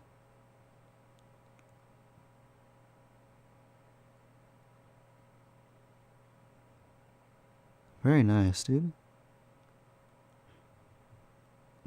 Okay, I don't think we're gonna see any clips about you dying though. Maybe this clip. I doubt it, but we'll see. No. Okay, so to answer your question, Terminus, how to keep a good mindset and stuff when you die to someone bad. Simple. Simple, simple, simple, okay? If someone kills you because they're bad, don't be mad. That sounds really dumb. I know. But it's simple. If someone kills you for some dumb reason, like whether it be like a minigun or he's just spamming you out, don't let it get to you. Don't let it get to you. You could VOD review it. You could say, oh, what got me in that situation? I rotated bad. You can learn from your mistakes. That will help you. But in the moment, you should just tell yourself, that's fine. It's just a game. It's just a game. It doesn't matter. I could play many more games. I got my whole entire life ahead of me. I don't need to be mad about this one little incident. It's fine. And then you use it as a learning experience and you move on. Right? If it's obviously, if you couldn't help it for like whatever reason, like a meteorite from outer space hits you and your character instantly dies and there was no way you could have dodged it or known about it, then okay. Yeah, you could blame the game. But 90% of the time, you'll be able to learn something from it, right? And if you learn something from it, then there's no reason to be mad because you're improving while they aren't, right? There's no need to be mad. So, mentality, mindset, how to develop a W key and playstyle? Practice. Practice, practice, practice, practice, practice. If you want to develop a W key and playstyle, you need to first practice in creative. I highly advise you playing against really good players, whether they be your friends or just through a Discord server or something. I know a couple scrim servers like West Open that offer every once in a while like Zone Wars. Practice that. Practice W keying in that. Those players are really good and they're going to punish you every single time you make a mistake, so you'll learn really, really fast. Once you practice and you gain a lot of experience through those creative games against those really, really good players, practice it in arena. Once you're good at arena, then you can try tournaments. And if you feel comfortable in tournaments, then you've done it. You've developed the W key and playstyle. If it's too much for you though, don't push yourself, man. You know what I mean? If you feel like it's just not gonna work, then don't push yourself. Stick to something that you're good at, and just keep on improving. Mentality and mindset, it comes with time. You know, you just gotta have that improving mindset. Gotta know always your mistakes. You always want to be learning from something. Always learning from your mistakes will always help you improve, and you'll just become a better player. So yeah, that's just my tips for you, man. Seems like you're a very good player though, so I'm very glad that you were able to improve a little bit. So I'm gonna go ahead and type that out real quick for you. Practice in creative against really good players that are better than you. Try W keying against them and learn from your mistakes. Don't get mad when something bad happens to you. Watch the VOD and try to learn how to avoid it in the future if possible. Okay, just like that. Learning from your mistakes will help you improve greatly. Just like that. All right, Mr. Terminus, I believe this concludes that. Any good discords for EU practice, and thanks for all the mental tips. It's my biggest problem. Hey, no worries, man. It's all in your head, man. It's all in your head. I always lose in zone wars. Do you have any tips? Practice. It sounds dumb, right? But literally, it comes down to practicing your tunneling, practicing your mechanics. Zone wars utilizes all of that. So just play a lot. You will improve. You will improve. Especially if they're better than you. If you're getting destroyed, you will improve. That's how I learned. I lost over and over and over and over again. I died over and over and over again. I got mad. I threw my phone, you know. I did all these stupid things. I was like so mad. I was like, I'm going to quit this game. But I learned from it. And that's how you can improve. Doesn't matter if you die 100 times over. If you learn from it and you practice, you will improve. And that's what's important. About how many other people are in the queue, let me check. I believe like four more people. Let me see. Actually, might as well just finish them all now. Might as well, guys. I said we're going to do another one tomorrow. Might as well just make it a 5-hour stream, I guess. So, yeah, let's just do it. Let's do it. Yeah, Atlantis EU is a pretty good server for EU. I'd highly suggest it. Very popular, so there's a lot of players there. You'll be able to find a lot of good lobbies.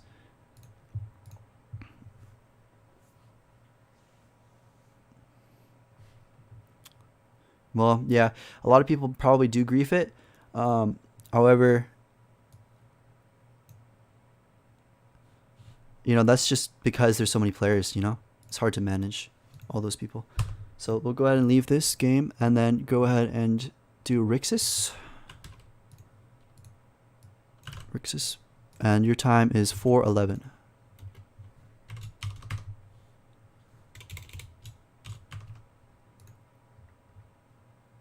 11:29.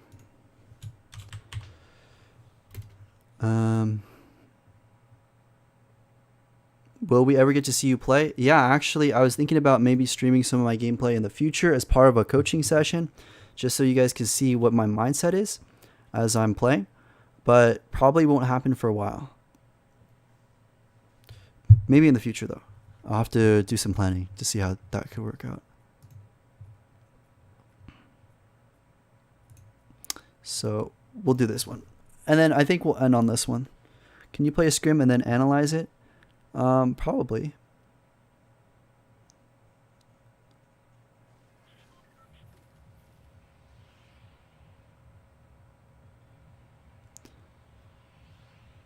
All right, let's go ahead and switch over to the gameplay.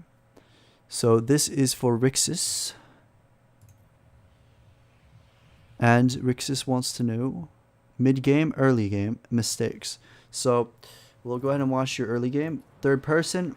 So first of all, zone heading in. So you're jumping around middle of the zone.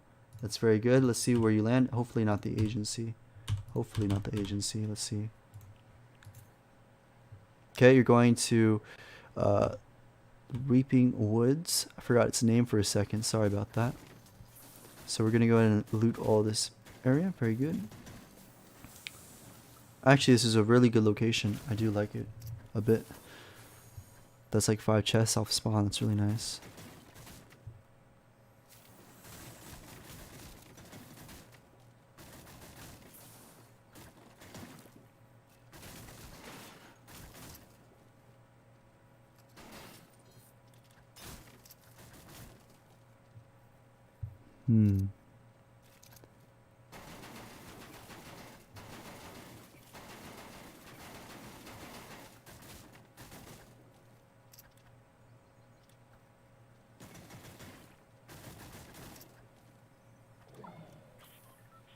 So we're fishing, we're looting, nobody around for a while.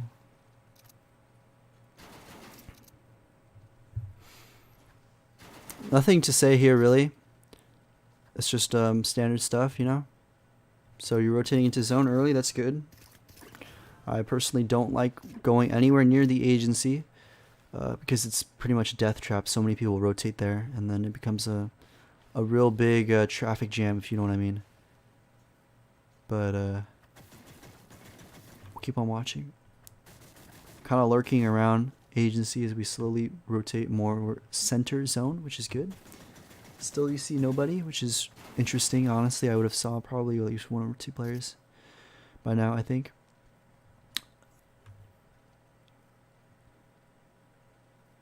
See a llama. Okay. At this point, you should be very wary. You got it scot-free. I'd probably build there. Maybe build out a brick. Just a quick 1x1. I know it sounds dumb. People can see you a lot easier, but you should always assume when you're in like an open area that there's probably someone around. Especially if they're just leaving a llama, you know. But since no one stopped you, I assume that no one's around, which is good. So you go back for those minis, I think, right? I don't know. What are you doing? Oh, you're just waiting for the next zone? Okay. Smart.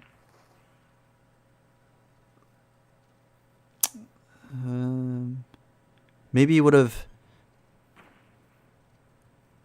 maybe it would have been better to go steamy early instead of just waiting around in that little hut, because then you could farm all this metal instead of just burning time. Should be getting loot, yeah. Especially since there's no one around. You look at steamy, there's no one there, no one, because you rotated literally on the dead side, right? Everyone's like here, so it's really good. So now you gotta rotate back into zone. Let me close the map real quick. Should be farming, man. Should be getting all those mats unless you have max. And itemizing your inventory for maximum capability. So we're going to the middle of the zone. We're going to go to base up. See where you chose to base up real quick. I don't know why you chose this spot. Okay, this brick. That's why. Okay, that's fine. I don't like this area though. Why? Because you're like in the middle of a valley with everyone surrounding you. There's players here, players here. These guys all have high ground, by the way. And then there's players back here. But you're in like dead center middle with no high ground. This is really bad. Why? Because everyone can look inward and spray you. It's pretty dangerous. I'd kind of... honestly, I'd probably look for a better spot to base up on, but it's fine. I'll see if it does anything. You know, sometimes it works, sometimes it doesn't. Some players will focus you, or some people will just say, hey, it's not worth our time. But rotating, that's going to be the problem. Let's see what happens.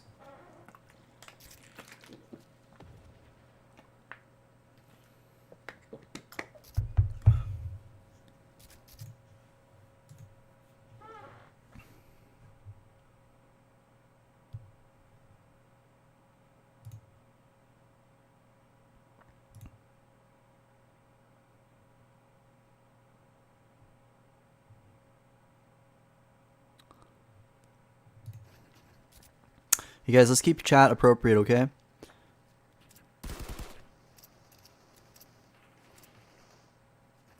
If I see anything inappropriate or distasteful, I'm going to have to hide all your comments from my channel.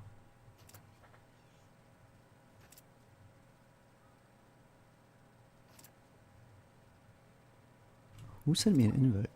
I don't even know who that is.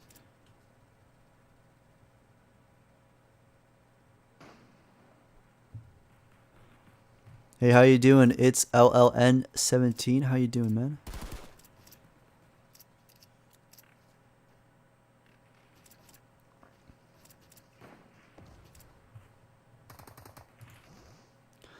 Okay, so we're getting toward endgame now. Nothing's really happened. Should be looking to hold people into zone as they rotate. Oh, this is a far zone. I'd probably... Okay, so this is what you need to know, okay? You always want to be looking around for players at launchpad. This guy right here, launchpad, right? He went into his zone. Always be aware. Always looking for people. If you don't have a launchpad yourself, you always should be looking for players that do launchpad so that you can use theirs. Otherwise, you're kind of boned. You know what I mean? Especially if you have such a max far zone like this. So good. Utilize his launchpad and get into zone. Okay, fine. A little scuffed. I think you probably wanted to go a little deeper in, but people started shooting at you, right? So let's watch. I'd hug this side. I'd go like this and try to land far deep in, not like directly straight in, because people will focus you.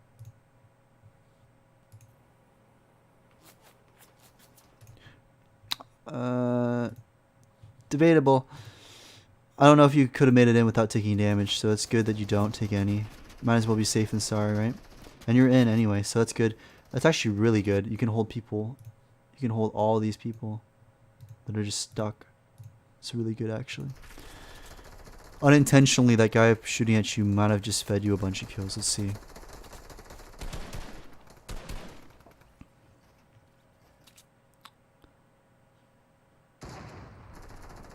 Remember, you just want to keep on spamming. This is when you use your AR ammo. Line them up. Yeah, you don't have any vision, so you don't know. There's a player. Free kill, free kill, free kill. Oh yeah, free kill, free kill. You should be telling that to yourself, you know? This guy's so free. We got to kill him. We got to kill him. We got to kill all these people that are rotating late. Got to hold them. Spray him. See, if this player, this guy who's getting sprayed out, if this is you in one of your games, you need to understand why you're getting sprayed. Why? Because you didn't rotate early enough. Simple as that. Don't blame the game. Blame yourself. You just didn't rotate early enough. You know what I mean? The stuff you can learn a lot from it. So, spraying it out. Very good. Okay, that guy dies too. At this point, you could probably even drop down and grab that loot. I'd say it's probably worth it. If you can just build and make sure they don't see you, it's probably worth it. Look at all that loot. Look at all that juicy mats. Mats looking some real good. Let's see what you do, Rexus. Launch padding again. Okay. Oh, that was a weird creative replay bug. Okay, so you're getting lasered. Okay, at this point, this is what I learned from my experience. Whenever you do something like this and you get into zone ahead of zone, never ever sit in a 1x1. Why? Because people look toward the front of the zone when they're rotating and they want to kill you. Never ever do this. This has happened to me so many times where I do this and then I just die instantly because so many people focus me and I get RPG'd and I get heavy sniped and I just die. So the easiest way is just to expand one extra box and then sit in a cone so that you're like 100% safe while you heal. Because even if someone like heavy snipes you, they have to have 2 heavy snipes, 3 heavy snipes to even do any damage, you know? And that's just overkill. I don't think they were going to do that. Okay, so you're building in. Facing up. Okay, you should be looking to kill this guy right there. He's so exposed. Did you see that? He's literally on 1 floor piece. You shoot him out or you spray at him. Either way, it doesn't matter. Actually, it's probably better to spray at him now to make him base up. He's gonna like panic and build walls.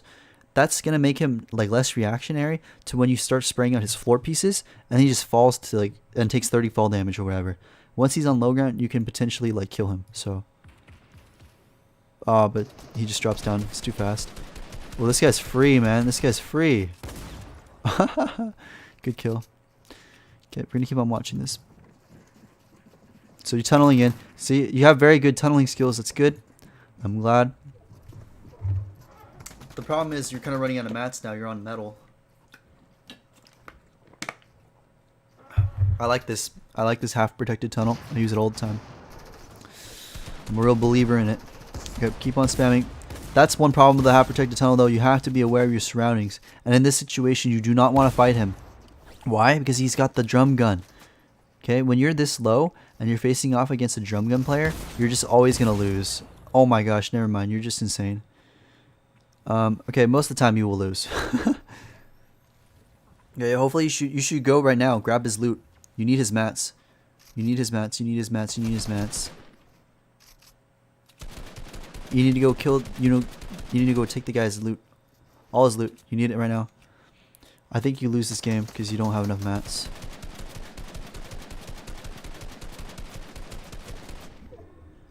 Spray out his metal in the storm. It's so far in the storm, he cannot do anything about it. Hide in like that hut and then spray him out. Oh, yeah, you're out of mats. Alright, it's a little unfortunate. When you killed that one guy with that insane flick in that 1x1, you should have grabbed those mats.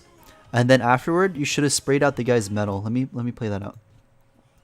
So because this guy, Mod Lemur, he's forced to go earlier into storm. Like, look at this. He actually makes a mistake. This is a big mistake. He should not be pushed up this far. Why? Because there's no way in heck he's getting over to these builds fast enough. By the time you break these two, the floor and the cone, there's no way he's able to run all the way past his old builds and build that. It's not happening. Because you know he's here. It's just not going to happen. So you should spray the builds in the storm, especially since it's wood. Wood breaks so fast. So that should be your mentality right now. See what happens? Like, even if you have to take storm damage, it's worthwhile, I think. Instead of just taking all this AR damage. Yeah. So maybe that would have helped. Okay, cool. My clip is probably corrupted, I'm guessing. Oh, yeah. I remember, Meep, I tried to review your gameplay and then it just didn't work. Try resubmitting it on the Wii transfer link, maybe. If it doesn't work, YouTube is always a safe bet. If you can somehow upload it and send me that link, it's really good. This is really good content. Good to see you, my friend. I'm glad you checked out my stream. Just in time for me to end the stream. Alright, anyway, guys.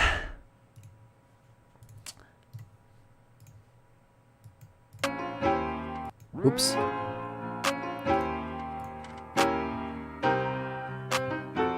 Anyway, guys, thank you guys so much for watching. This is episode 11, part 3 of live viewer Fortnite coaching. Thank you guys so much for watching, and thank you to whoever just subscribed. I really, really appreciate it. This is really, really loud. I don't even know if you guys can hear me. Hopefully you can, but no worries. Join me tomorrow at the same time, and I'll make sure to do some more coaching. So we'll do another part 4. Hopefully this will be the finale. But regardless of that, I really, really appreciate all you guys checking out the stream, and I'll see you all tomorrow at the same time. So with that being said, thank you guys so much for watching, and have a great time scrimming.